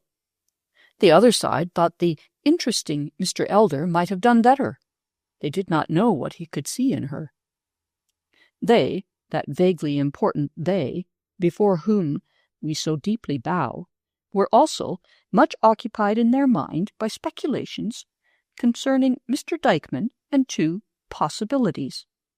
One quite patently possible, even probable, giving rise to the complacent, "Why, anybody could see that," and the other a fascinatingly impossible possibility of a sort which allows the even more complacent, "Didn't you? Why, I could see it from the first." Mr. Dykeman had been a leading citizen in that new-built town for some 10 years, which constituted him almost the oldest inhabitant. He was reputed to be extremely wealthy, though he never said anything about it, and neither his clothing nor his cigars reeked of affluence. Perhaps nomadic chambermaids had spread knowledge of those silver-backed appurtenances and the long mirror. Or perhaps it was not woman's gossip at all, but men's gossip, which has wider base and wider circulation, too. Mr. Dykeman had certainly paid attentions to Miss Elder. Miss Elder had undeniably brightened and blossomed most becomingly under these attentions. He had danced with her, he had driven with her, he had played piquet with her, when he might have played whist. To be sure, he did these things with other ladies, and had done them for years past, but this really looked as if there might be something in it.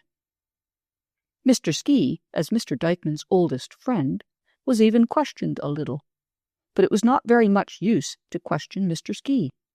His manner was not repellent, and not in the least reserved. He poured forth floods of information so voluminous and so varied that the recipient was rather drowned than fed. So opinions wavered as to Mr. Dykeman's intentions. Then came this lady of irresistible charm, and the unmarried citizens of the place fell at her feet as one man. Even the married ones slanted over a little. Mr. Dykeman danced with her, more than he had with Miss Elder. Mr. Dykeman drove with her, more than he had with Miss Elder. Mr. Dykeman played piquet with her, and chess, which Miss Elder could not play. And Miss Elder's little opening petals of ribbon and lace curled up and withered away, while Mrs. St. Cloud's silken efflorescence, softly waving and jewel-starred, flourished apace. Dr. Belair had asked Vivian to take a walk with her, and they sat together, resting, on a high, lonely hill a few miles out of town. "It's a great pleasure to see this much of you, Dr. Belair," said the girl, feeling really complimented. "I'm afraid you won't think so, my dear, when you hear what I have to say. What I have to say." The girl flushed a little. "Are you going to scold me about something? Have I done anything wrong?" Her eyes smiled bravely. "Go on, doctor. I know it will be for my best good." "It will indeed, dear child," said the doctor, so earnestly that Vivian felt a chill of apprehension. "I am going to talk to you as man to man, as the storybooks say, as woman to woman. When I was your age, I had been married 3 years. Vivian was silent, but stole out a soft, sympathetic hand and slipped it into the older woman's. She had heard of this early-made marriage, also early broken, with various dark comments to which she had paid no attention. Dr. Belair was Dr. Belair, and she had a reverential affection for her. There was a little silence. The doctor evidently found it hard to begin. "You love children, don't you, Vivian?" The girl's eyes kindled, and a heavenly smile broke over her face. "Better than anything in the world," she said. "Ever think about them?" asked her friend, her own face whitening as she spoke. "Think about their lovely little soft helplessness when you hold them in your arms and have to do everything for them. Have to go and turn them over, see that the little ear isn't crumpled, that the covers are all right. Can't you see 'em? Upside down on the bath apron, grabbing at things, perfectly happy, but prepared to howl when it comes to dressing. And when they are big enough to love you, little soft arms that will hardly go round your neck, little soft cheeks against yours, little soft mouths and little soft kisses.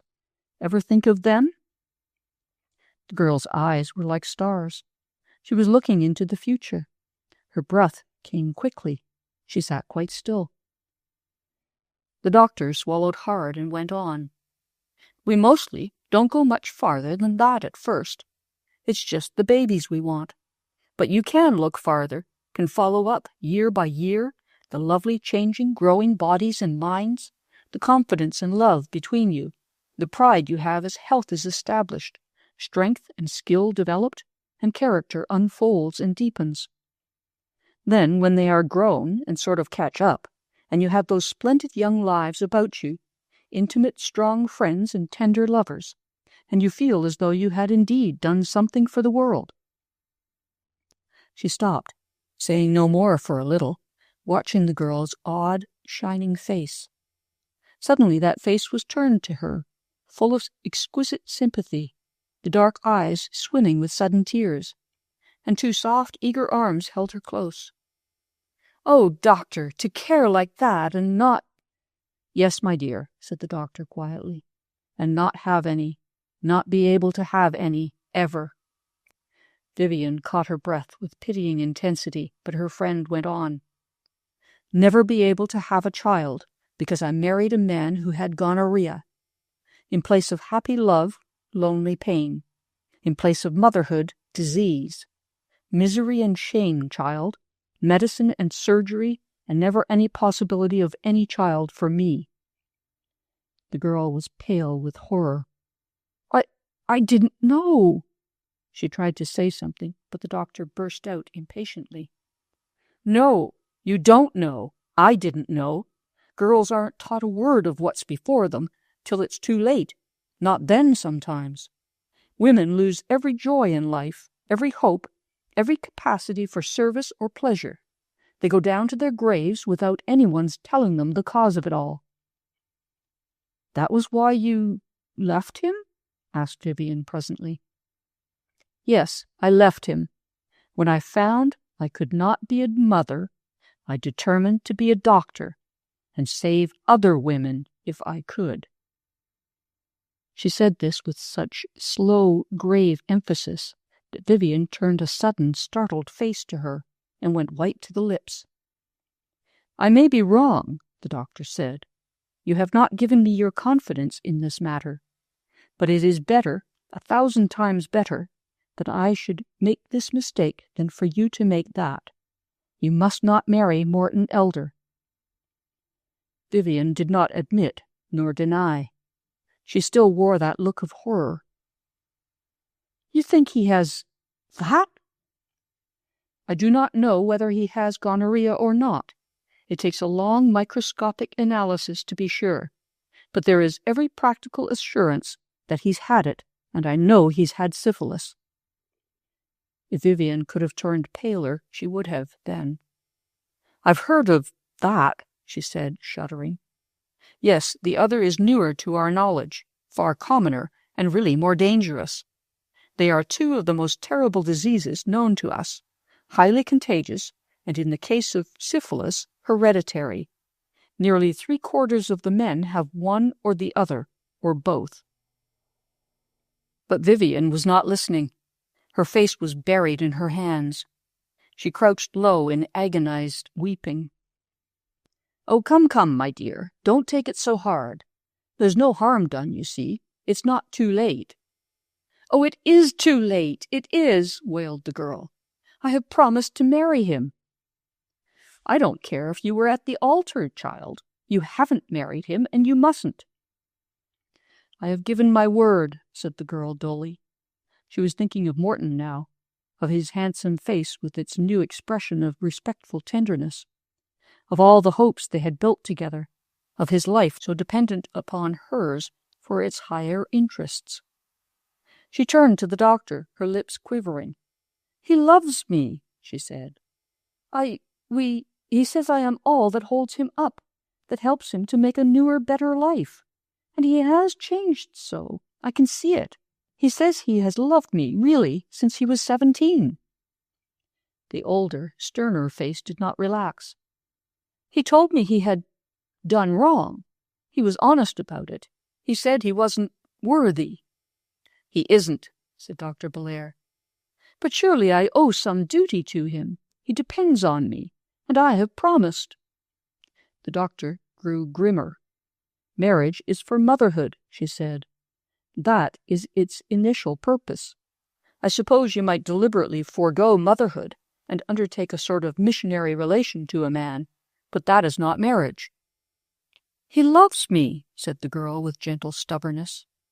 She saw Morton's eyes as she had so often seen them lately, full of adoration and manly patience. She felt his hand as she had felt it so often lately, holding hers, stealing about her waist, sometimes bringing her fingers to his lips for a strong, slow kiss which she could not forget for hours. She raised her head. A new wave of feeling swept over her. She saw a vista of self-sacrificing devotion, foregoing much, forgiving much, but rejoicing in the companionship of a noble life, a soul rebuilt, a love that was passionately grateful. Her eyes met those of her friend fairly. "And I love him," she said. "Will you tell that to your crippled children?" asked Dr. Belair. "Will they understand it if they are idiots? Will they see it if they are blind? Will it satisfy you when they are dead?" The girl shrank before her. "You shall understand," said the doctor. "This is no case for idealism and exalted emotion. Do you want a son like Theophile?" "I thought you said they didn't have any." "Some don't. That is one result. Another result of gonorrhea is to have children born blind. Their eyes may be saved with care, but it is not a motherly gift for one's babies, blindness. You may have years and years of suffering yourself, any or all of those diseases peculiar to women, as we used to call them, and we pitied the men who were so good to their invalid wives. You may have any number of stillborn children, year after year, and every little marred, dead face would remind you that you allowed it. And they may be deformed and twisted, have all manner of terrible and loathsome afflictions, they and their children after them, if they have any. And many do. Dear girl, don't you see that's wicked?" Vivian was silent, her two hands wrung together, her whole form shivering with emotion. "Don't think that you are ruining his life," said the doctor kindly. "He ruined it long ago, poor boy." The girl turned quickly at the note of sympathy. "They don't know either," her friend went on. "What could Miss Borella do, poor little saint, to protect a lively young fellow like that? All they have in their scatterbrained heads is, it's naughty but it's nice. And so they rush off and ruin their whole lives, and their wives, and their children's. A man don't have to be so very wicked either, understand. Just one misstep may be enough for infection. Even if it did break his heart, and yours, even if you both lived single, he because it is the only decent thing he can do now, you because of a misguided sense of devotion, that would be better than to commit this plain sin. Beware of a biological sin, my dear, for there is no forgiveness." She waited a moment and went on, as firmly and steadily as she would have held the walls of a wound while she placed the stitches. "If you two love each other so nobly and devotedly that it is higher and truer and more lasting than the ordinary love of men and women, you might be true to one another for a lifetime, you see, and all that friendship can do, exalted influence, noble inspiration, that is open to you." Vivian's eyes were wide and shining. She saw a possible future, not wholly unbearable. "Has he kissed you yet?" asked the doctor suddenly. "No," she said. "That is, except—" "Don't let him. You might catch it. Your friendship must be distant. Well, shall we be going back? I'm sorry, my dear. I did hate awfully to do it, but I hated worse to see you go down those awful steps from which there is no returning." "Yes," said Vivian. "Thank you. Won't you go on, please? I'll come later." An hour the girl sat there, with the clear blue sky above her, the soft, steady wind rustling the leaves, the little birds that hopped and pecked and flirted their tails so near her motionless figure.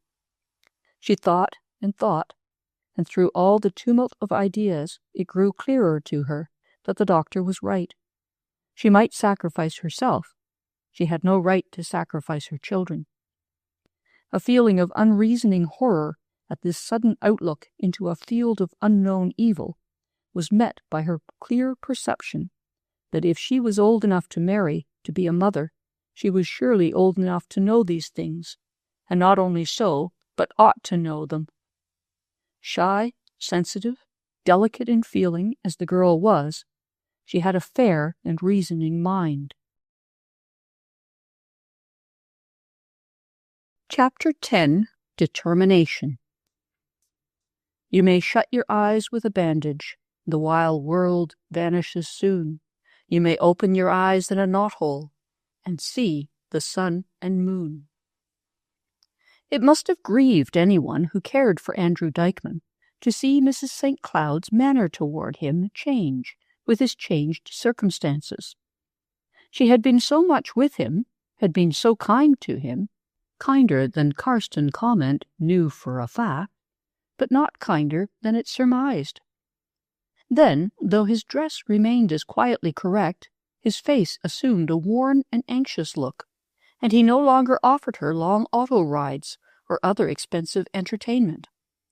She saw men on the piazza stop talking as he came by, and shake their heads as they looked after him, but no one would tell her anything definite till she questioned Mr. Ski.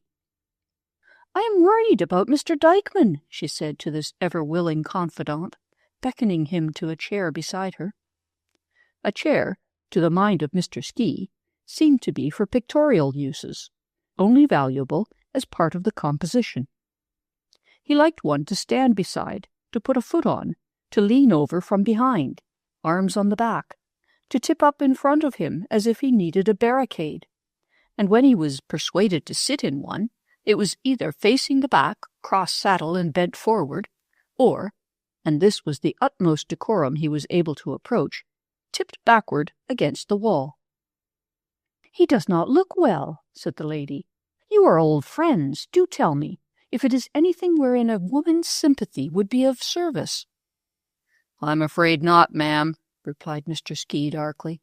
"Andy's hard hit in a worse place than his heart. I wouldn't betray a friend's confidence for any money, ma'am, but this is all over town. It'll go hard with Andy, I'm afraid, at his age." "Oh, I'm so sorry," she whispered. "So sorry.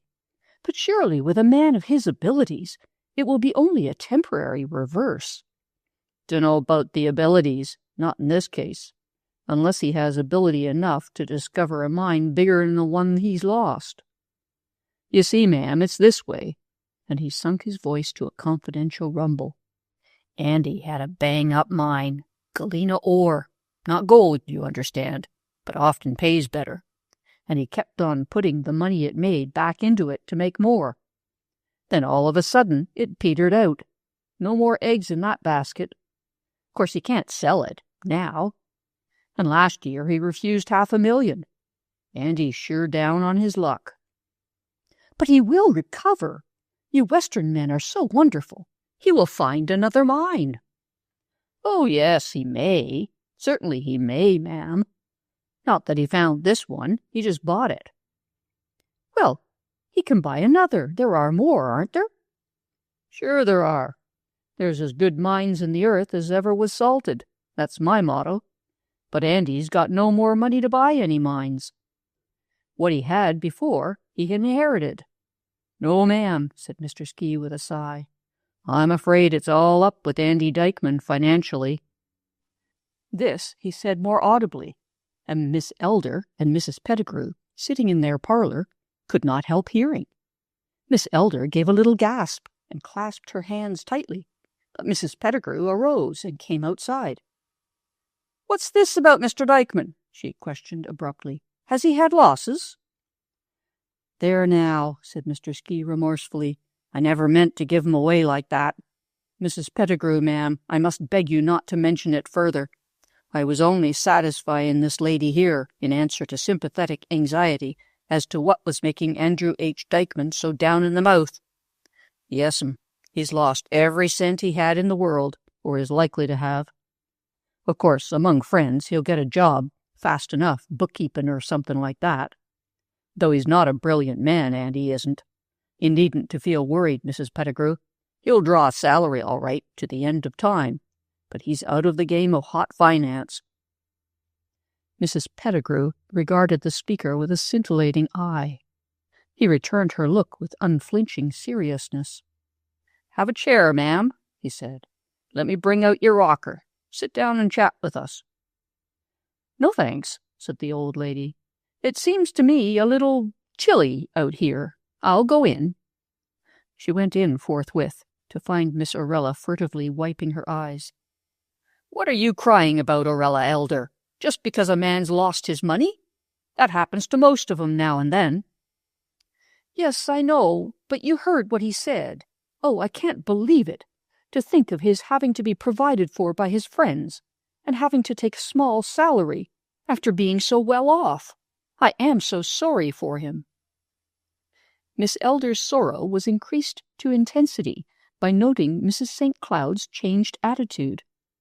Mr. Dykeman made no complaint, uttered no protest, gave no confidences, but it soon appeared that he was working in an office, and furthermore that this position was given him by Mr. Ski. That gentleman, though discreetly reticent as to his own affairs, now appeared in far finer raiment than he had hitherto affected, developed a pronounced taste in fobs and sleeve buttons, and a striking harmony in socks and scarfs. Men talked openly of him. No one seemed to know anything definite, but all were certain that old Ski must have struck it rich. Mr. Ski kept his own counsel, but became munificent in gifts and entertainments. He produced 2 imposing presents for Susie, one a betrothal gift, the other a conventional wedding present. "This is a new one to me," he said, when he offered her the first, "but I understand it's the thing. In fact, I'm sure of it, for I've consulted Mrs. St. Cloud, and she helped me to buy 'em." He consulted Mrs. St. Cloud about a dinner he proposed giving to Mr. Saunders. "One of those farewell to Egypt affairs," he said. "Not that I imagine Jim Saunders ever was much of a Egyptian, but then—" He consulted her also about Vivian. Did she not think the girl looked warm and ill? Wouldn't it be a good thing to send her off for a trip somewhere? He consulted her about a library, said he had always wanted a library of his own, but the public ones were somewhat in his way. How many books did she think a man ought really to own, to spend his declining years among?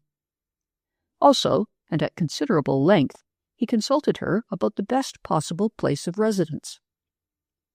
"I'm getting to be an old man, Mrs. St. Cloud," he remarked meditatively, "and I'm thinking of buying and building somewhere. But it's a ticklish job. Lo, these many years I've been perfectly contented to live wherever I was at, and now that I'm considering a real home, blamed if I know where to put it. I'm distracted between a model farm and a metropolitan residence. Which would you recommend, ma'am?" The lady's sympathy and interest warmed to Mr. Ski as they cooled to Mr. Dykeman, not with any blameworthy or noticeable suddenness, but in soft graduations, steady and continuous. The one wore his new glories with an air of modest pride, making no boast of affluence, and the other accepted that which had befallen him without rebellion. Miss Orella's tender heart was deeply touched. As fast as Mrs. St. Cloud gave the cold shoulder to her friend, she extended a warm hand. When they chatted about Mr. Ski's visible success, she spoke bravely of the beauty of limited means, and when it was time to present her weekly bills to the boarders, she left none in Mr. Dykeman's room. This he took for an oversight at first, but when he found the omission repeated on the following week, he stood by his window, smiling thoughtfully for some time, and then went in search of Miss Orella. She sat by her shaded lamp, alone, knitting a silk tie which was promptly hidden as he entered. He stood by the door looking at her, in spite of her urging him to be seated, observing the warm color in her face, the graceful lines of her figure, the gentle smile that was so unfailingly attractive. Then he came forward, calmly inquiring, "Why haven't you sent me my board bill?" She lifted her eyes to his and dropped them, flushing. Excuse me, but I thought—" "You thought I couldn't conveniently pay it? Oh, please excuse me. I didn't mean to do anything you wouldn't like, but I did hear that you were temporarily embarrassed. And I want you to feel sure, Mr. Dykeman, that to your real friends it makes no difference in the least. And if, for a while that is, it should be a little more convenient to defer payment, please feel perfectly at liberty to wait." She stood there, blushing like a girl, her sweet eyes wet with shining tears that did not fall, full of tender sympathy for his misfortune. "Have you heard that I've lost all my money?" he asked.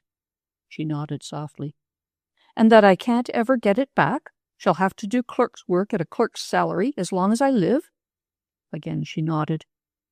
He took a step or two back and forth in the quiet parlor, and returned to her. "Would you marry a poor man?" he asked in a low, tender voice. "Would you marry a man not young, not clever, not rich, but who loved you dearly?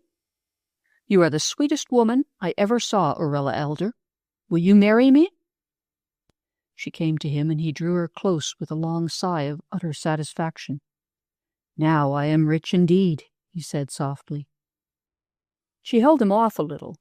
"Don't talk about being rich. It doesn't matter. If you like to live here, why, this house will keep us both. If you'd rather have a little one, I can live so happily on so little. And there is my own little home in Bainville. Perhaps you could find something to do there.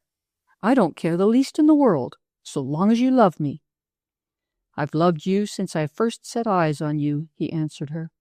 "To see the home you've made here for all of us was enough to make any man love you. But I thought a while back that I hadn't any chance. You weren't jealous of that artificial fairy, were you?" And conscientiously, Miss Orella lied.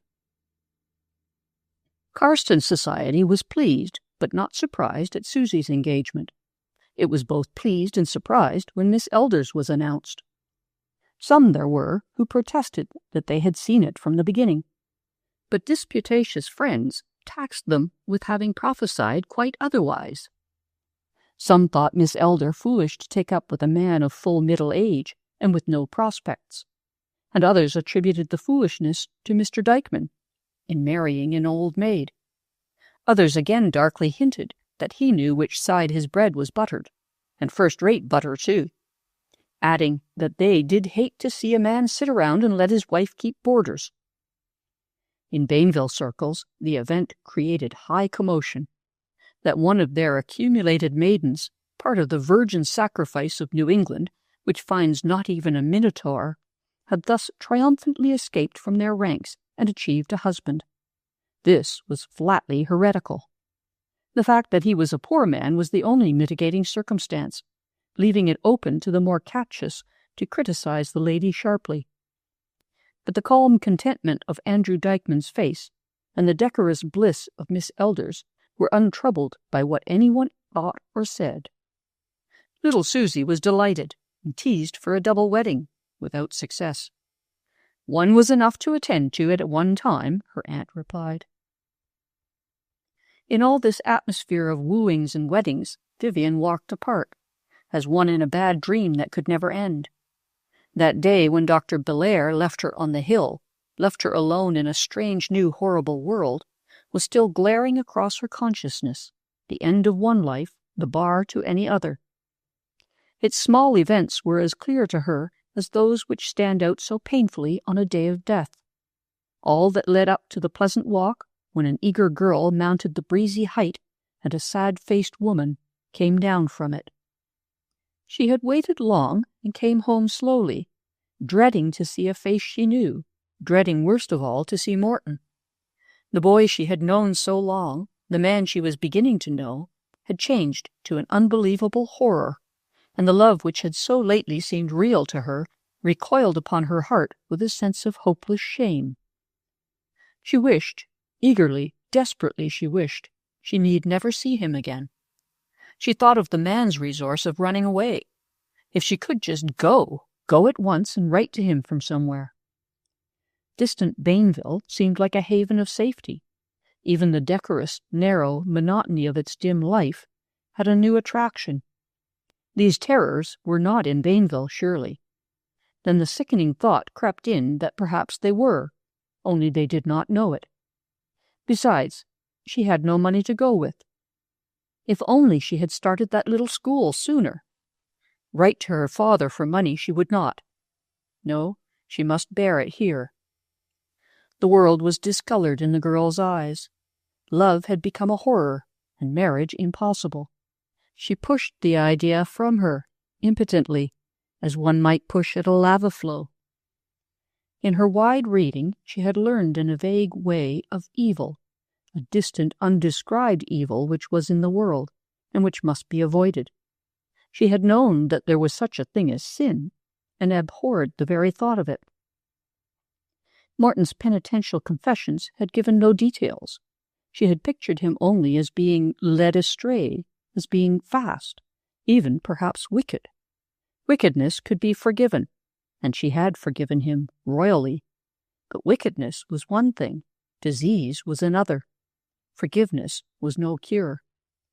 The burden of new knowledge so distressed her that she avoided the family entirely that evening, avoided Susie, went to her grandmother, and asked if she might come and sleep on the lounge in her room. "Surely, my child, glad to have you," said Mrs. Pettigrew affectionately. "Better try my bed. There's room a-plenty." The girl lay long with those old arms about her, crying quietly. Her grandmother asked no questions, only patted her softly from time to time and said, "There, there," in a pleasantly soothing manner. After some time she remarked, "If you want to say things, my dear, say 'em. Anything you please." In the still darkness they talked long and intimately, and the wise old head straightened things out somewhat for the younger one. "Doctors don't realize how people feel about these matters," said Mrs. Pettigrew. "They are so used to all kinds of ghastly things, they forget that other folks can't stand 'em. She was too hard on you, dearie." But Vivian defended the doctor. "Oh, no, Grandma, she did it beautifully, and it hurt her so. She told me about her own disappointment." "Yes, I remember her as a girl, you see. A fine, sweet girl she was, too. It was an awful blow, and she took it hard. It has made her bitter, I think, perhaps. That, and the number of similar cases she had to cope with." "But, Grandma, can it be as bad as she said? 75%? 3/4 of everybody?" "Not everybody, dear, thank goodness. Our girls are mostly clean, and they save the race, I guess." "I don't even want to see a man again," said the girl with low intensity. "Shouldn't think you would at first. But, dear child, just brace yourself and look it fair in the face. The world's no worse than it was yesterday, just because you know more about it." "No," Vivian admitted, "but it's like uncovering a charnel house." She shuddered. "Never saw a charnel house myself," said the old lady, "even with the lid on. But now see here, child, you mustn't feel as if all men were unspeakable villains. They are just ignorant boys, and nobody ever tells them the truth. Nobody used to know it, for that matter. All this about gonorrhea is quite newly discovered. It has set the doctors all by the ears. Having women doctors has made a difference, too. Lots of difference. Besides," she went on after a pause, "things are changing very fast now since the general airing began. Dr. Prince Morrow in New York, with that society of his, I can never remember the name, makes me think of toothbrushes, has done much, and the popular magazines have taken it up. You must have seen some of those articles, Vivian." "I have," the girl said, "but I couldn't bear to read them, ever." "That's it," responded her grandmother tartly. "We bring up girls to think it is not proper to know anything about the worst danger before them. Proper! Why, my dear child, the young girls are precisely the ones to know. It's no use to tell a woman who has buried all her children, or wishes she had, that it was all owing to her ignorance and her husband's. You have to know beforehand if it's to do you any good." After a while she continued, "Women are waking up to this all over the country now. Nice women, old and young. The women's clubs and congresses are taking it up, as they should. Some states have passed laws requiring a medical certificate, a clean bill of health, to go with a license to marry. You can see that's reasonable. A man has to be examined to enter the army or navy, even to get his life insured. Marriage and parentage are more important than those things, and we are beginning to teach children and young people what they ought to know. There's hope for us." "But, Grandma, it's so awful about the children." "Yes, dear, yes. It's pretty awful, but don't feel as if we were all on the brink of perdition.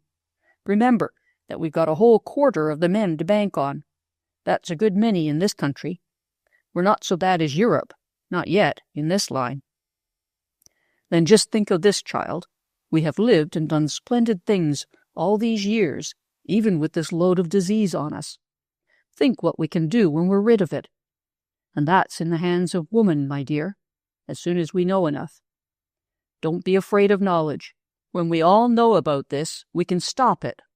Think of that. We can religiously rid the world of all these undesirable citizens." "How, Grandma?" "Easy enough, my dear, by not marrying them." There was a lasting silence. Grandma finally went to sleep, making a little soft whistling sound through her parted lips. But Vivian lay awake for long, slow hours.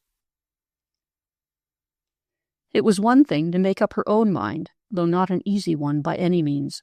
It was quite another to tell Morton.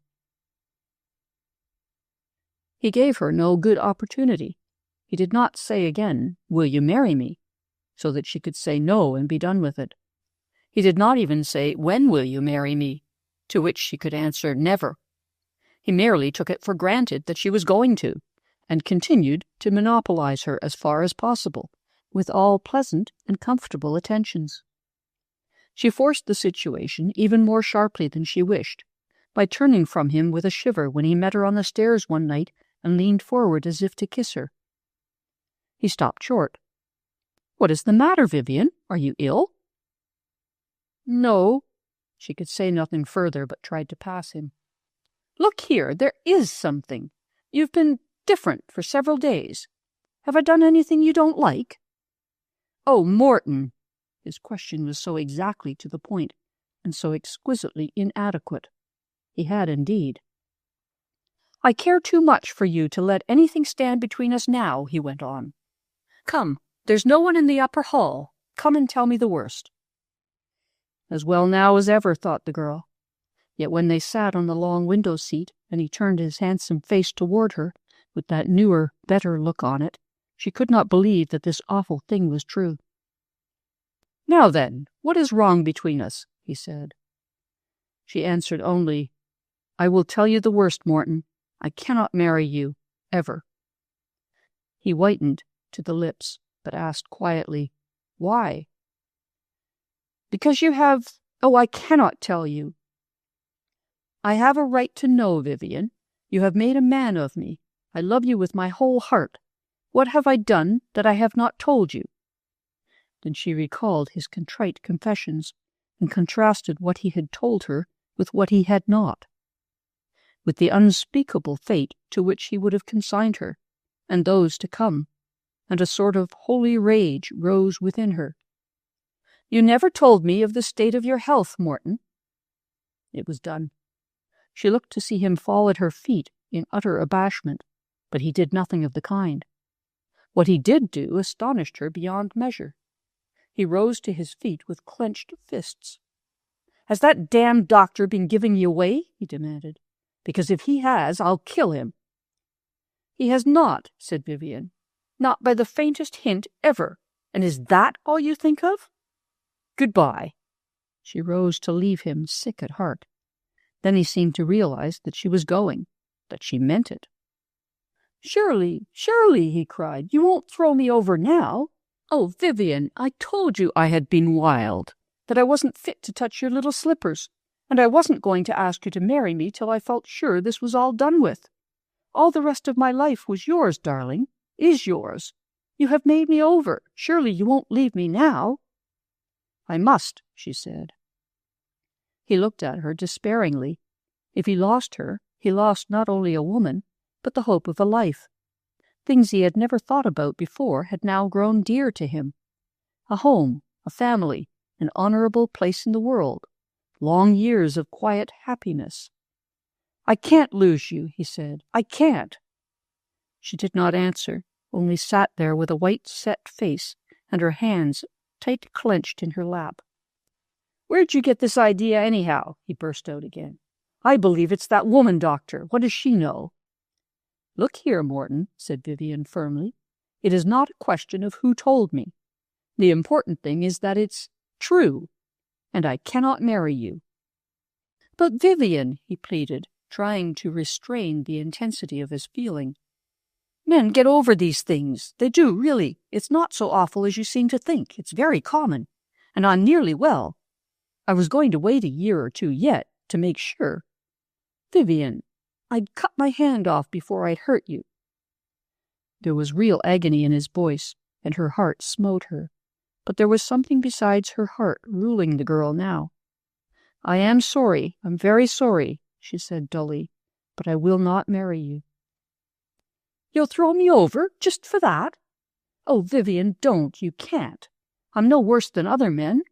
It seems so terrible to you just because you're so pure and white. It's only what they call wild oats, you know. Most men do it." She shook her head. "And will you punish me? So cruelly? For that? I can't live without you, Vivian. I won't." "It is not a question of punishing you, Morton," she said gently, "nor myself. It is not the sin I am considering. It is the consequences." He felt a something high and implacable in the gentle girl, something he had never found in her before. He looked at her with despairing eyes. Her white grace, her stately little ways, her delicate beauty had never seemed so desirable. "Good God, Vivian, you can't mean it. Give me time. Wait for me. I'll be straight all the rest of my life, I mean it. I'll be true to you, absolutely. I'll do anything you say, only don't give me up." She felt old, hundreds of years old, and as remote as far mountains.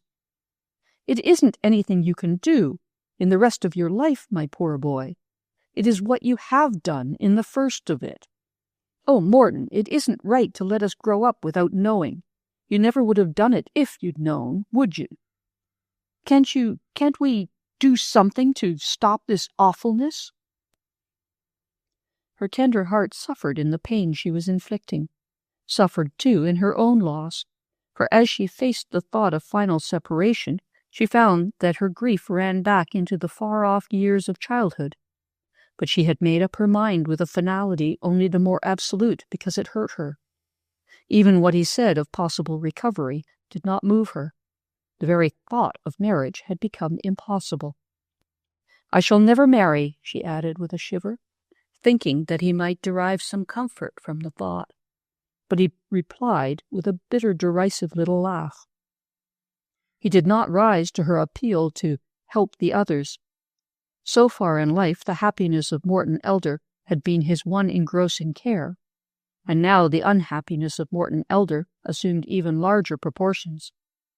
That bright and hallowed future to which he had been looking forward so earnestly had been suddenly withdrawn from him. His good resolutions, his living straight for the present, were wasted. "You women that are so superior," he said, "that'll turn a man down for things that are over and done with, that he's sorry for and ashamed of, do you know what you drive a man to? What do you think's going to become of me if you throw me over?" He reached out his hands to her in real agony. "Vivian, I love you. I can't live without you. I can't be good without you. And you love me a little, don't you?" She did. She could not deny it. She loved to shut her eyes to the future, to forgive the past, to come to those outstretched arms and bury everything beneath that one overwhelming phrase, "I love you." But she heard again Dr. Bellaire's clear, low, accusing voice. "Will you tell that to your crippled children?" She rose to her feet. "I cannot help it, Morton. I am sorry. You will not believe how sorry I am, but I will never marry you." A look of swift despair swept over his face. It seemed to darken visibly as she watched. An expression of bitter hatred came upon him, of utter recklessness. All that the last few months had seemed to bring of higher, better feeling fell from him, and even as she pitied him, she thought with a flicker of fear of how this might have happened after marriage. "Oh, well," he said, rising to his feet, "I wish you could have made up your mind sooner, that's all. I'll take myself off now." She reached out her hands to him. "Morton, please, don't go away feeling so hardly. I am fond of you, I always was. Won't you let me help you to bear it? Can't we be friends?" Again he laughed that bitter little laugh. "No, Miss Lane," he said, "we distinctly cannot. This is goodbye. You won't change your mind again?" She shook her head in silence, and he left her. Chapter 11. Thereafter. If I do right, though heavens fall, and end all light and laughter, though black the night and ages long, bitter the cold, the tempest strong, if I do right and brave it all, the sun shall rise thereafter. The inaccessibility of Dr. Hale gave him, in the eyes of Mrs. St. Cloud, all the attractiveness of an unscaled peak to the true mountain climber. Here was a man, an unattached man, living next door to her, whom she had not even seen. Her pursuance of what Mr. Ski announced to his friends to be one of these platonic friendships did not falter. Neither did her interest in other relations less philosophic. Mr. Dykeman's precipitate descent from the class of eligibles was more of a disappointment to her than she would admit, even to herself. His firm, kind friendliness had given a sense of comfort, of achieved content that her restless spirit missed. Dr. Hale, if he had been before inaccessible, had now become so heavily fortified, so empanoplied in armor, offensive and defensive, that even Mrs. Pettigrew found it difficult to obtain speech with him. That his best friend, so long supporting him in cheerful bachelorhood, should have thus late laid down his arms was bitterly resented. That Mr. Ski, freelance of years' standing, and risen victor from several stricken fields, should show signs of capitulation, annoyed him further. Whether these feelings derived their intensity from another, which he entirely refused to acknowledge, is matter for the psychologist, and Dr. Hale avoided all psychologic self-examination. With the boys he was always a hero. They admired his quiet strength, and the unbroken good nature that was always presented to those about him, whatever his inner feelings. Mr. Peters burst forth to the others one day, in tones of impassioned admiration. "By George, fellows," he said, "you know how nice Doc was last night?" "Never saw him when he wasn't," said Archie. "Don't interrupt Mr. Peters," drawled Percy. "He's on the brink of a scientific discovery. Strange how these secrets of nature can lie unrevealed about us so long and then suddenly burst upon our ken." Mr. Peters grinned affably. "That's all right, but I maintain my assertion. Whatever the general attraction of our noble host, you'll admit that on the special occasion of yesterday evening, which we celebrated to a late hour by innocent games of cards, he was, as usual, the soul of affability," suggested Percy. "Precisely," Peters admitted. "If there is a well-chosen word which perfectly describes the manner of Dr. Richard Hale, it is affable. Thank you, sir, thank you. Well, what I wish to announce, so that you can all of you get down on your knees at once and worship, is that all last evening he had a toothache, a bad toothache." My word, said Archie, and remained silent. Oh, come now, Percy protested. That's against nature. Have a toothache and not mention it? Not even mention it? Without exaggeration? Why, Archimedes couldn't do that, or Sandalphon, or any of them. How do you learn the facts, my son? Tell us that. Heard him on the phone, making an appointment. Yes, since noon yesterday. Yes, pretty severe. 11:30? You can't make it earlier? All right. I'm just mentioning it to convince you fellows that you don't appreciate your opportunities. There was some exceptional female once. They said to know her was a liberal education. What would you call it to live with Dr. Hale? And they called it every fine thing they could think of, for these boys knew better than anyone else the effect of that association. His patients knew him as wise, gentle, efficient, bringing a sense of hope and assurance by the mere touch of that strong hand. His professional associates in the town knew him as a good practitioner and friend. And wider medical circles, readers of his articles in the professional press, had an even higher opinion of his powers. Yet none of these knew Richard Hale.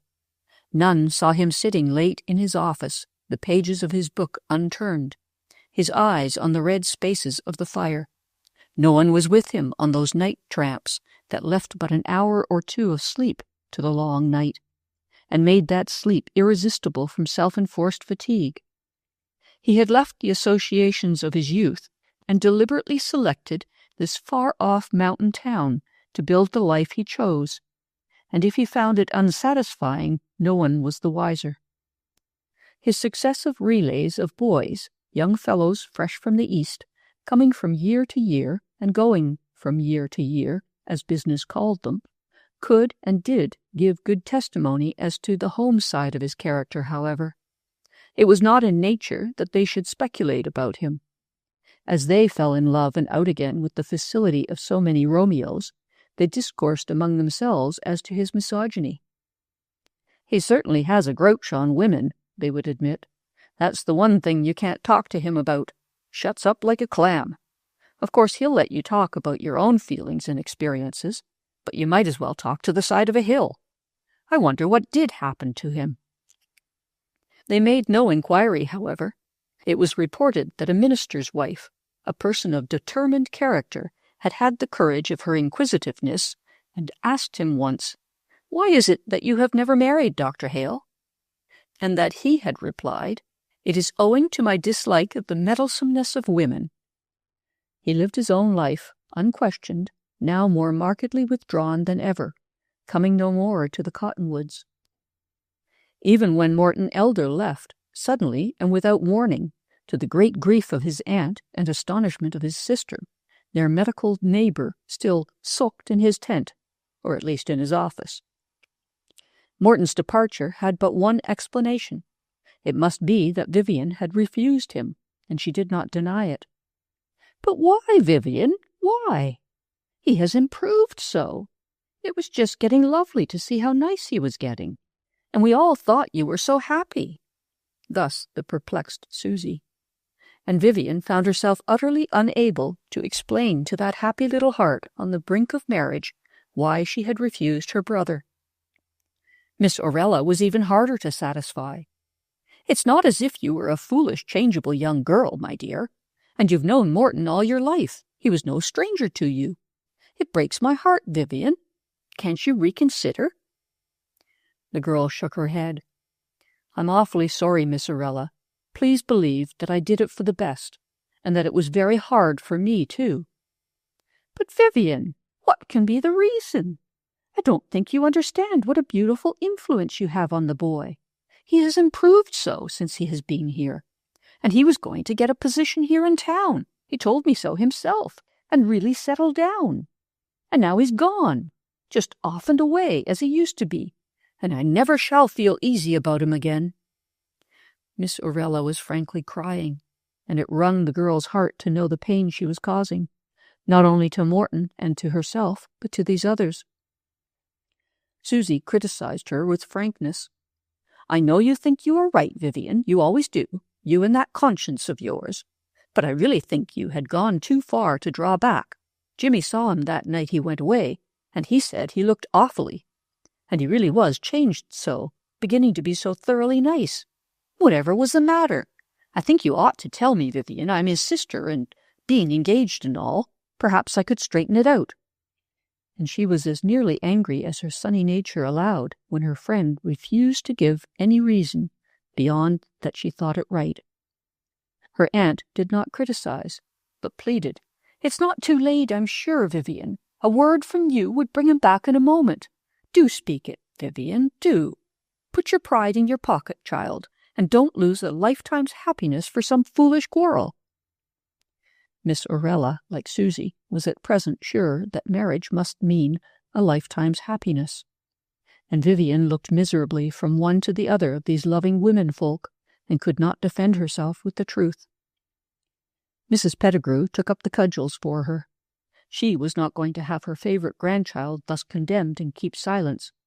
"Anybody'd think Vivian had married the man and then run away with another one," she said tartly. "Pity if a girl can't change her mind before marrying. She's held down pretty close afterward. An engagement isn't a wedding, Orella Elder." "But you don't consider the poor boy's feelings in the least, Mrs. Pettigrew." "No, I don't," snapped the old lady. "I consider the poor girl's. I'm willing to bet as much as you will that his feelings aren't any worse than hers. If he'd changed his mind and run off and left her, I warrant you two wouldn't have been so hard on him." Evading this issue, Miss Orella wiped her eyes and said, "Heaven knows where he is now, and I'm afraid he won't write. He never did write much, and now he's just heartbroken. I don't know as I'd have seen him at all if I hadn't been awake and heard him rushing downstairs. You've no idea how he suffers. I don't see as the girl's to blame that he hadn't decency enough to say good-bye to the aunt that's been a mother to him, or to write to her as he ought to. A person don't need to forget all their duty because they've got the mitten." Vivian shrank away from them all. Her heart ached intolerably. She had not realized how large a part in her life this constant admiration and attention had become. She missed the outward agreeableness and the soft tide of affection which had risen more and more warmly about her. From her earliest memories she had wished for affection deep and continuous, tender and with full expression. She had been too reserved to show her feeling, too proud by far to express it, but under that delicate reticence of hers lay always that deep longing to love and to be loved wholly. Susie had been a comfort always in her kittenish affection and caressing ways, but Susie was doubly lost, both in her new absorption and now in this estrangement. Then, to bring pain to Miss Orella, who had been so kind and sweet to her from earliest childhood, to hurt her so deeply now, to mingle in her cup of happiness this grief and anxiety, made the girl suffer keenly. Jimmy, of course, was able to comfort Susie. He told her it was no killing matter anyhow, and that Morton would inevitably console himself elsewhere. "He'll never wear the willow for any girl, my dear. Don't you worry about him." Also, Mr. Dykeman comforted Miss Orella, not only with wise words, but with his tender sympathy and hopefulness. But no one could comfort Vivian. Even Dr. Belair seemed to her present sensitiveness an alien, cruel power. She had come like the angel with the flaming sword to stand between her and what, now that it was gone, began to look like paradise. She quite forgot that she had always shrunk from Morton when he made love too warmly, that she had been far from wholly pleased with him when he made his appearance there, that their engagement, so far as they had one, was tentative. "Sometime, when I am good enough," not having arrived. The unreasoning voice of the woman's nature within her had answered, though but partially, to the deep call of the man's, and now she missed more than she would admit to herself the tenderness that was gone. She had her intervals of sharp withdrawal from the memory of that tenderness, of deep thanksgiving for her escape, but fear of a danger only prophesied does not obliterate memory of joys experienced. Her grandmother watched her carefully, saying little.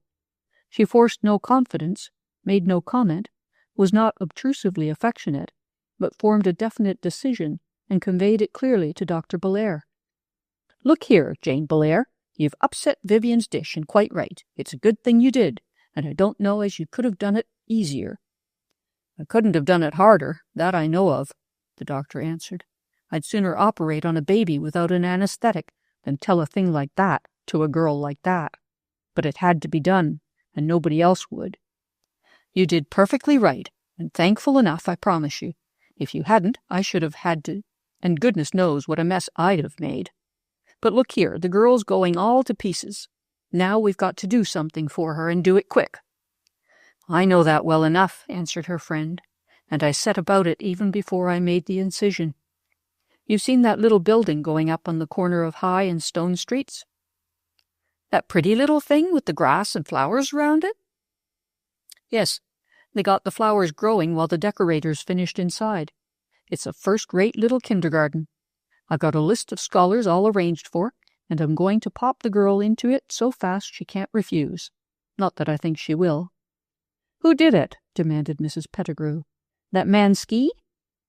"Mr. Ski has had something to do with it," replied the doctor guardedly, "but he doesn't want his name mentioned." "Huh," said Mrs. Pettigrew. Vivian made no objection, though she was too listless to take up work with enthusiasm. As a prescription, nothing could have worked better. Enough small pupils were collected to pay the rent of the pretty place and leave a modest income for her. Dr. Belair gathered together the mothers and aunts for a series of afternoon talks in the convenient building, Vivian assisting, and roused much interest among them. The loving touch of little hands, the pleasure of seeing the gay contentment of her well-ordered charges, began to lighten the girl's heart at last. They grew so fond of her that the mothers were jealous, but she played with and taught them so wisely, and the youngsters were so much improved by it, that no parent withdrew her darling.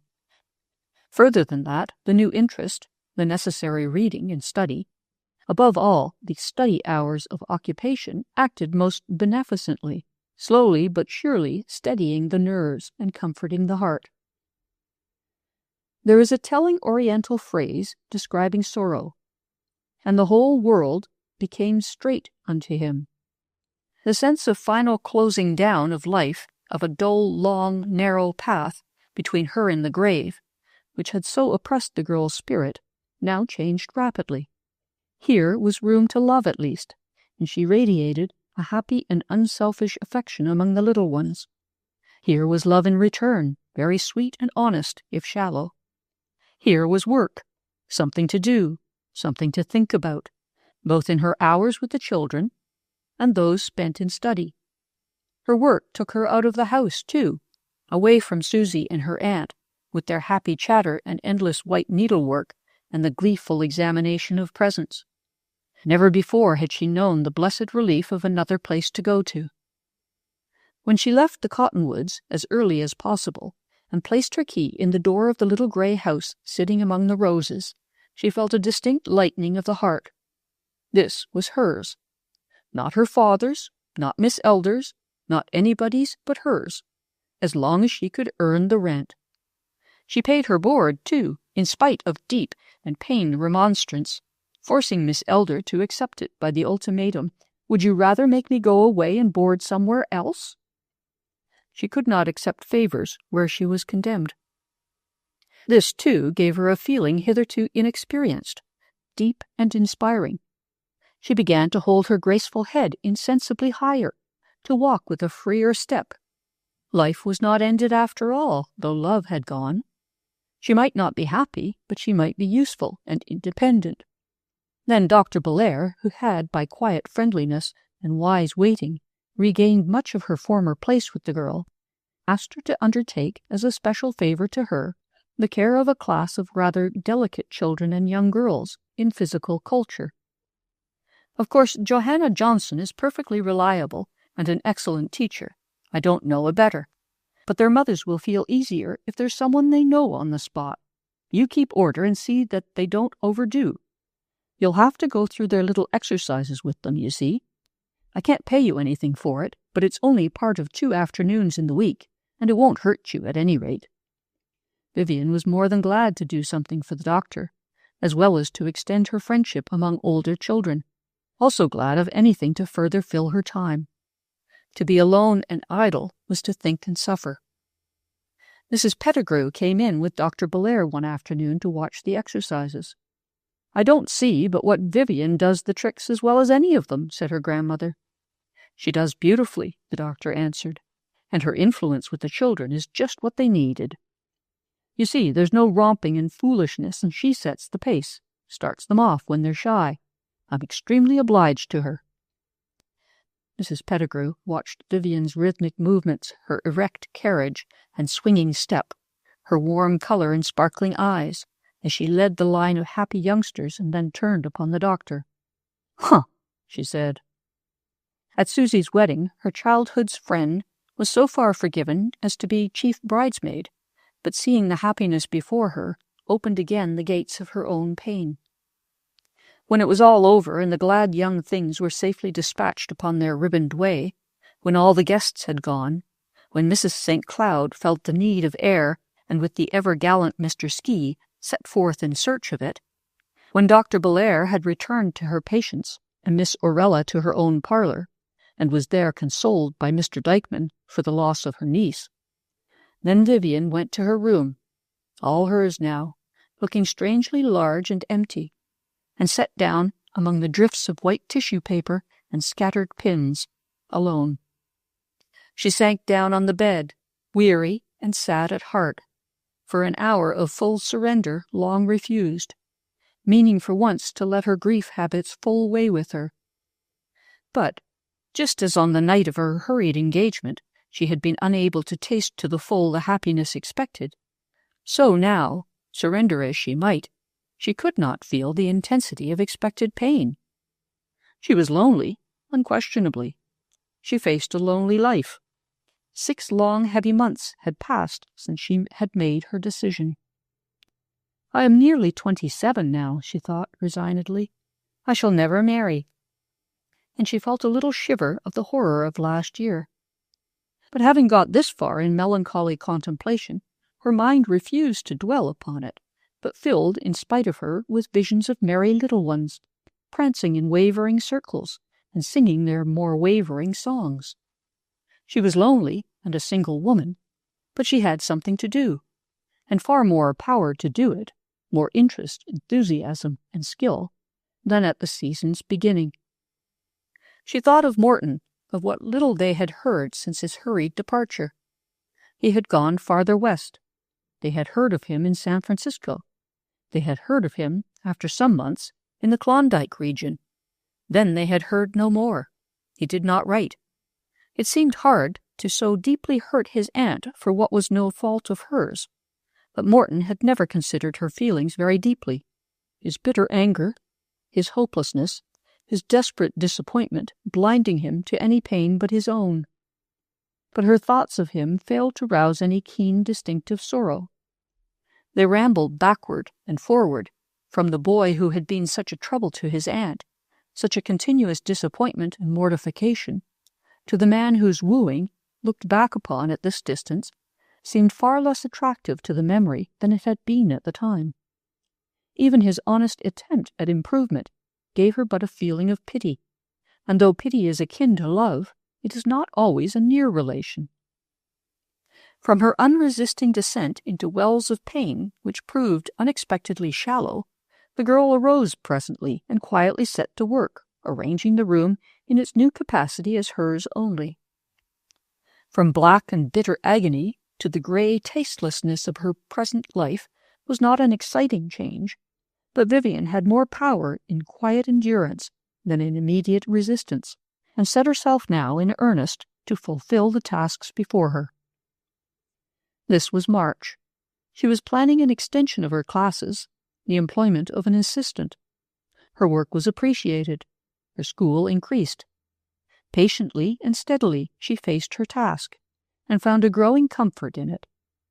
When summer came, Dr. Belair again begged her to help out in the plan of a girls' camp she was developing. This was new work for Vivian, but her season in Mrs. Johnson's gymnastic class had given her a fresh interest in her own body and the use of it. That stalwart instructress, A large-boned, calm-eyed Swedish woman was to be the manager of the camp, and Vivian, this time with a small salary attached, was to act as assistant.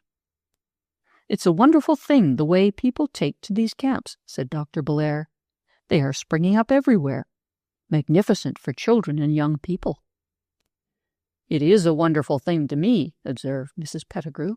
"You go to a wild place that costs no rent, you run a summer hotel without any accommodations, you get a lot of parents to pay handsomely for letting their children be uncomfortable, and there you are."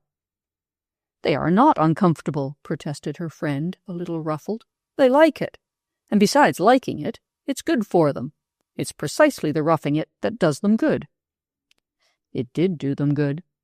The group of young women and girls who went to the high-lying mountain lake where Dr. Belair had bought a piece of wild, rough country for her own future use, and none of them profited by it more than Vivian. She had been, from time, to decorous shore places where one could do nothing but swim and lie on the sand, or to the mountains, those trim, green, modest, pretty picture mountains of which New England is so proud. But she had never before been in an untouched wilderness. Often, in the earliest dawn, she would rise from the springy, odorous bed of balsam boughs and slip out alone for her morning swim. A run through the pines to a little rocky cape with a small cave she knew, and to glide naked into that glass-smooth water, warmer than the sunless air, and swim out softly, silently, making hardly a ripple, turn on her back and lie there, alone with the sky. This brought peace to her heart. She felt so free from every tie to earth, so like a soul in space, floating there with the clean, dark water beneath her, and the clear, bright heaven above her, and when the pale glow in the east brightened to saffron, warmed to rose, burst into a level blaze of gold, the lake laughed in the light, and Vivian laughed too, in pure joy of being alive and out in all that glittering beauty. She tramped the hills with the girls, picked heaping pails of wild berries, learned to cook in primitive fashion, slept as she had never slept in her life, from dark to dawn, grew brown and hungry and cheerful. After all, 27 was not an old age. She came back at the summer end, and Dr. Belair clapped her warmly on the shoulder, declaring, "I'm proud of you, Vivian, simply proud of you." Her grandmother, after a judicious embrace, held her at arm's length and examined her critically. "I don't see but what you've stood it first rate," she admitted. "And if you like that color, why, you certainly are looking well." She was well, and began her second year of teaching with a serene spirit. In all this time of slow rebuilding, Vivian would not have been left comfortless if masculine admiration could have pleased her. The young men at the Cottonwoods, now undistracted by Susie's gay presence, concentrated much devotion upon Vivian, as did also the youths across the way. She turned from them all, gently but with absolute decision. Among her most faithful devotees was young Percy Watson, who loved her almost as much as he loved Dr. Hale, and could never understand in his guileless, boyish heart why neither of them would talk about the other. They did not forbid his talking, however, and the earnest youth, sitting in the quiet parlor at the Cottonwoods, would free his heart to Vivian about how the doctor worked too hard, sat up all hours to study, didn't give himself any rest, nor any fun. "He'll break down some time. I tell him so. It's not natural for any man to work that way, and I don't see any real need of it. He says he's working on a book, some big medical book, I suppose. But what's the hurry? I wish you'd have him over here oftener and make him amuse himself a little, Miss Vivian." "Dr. Hale is quite welcome to come at any time. He knows that," said she. Again the candid Percy, sitting on the doctor's shadowy piazza, poured out his devoted admiration for her to his silent host. "She's the finest woman I ever knew," the boy would say. "She's so beautiful and so clever and so pleasant to everybody. She's square, like a man. And she's kind, like a woman, only kinder, a sort of motherliness about her. I don't see how she ever lived so long without being married. I'd marry her in a minute, if I was good enough and if she'd have me." Dr. Hale tousled the ears of Balzac, the big brown dog, whose head was so often on his knee, and said nothing. He had not seen the girl since that night by the arbor. Later in the season he learned, perforce, to know her better and to admire her more. Susie's baby came with the new year and brought danger and anxiety. They hardly hoped to save the life of the child. The little mother was long unable to leave her bed. Since her aunt was not there, but gone, as Mrs. Dykeman, on an extended tour, part business and part honeymoon, her husband told her, and since Mrs. Pettigrew now ruled alone at the Cottonwoods with every evidence of ability and enjoyment, Vivian promptly installed herself in the Saunders home as general housekeeper and nurse. She was glad then of her strength and used it royally, comforting the wretched Jim, keeping up Susie's spirits, and mothering the frail, tiny baby with exquisite devotion. Day after day the doctor saw her, sweet and strong and patient, leaving her school to the assistant, regardless of losses, showing the virtues he admired most in women. He made his calls as short as possible, but even so, Vivian could not but note how his sternness gave way to brusque good cheer for the sick mother, and to a lovely gentleness with the child. When that siege was over and the girl returned to her own work, she carried pleasant pictures in her mind, and began to wonder, as had so many others, why this man, who seemed so fitted to enjoy a family, had none. She missed his daily call, and wondered further why he avoided them more assiduously than at first. Chapter 12. Achievements. There are some folk born to beauty, and some to plenteous gold, some who are proud of being young, some proud of being old, some who are glad of happy love, enduring, deep and true, and some who thoroughly enjoy the little things they do.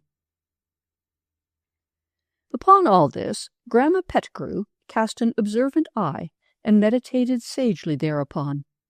Coming to a decision, she first took a course of reading in some of Dr. Bellaire's big books, and then developed a series of perplexing symptoms, not of a too poignant or perilous nature, that took her to Dr. Hale's office frequently. "You haven't repudiated Dr. Bellaire, have you?" he asked her. "I have never consulted Jane Bellaire as a physician," she replied, "though I esteem her much as a friend." The old lady's company was always welcome to him. He liked her penetrating eye, her close-lipped, sharp remarks, and appreciated the real kindness of her heart. If he had known how closely she was peering into the locked recesses of his own, and how much she saw there, he would perhaps have avoided her as he did Vivian, and if he had known further that this ingenious old lady, pursuing long genealogical discussions with him, had finally unearthed a mutual old-time friend, and had forthwith started a correspondence with that friend based on this common acquaintance in Carston, he might have left that city. The old-time friend, baited by Mrs. Pettigrew's innocent comment on Dr. Hale's persistence in single blessedness, poured forth what she knew of the cause with no more embellishment than time is sure to give. "I know why he won't marry," wrote she. "He had reason good to begin with, but I never dreamed he'd be obstinate enough to keep it up 16 years. When he was a boy in college here, I knew him well. He was a splendid fellow, one of the very finest. But he fell desperately in love with that beautiful Mrs. James. Don't you remember about her? She married a St. Cloud later, and he left her, I think. She was as lovely as a cameo, and as hard and flat. That woman was the saintliest thing that ever breathed. She wouldn't live with her husband because he had done something wrong. She wouldn't get a divorce, nor let him, because that was wicked. And she always had a string of boys round her, and talked about the moral influence she had on them. Young Hale worshipped her, simply worshipped her, and she let him. She let them all. She had that much that was godlike about her. She loved incense. You need not ask for particulars. She was far too particular for that. But one light-headed chap went and drowned himself. That was all hushed up, of course, but some of us felt pretty sure why. He was a half-brother to Dick Hale, and Dick was awfully fond of him. Then he turned hard and hateful all at once, used to talk horrid about women. He kept straight enough. That's easy for a misogynist, and studying medicine didn't help him any. Doctors and ministers know too much about women. So there you are. But I'm astonished to hear he's never gotten over it. He always was obstinate. It's his only fault. They say he swore never to marry. If he did, that accounts. Do give my regards if you see him again." Mrs. Pettigrew considered long and deeply over this information as she slowly produced a jersey striped with Roman vividness. It was noticeable in this new life in Carston that Mrs. Pettigrew's knitted jackets had grown steadily brighter in hue from month to month. Whereas in Bainville, purple and brown were the highlights, and black, slate, and navy blue the main colors, now her worsteds were as a painter's palette, and the result not only cheered, but bade fair to inebriate. "A pig-headed man," she said to herself as her needle prodded steadily in and out.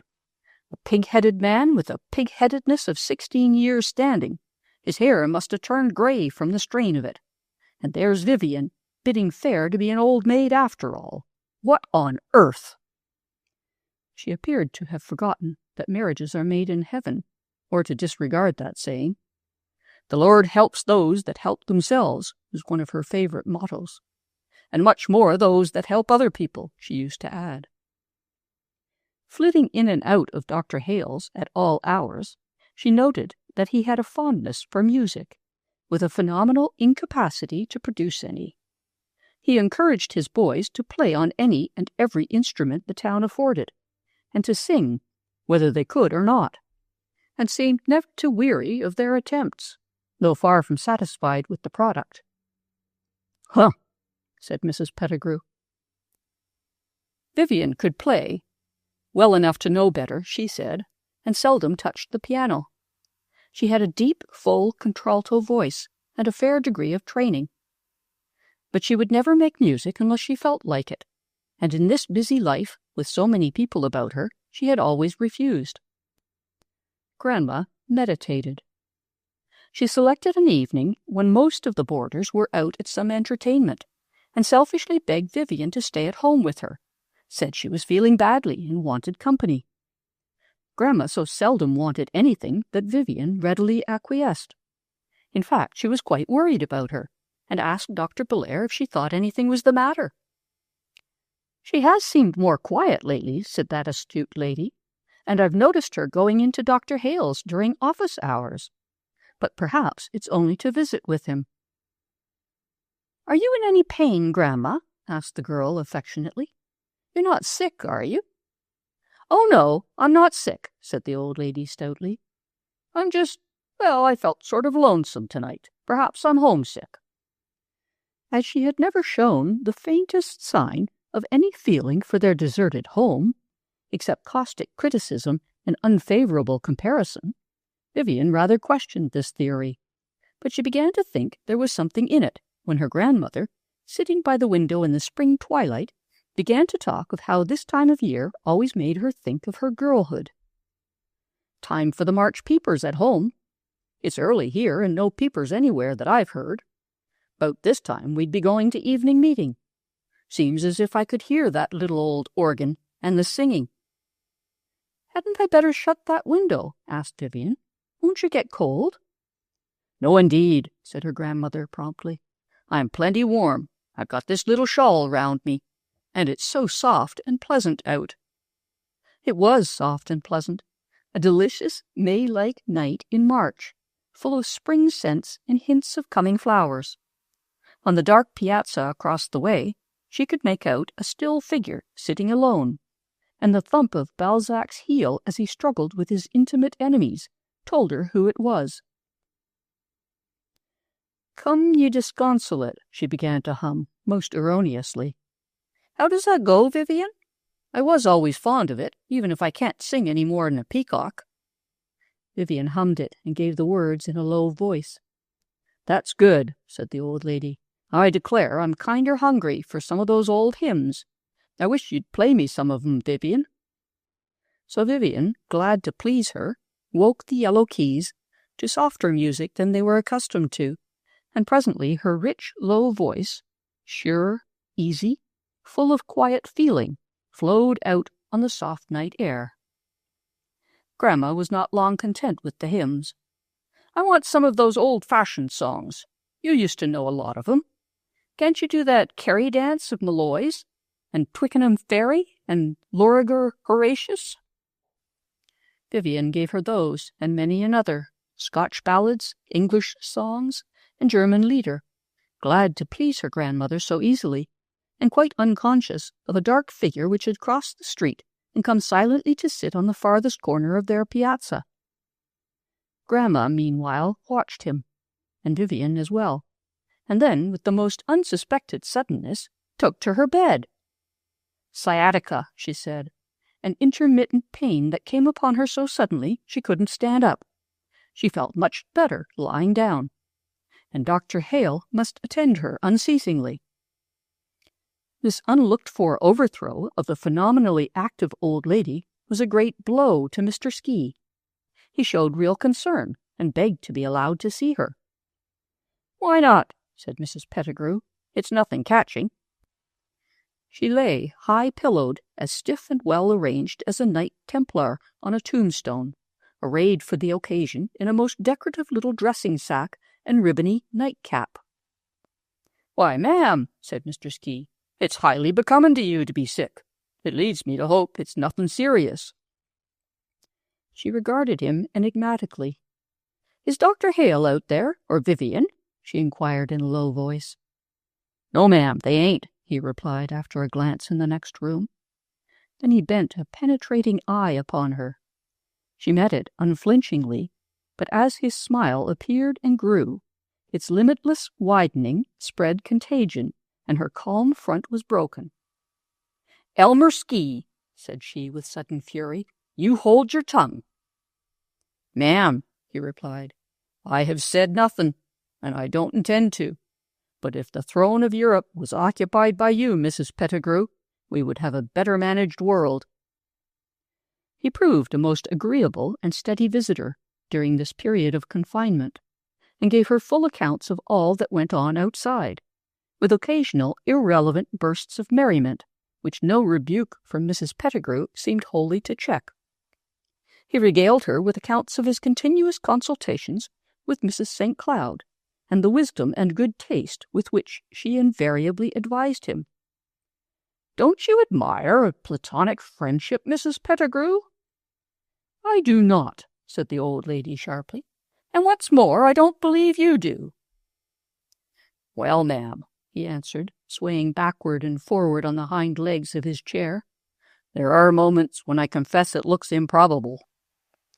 Mrs. Pettigrew cocked her head on one side and turned a gimlet eye upon him.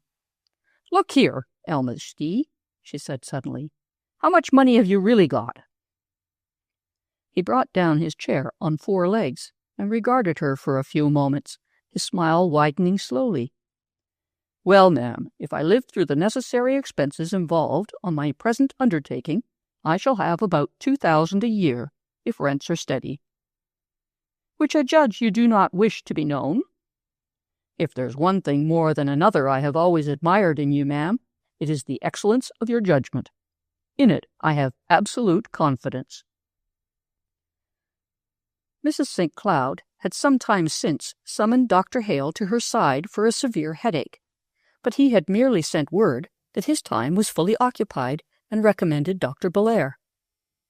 Now, observing Mrs. Pettigrew's tactics, the fair invalid resolved to take the bull by the horns and go herself to his office. She found him easily enough.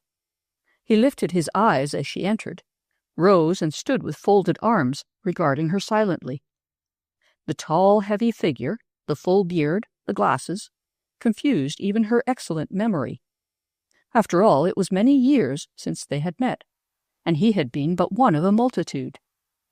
She was all sweetness and gentle apology for forcing herself upon him, but really she had a little prejudice against women doctors. His reputation was so great, He was so temptingly near. She was in such pain. She had such perfect confidence in him. He sat down quietly and listened, watching her from under his bent brows. Her eyes were dropped, her voice very weak and appealing, her words most perfectly chosen. "I have told you," he said at length, "that I never treat women for their petty ailments if I can avoid it." She shook her head in grieved acceptance, and lifted large eyes for one of those penetrating sympathetic glances so frequently successful. "How you must have suffered," she said. "I have," he replied grimly. "I have suffered a long time from having my eyes opened too suddenly to the brainless cruelty of women, Mrs. James." She looked at him again, searchingly, and gave a little cry. "Dick Hale!" she said. "Yes, Dick Hale, brother to poor little Joe Medway, whose foolish young heart you broke, among others, whose death you are responsible for." She was looking at him with widening wet eyes. "Ah, if you only knew how I, too, have suffered over that," she said. "I was scarce more than a girl myself then. I was careless, not heartless. No one knew what pain I was bearing then. I liked the admiration of those nice boys. I never realized any of them would take it seriously.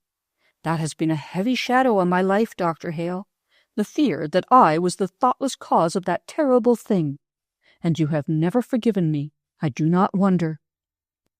He was looking at her in grim silence again, wishing he had not spoken. "So that is why you have never been to the cottonwoods since I came," she pursued. "And I am responsible for all your loneliness. Oh, how dreadful!" Again he rose to his feet. "No, madam, you mistake. You were responsible for my brother's death, and for a bitter awakening on my part, but you are in no way responsible for my attitude since. That is wholly due to myself. Allow me again to recommend Dr. Jane Belair, an excellent physician and even more accessible." He held the door for her, and she went out, not wholly dissatisfied with her visit. She would have been far more displeased could she have followed his thoughts afterward.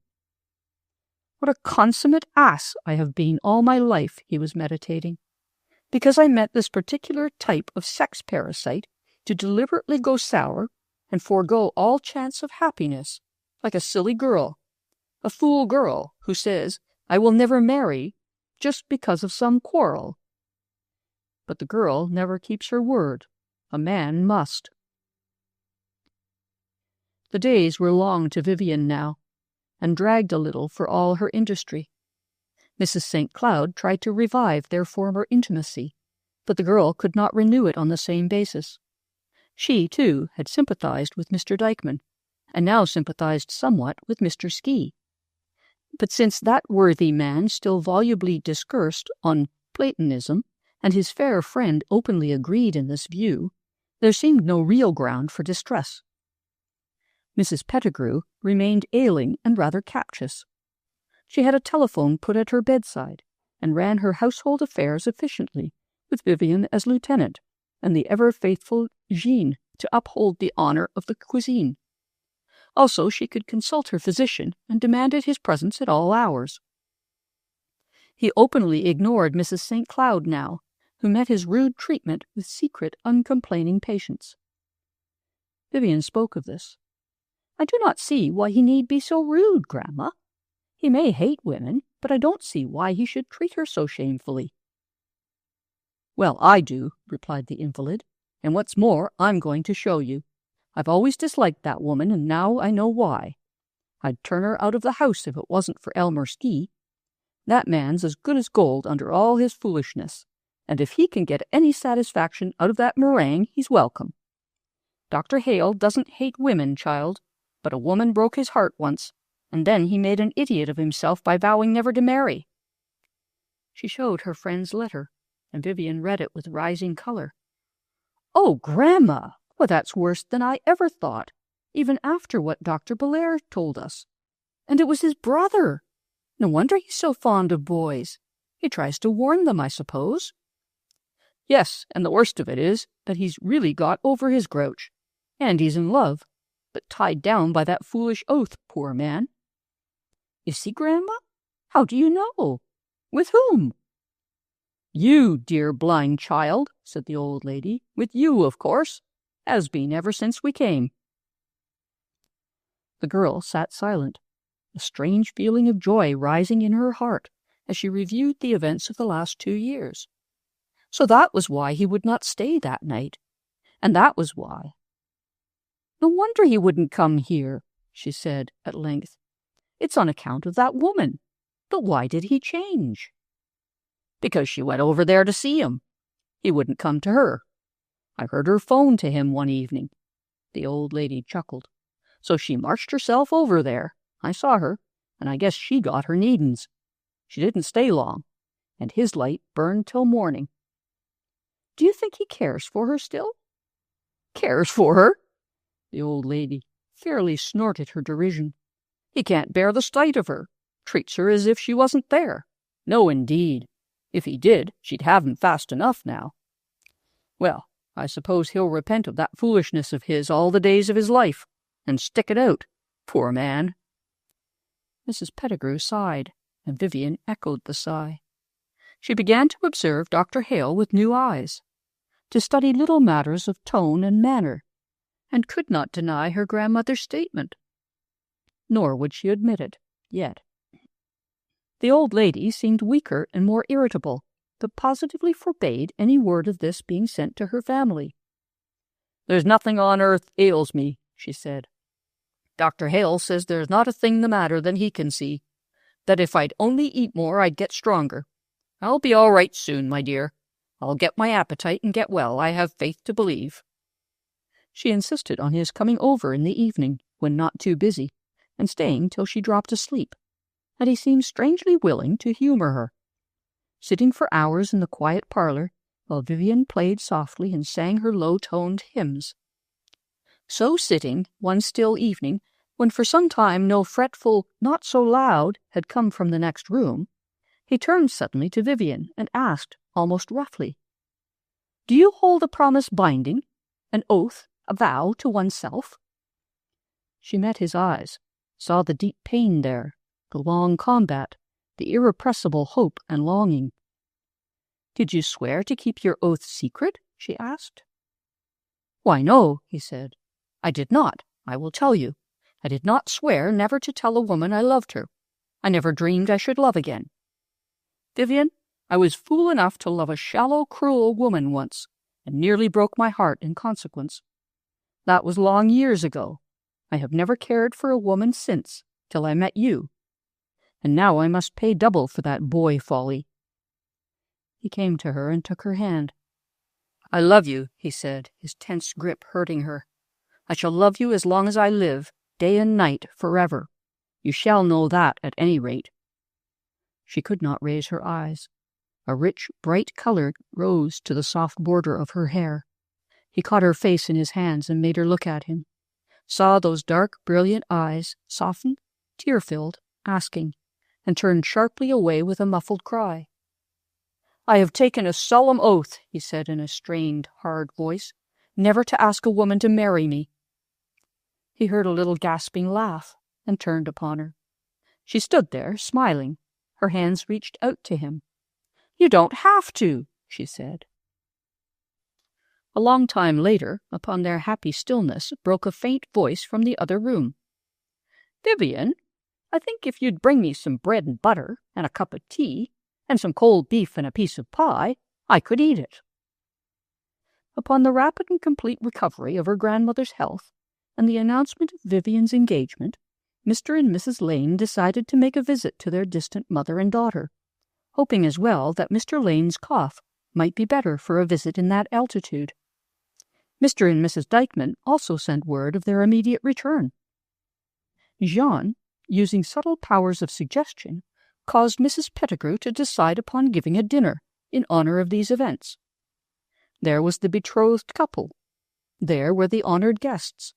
There were Jimmy and Susie, with or without the baby. There were the Dykemans. There was Dr. Belair, of course. There was Mr. Ski, an even number. "I'm sorry to spoil that table, but I've got to take in Mrs. St. Cloud," said the old lady. "Oh, Grandma, why? It'll spoil it for Dick." "Huh," said her grandmother.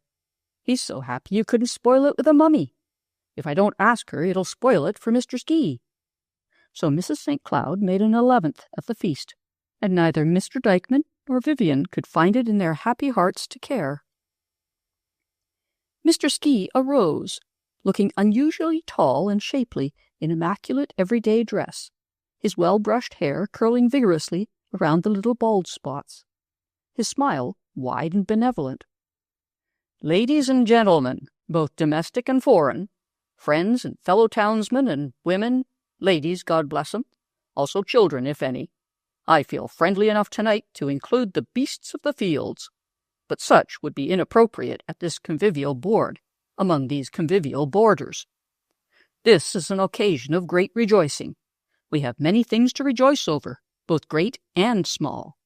We have our healths, all of us apparently. We are experiencing the joys of reunion, in the matter of visiting parents, that is, and long-absent daughters. We have also the return of the native, in the shape of my old friend Andy, now become a Benedict, and seeming to enjoy it.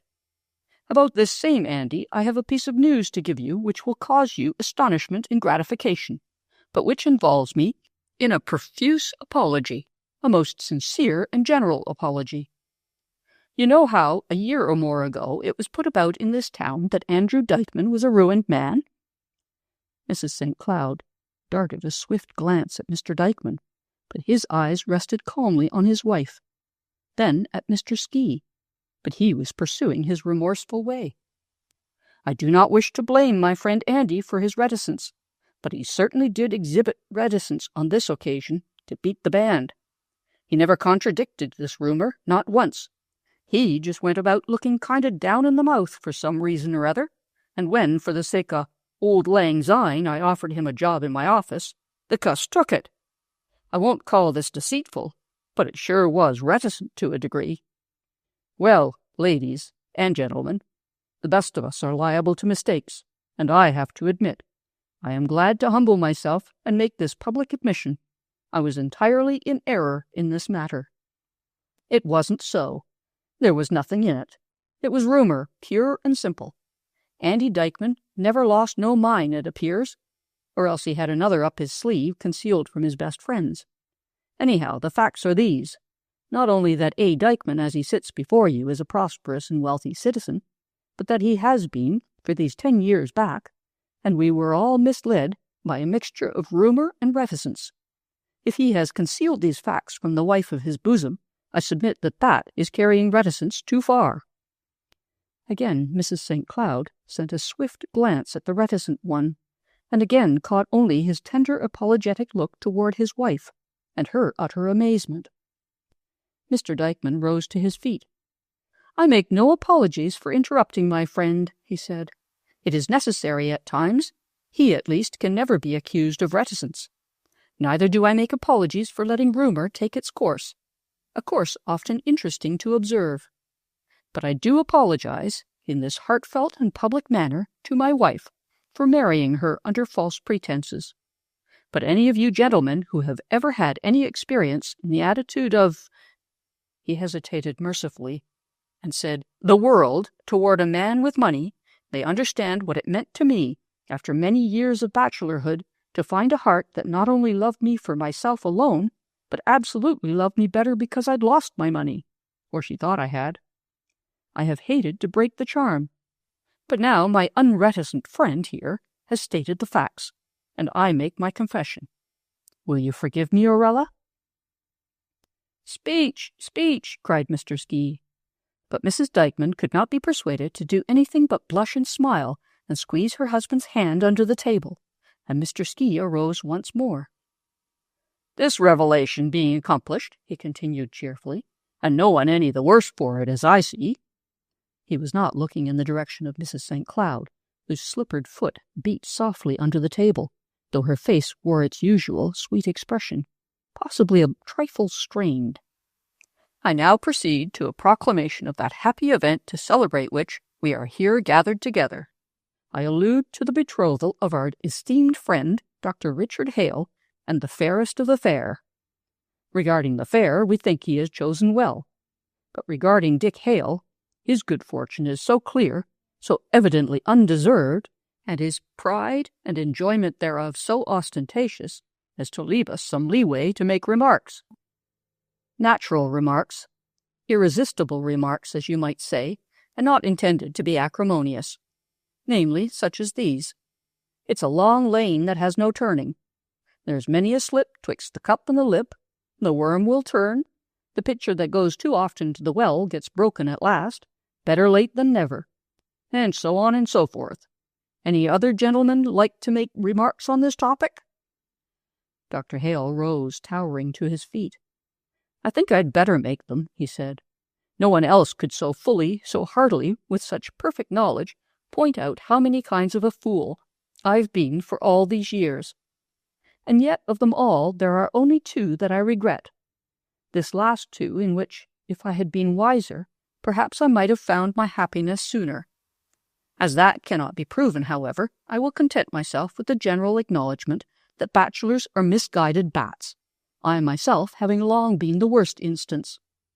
Women in general are to be loved and honored, and that I am proud and glad to accept your congratulations because the sweetest and noblest woman in the world has honored me with her love. I never dreamed you could put so many words together, Doc, and really make sense, said Mr. Ski genially, as he rose once more. You certainly show a proper spirit at last, and all is forgiven. But now, my friends, now, if your attention is not exhausted, I have yet another event to confide to you. Mr. and Mrs. Lane wore an aspect of polite interest. Susie and Jim looked at each other with a sad but resigned expression. So did Mrs. Dykeman and her husband. Vivian's hand was in her lover's, and she could not look unhappy, but they, too, deprecated this last announcement only too well anticipated. Only Mrs. St. Cloud, her fair face bowed in gentle confusion, showed anticipating pleasure. Mr. Ski waved his hand toward her with a large and graceful gesture. You must all of you have noticed the amount of platonic friendship which has been going on for some time between my undeserving self and this lovely lady here. Among so many lovely ladies, perhaps I'd better specify that I refer to the one on my left. What she has been to me, in my lonely old age, none of you perhaps realize. He wore an expression as of one long exiled, knowing no one who could speak his language. She has been my guide, counselor, and friend. She has assisted me with advice most wise and judicious. She has not interfered with my habits, but has allowed me to enjoy life in my own way, with the added attraction of her companionship. Now, I dare say, there may have been some of you who have questioned my assertion that this friendship was purely platonic. Perhaps even the lady herself, knowing the heart of man, may have doubted if my feeling toward her was really friendship. Mr. Ski turned his head a little to one side, and regarded her with a tender inquiring smile. To this she responded sweetly, "Why, no, Mr. Ski. Of course, I believed what you said." "There now," said he admiringly, "what is so noble as the soul of woman? It is to this noble soul in particular, and to all my friends here in general, that I now confide the crowning glory of a long and checkered career, namely, and to wit, that I am engaged to be married to that peerless lady, Mrs. Servilia Pettigrew, of whose remarkable capacities and achievements I can never sufficiently express my admiration." A silence fell upon the table. Mr. Ski sat down smiling, evidently in cheerful expectation of congratulations. Mrs. Pettigrew wore an alert expression, as of a skilled fencer, preparing to turn any offered thrusts. Mrs. St. Cloud seemed to be struggling with some emotion, which shook her usual sweet serenity. The others, too, were visibly affected, and not quick to respond. Then did Mr. Saunders arise with real good nature and ever-ready wit, and pour forth good-humoured nonsense with congratulations all round, till a pleasant atmosphere was established, in which Mrs. St. Cloud could so far recover as to say many proper and pretty things, sadly adding that she regretted her imminent return to the East would end so many pleasant friendships. End of The Crux by Charlotte Perkins Gilman.